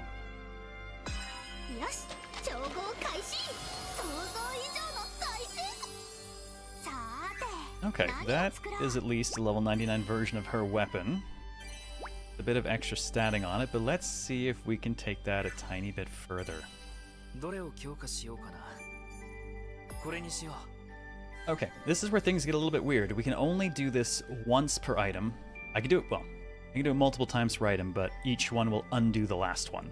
So I can only enjoy these benefits in total once for an item. So, the yellow guy's core basically makes things cheaper to reproduce and increases the uses. Red increases item enhancement stat boosts. Blue is an interesting one, because you will not get trait bestowal and trait blending. But everyone involved is considered higher level, so they can help to produce a higher level weapon. So for instance, you now notice it's over level 100. And in going over 100, these effects also change. Instead of just 20% faster skill weight, it's now skill power up and TP for acting. Caps at 120 in total. And they will not bestow their own stats, so I would get to keep whatever stats are already on here. No trait, or traits I should say, no trait changes. This one basically allows you to, if you link all them together, it will basically upgrade the effect on an item as though it is over level 100. Useful if you didn't get an item up high enough to get 100. We're gonna go with this though. Everyone's treated as being lower level, but trait blending can yield better traits. I'm gonna do this for... I'm gonna attempt to get something very specific. There are some weird ones in here. So like, dreamt up secret art. Here's the description. Blending this with certain other traits can turn them into even more powerful traits. I don't know what ones. I have no idea. I only found one by accident. And that was,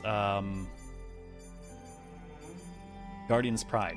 Same description, but I did figure out how to get that one to trigger. So, let's see. I think for this I want specific people.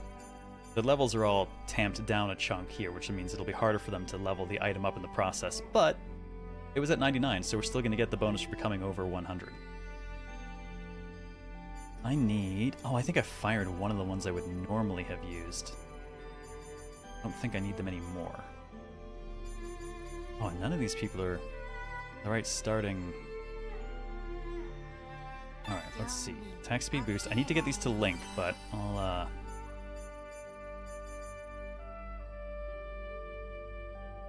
undo it? Let's see. Oh, actually, I can't go back the same way I can with the other stuff. I do have to swap this, though. So you notice that has pushed our skill charge off the top.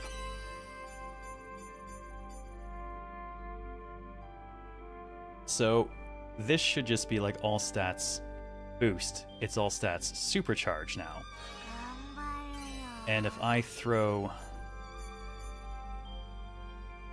If I throw his Guardian Pride in, it becomes all stats power 俺 plus, も頑張らないとな which you'll notice has brought all of these up significantly.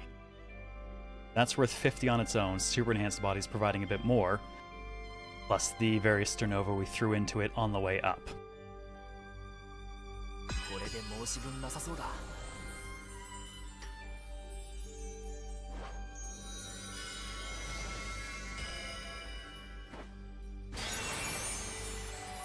できた完成だ Alright, there's our end result. It made it over level 100, so it gained the extra effects, boosted skill power, TP for attacking, as a chunk of bonus stats that will actually beat what she has on at the moment. Yes. Yes, that will do it. That is definitely better.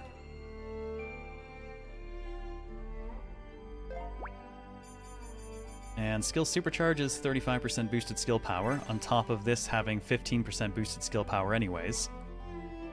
And yeah, that breaks her over the 1000 HP barrier. Good girl. Now, I've still got room to do that for various other things. Everything in these slots can be treated that way. So, there's still some room there to build them up further. I'm gonna have to figure out how to stuff Sternova into everything. I might have to go through the Sternova process and make a few more that are different colors.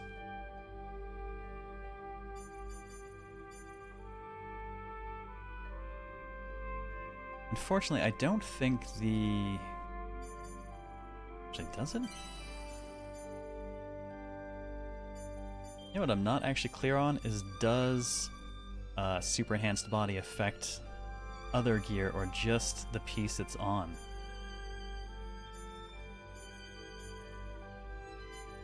I think it affects other pieces too. Because this is just a difference of... Oh no, it doesn't. Because this is the difference is still 53. So if anything, this might actually be the thing that I don't really necessarily need. Bottom line, you'd recommend this game to me specifically, much closer to Rise than it is to Yumia in terms of alchemy skill ceiling. Yeah, there's... As you can see, like even tonight, I've figured more out while playing it. I've beaten the game and I'm still figuring more out, so it's weird enough compared to what I've become used to in the series that I'm having to recontextualize how to get power out of certain things. But it's obviously far more difficult to get power out of things than it is in Yumia, where you just Dunkle Height Slam, done. So yeah, even just doing this now, I have found another way to make things better than I had been making them. So there we go. Like, you're spreading more, but I did at least manage to break 300 on the attack primary weapons. Yeah, if you focus on the pure like raw boosters, especially if you just throw like 3 raw metal for an extra 90 attack on to boot, you can get a lot out of those. I think, though, the ultimate damage is going to come more from skill percentage boosting than the raw value at this point. Which is why this should be pretty damn strong. Have a good Thanksgiving as well, Luna. Take care. Also, as far as the non-combat equipment goes, 3 kinds of tools. So, not a ton, but there are still at least 3 kinds of tools at 3 tiers each that you actually have to work on. There's your boots for speed, better XP, better SP, gaining AP after combat, so kind of refilling the AP gauge a bit. And this one I didn't find until I was basically done the damn game. I wasn't paying attention, unlocked the recipe and went, oh, shit. Automatically win a battle if you're 5 levels or more higher than the enemy. You can imagine how fast the last 15 levels of grinding went when I no longer had to pick a fight with anything. Actually, no, I got that around 70. It cut the last third of the game's levels pretty much off for me entirely. Like, just to demonstrate.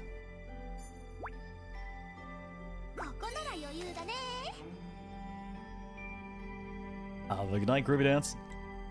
It's always Thanksgiving.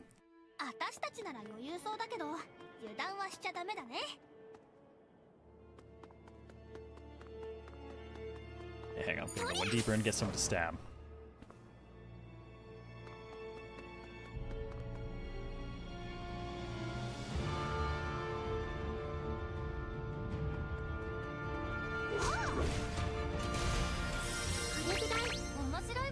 Boom.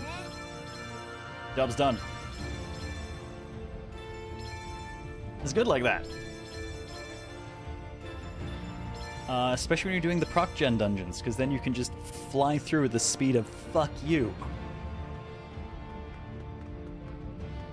That said, I need to pick a fight with something so I can actually show off some more of the stuff. What's a good... I need something that'll survive. And I'm not going to go trigger like the final fight. Okay, let's dump it at charismatic so things will have more health. And let me...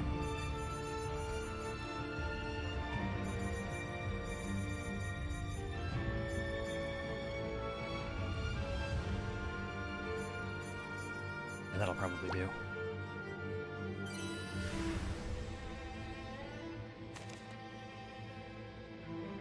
Just your one whack and deluge of items acquired. Yep. Did I play with any of the add 20 damage type effects? I do have them a little bit, but not so much from the effects as from the over 100 that you get on some people's gear. Yeah, like Rosales adds 30 physical to attacks, 30 fire on Wilbel. It can add a fair bit. Sophie has one, I think, for chunk of extra magic. Yeah, and I've definitely seen some large amounts come out of that. Where did you go? Excuse me while I go find my girl's armor, which apparently... Well, that's a...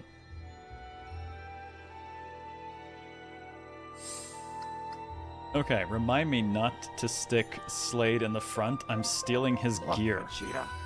I don't know where her gear went. What happened? You're just gonna have to borrow his, okay? Sorry, Slade. We'll find you some clothes later. JFat, thank you for 99 freaking months. Welcome back, man. Happy Thanksgiving. Okay, all of these things are going to die. I'm going to just speed through a couple of floors here to get to a thing that will survive, or at least a field boss or something. Ooh, except for you guys. Silver are worth lots of SP, and gold are worth lots of cash.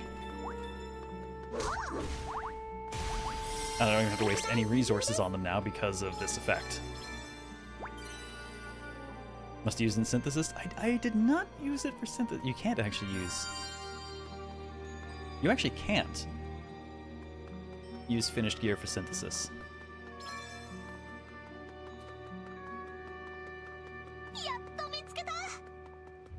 Here's me coming through. Don't need any of those.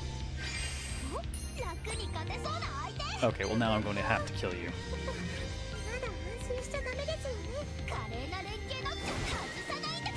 Oh, wait. Oh my god, this dungeon's extra... Holy shit, hang on. Okay, things are about to explode.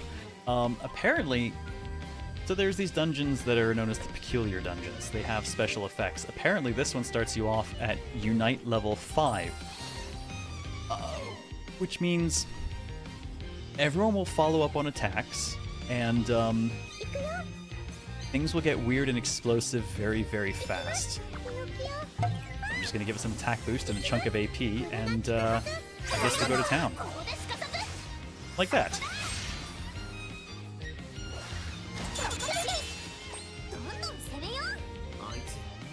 Free hits!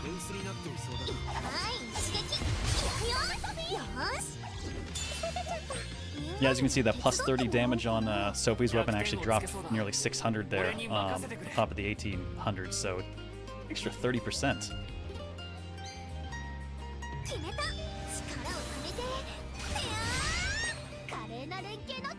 So as you can see here, if she goes, she will be followed by Sophie now.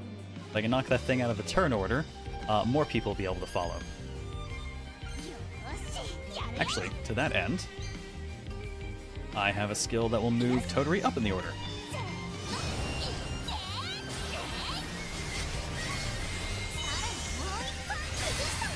And she stunned the shit out of it anyways.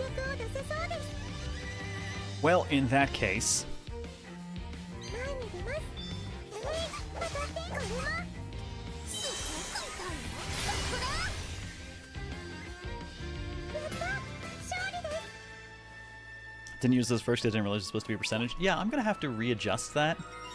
Because if that's actually a friggin' percentage, that's insane.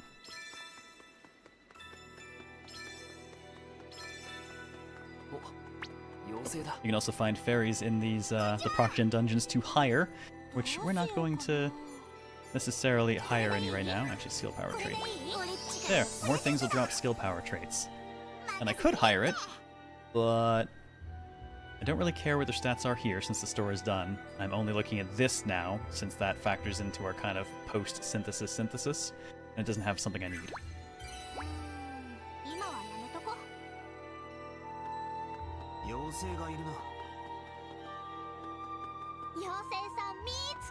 Oh wait, I see stairs.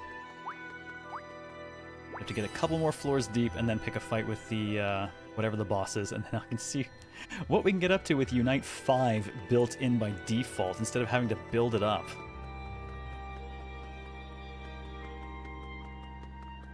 Which mostly means, ooze.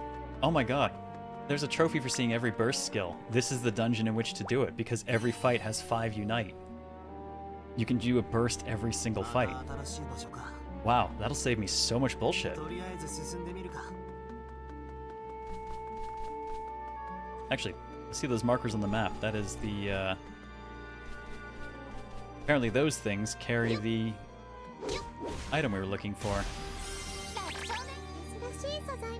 Now, whether or not we got any out of it, I don't know, but...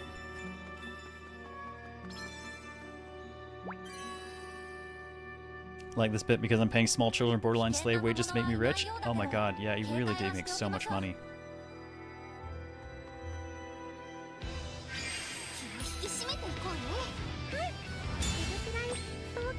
No. Okay, well, everything starts off maximum Unite, so let's just debuff the hell out of it. Yeah. Reduced attack, lowered physical resistance, 3 random debuffs, as well as reductions in magic attack, and I want to say that's poison and defense on Darkness's Venom, so... In fact, let's just get a lot of it at once. So I'm going to go ahead and she'll drop hers, and I've scheduled an interrupt. So we will have a couple of other people further debuff it. Poison, defense, and magic resistance down, and the same from Araze. For Toturi, we will duplicate the elixir so that everyone gets some attack power up and a chunk of AP.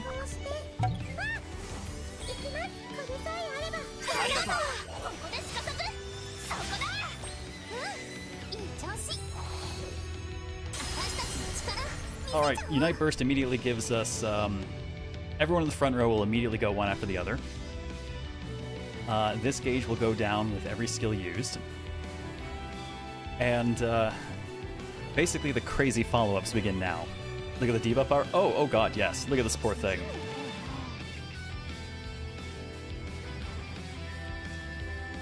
It's got debuffs. I've also fucked its resistance quite thoroughly to magic. Which is good, because, let's see. I want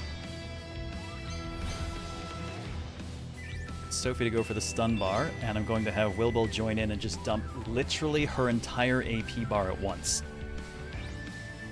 I'm also going to slow it down a little bit for this stuff because we get a lot of cool effects during this one.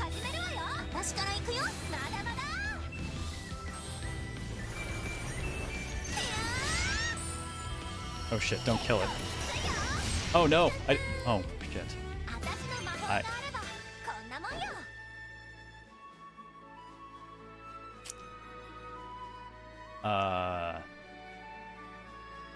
Well, I've never hit anyone for 50,000 damage before in the game yet, so that's cool. I'm halfway to the 99,000 trophy.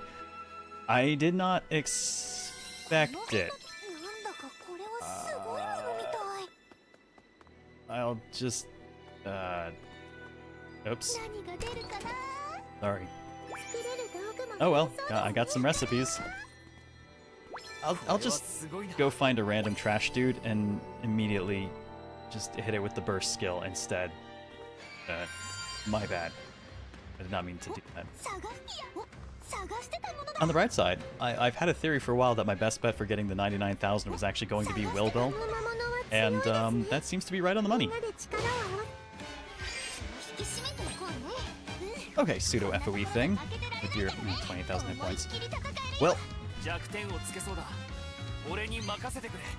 let's go ahead and do the item thing.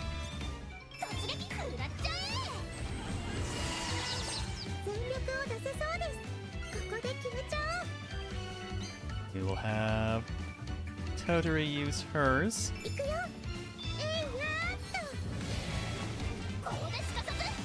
And then we'll activate it, and I'm not gonna accidentally break it just immediately. I'm just gonna hit it. I'm just gonna hit it, or I'm gonna throw items or something that's not going to kill it outright accidentally.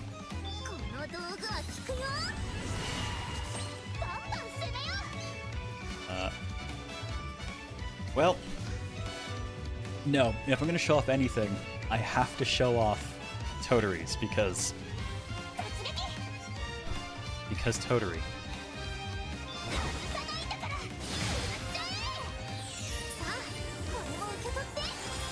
Everyone's follow-ups are stronger in this mode too. Okay, Toturi. Will it survive? It'll survive. It'll survive, and then it should set off her ult. I think. I hope. Please survive. Oh my god! Don't slap it to death, Toturi. I don't want it to die just yet.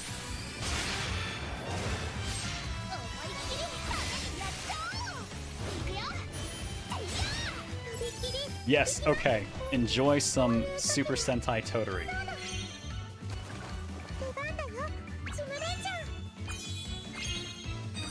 Go Chims.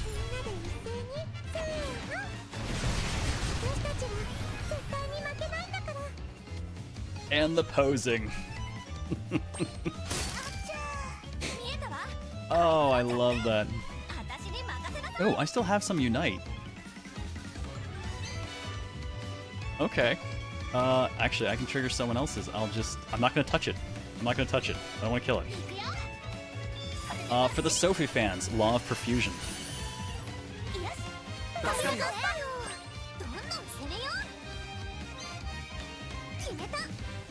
I'm pretty sure I recognize this.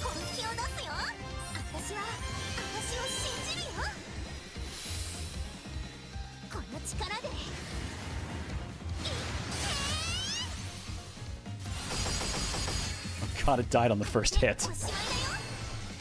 There's nothing left. It's all gone.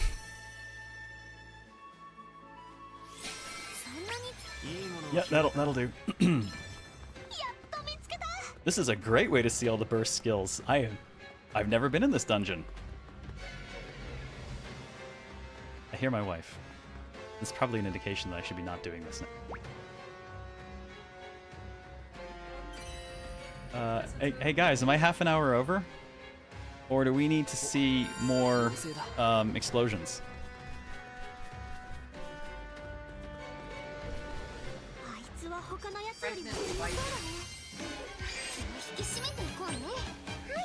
Okay, this is the last guy we'll blow up then. Let's see. Who do we want to...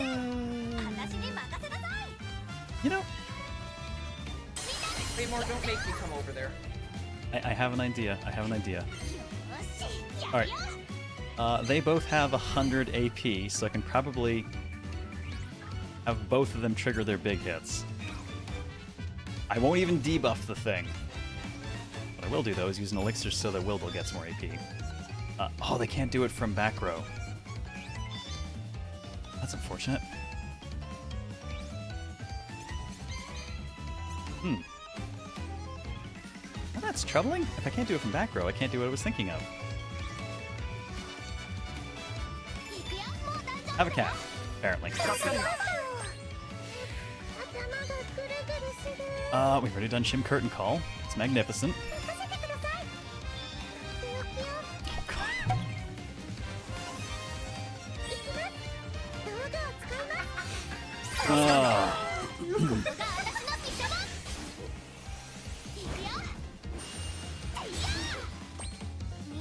Okay, I gotta swap someone else in. Wilbil, I want you to get in here. I'm trying not to kill this thing. Please don't accidentally kill it. I want to see Wilbil's big hit.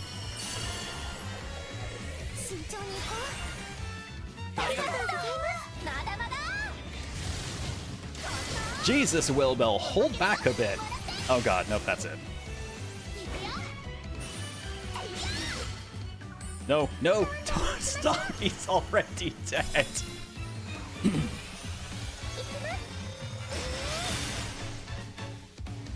Sorry, tried. I really tried not to kill him. He was pathetic and weak. It's not my fault. Ugh. Okay, fine, we'll change this a bit. Just put Wilbil directly in. Actually, I want to keep Toturi in case I need to get more AP on her. What if I just run into you? If I don't hit you, will I come in with full Unite? I do. Great. And Wilbil has her 100. Perfect! Wonderful! I'll work with that.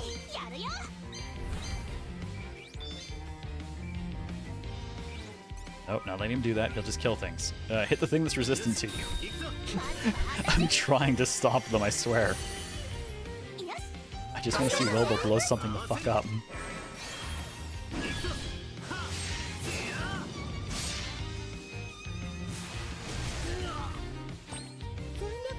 Okay, almost. Just gonna buff things a little bit, make sure we got plenty of AP. Item duplication, still make sure the best goddamn alchemist.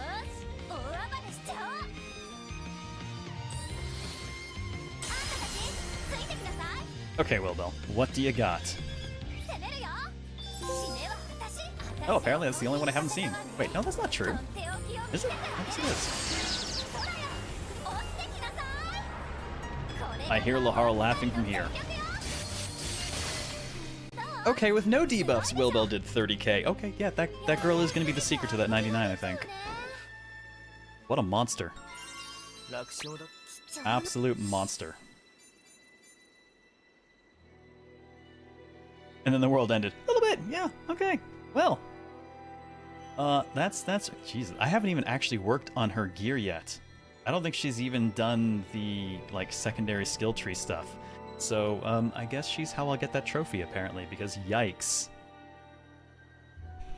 Well, that was fun. And I got an extra trophy in the process. Thanks, everyone. I am late. My pregnant wife is hungry. I need to go now. I'm not going to argue with that. So, this has been our look at Atelier Resleriana. Glowing recommendation?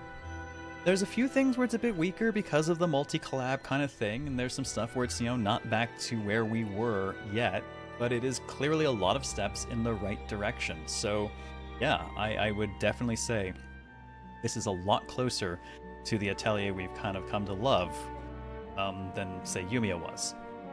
So, yeah, there's some bits and pieces that are a bit weird that take some mental recontextualizing to work with. All in all, though, solid Atelier experience. Yeah, I would say it's worth the play. I have no regret for the time I've spent in it, and I will probably wrap up the platinum as I would normally do. Just add another game to your game list with Hate You and Love. Thank you for it. You are welcome. Happy Shanksmas to you. I'm very glad I waited until I was actually done the game to talk about it, because I didn't want to come in and say, like, yeah, it seems like it's all, the right direction, and then find out that, like, late game synthesis sucks ass or something, right? Because, like, late game synthesis in Yumi just completely broke, and by the end of the game, early on there's some really cool stuff, and by the end of the game you realize that you've kind of been disincentivized from actually doing alchemy for most of the game. It wasn't stuff I recognized until I got far enough in, so, I think in future I might not cover Atelier games until I've actually played through them completely. Though, honestly, this gives me enough hope that I'd consider just straight actually streaming and running through the next one instead. Kind of like we did for Ryza. But if I do that, I should just do it for Ryza 3, right? Right? Because I still haven't touched it. Aside from the preview we did before launch. Though I should probably do that at some point. Eventually. No, I think this is the first one I've seen with Proc Gen Dungeons. You OS Rise 3? Yeah, I know. True, it starts with cloth. Look at the bright side. We have the DX version now, and I'm still completely blind to the game aside from the 4 hours we played for a preview. I have not seen a single spoiler or anything about it since. I've been good about it. I haven't played it myself. So, I guess we'll see. Alright. But, that does bring us to, well, that brings us to the end of Season 4. I have covered all of the spotlights. 2 of our spotlights turned into full plays. Hey, Psycho Rider, good to see you. And the previously planned season headliner of Oreshka has been moved to Friday nights for Virtual Couch, so I'll be back tomorrow with Daimyo to do that. But otherwise, yeah, that's it. Season 4 is over. Tuesday through Thursday shows are over for a bit. I've got, kid on the way and immigration to deal with, so it's going to be a little bit, but I'll be around every Friday, as usual. And I will certainly be around on Discord and the usual social stuff. I'll put those links in chat. And I do owe some other YouTube videos, which I will make a point of actually getting up there. The rest of 13 Sentinels, the Hero Must Die Again playthrough, and I owe a real ending to Other Side, which I now want to do even more, having played Exsanguis this week. So, don't forget you can catch all the higher quality VODs over there as well. If you've enjoyed your time, please, by all means, on the Twitch side, hit follow, come back again sometime. I'm around every Friday now, as y'all have shadow retired me. And if you've enjoyed yourself on the YouTube side, please feel free to hit the subscribe button. And there'll be plenty more stuff to come. I have like 10 years of archives to slowly move up to YouTube as well. 10 years of archives. Oh, I'll still be around on Fridays. God damn it, Ban, not now. I'm just... Thank you for the raid, Ban. I'm literally signing off. Yes, he's distracted by ending.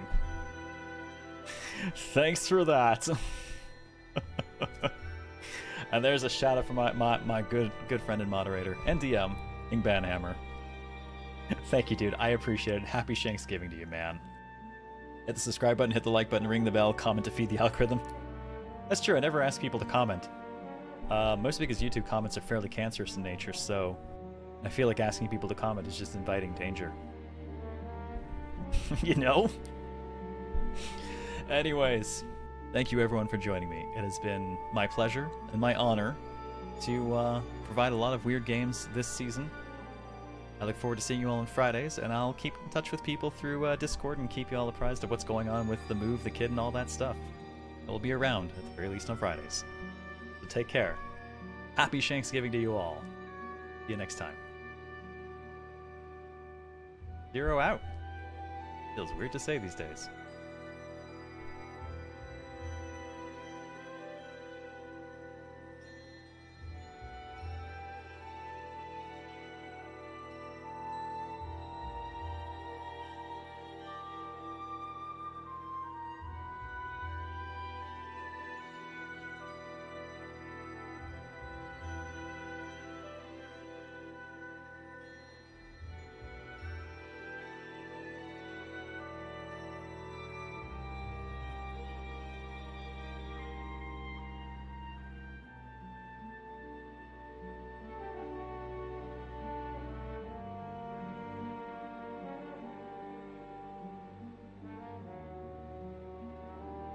Leave Wilbel's hat alone.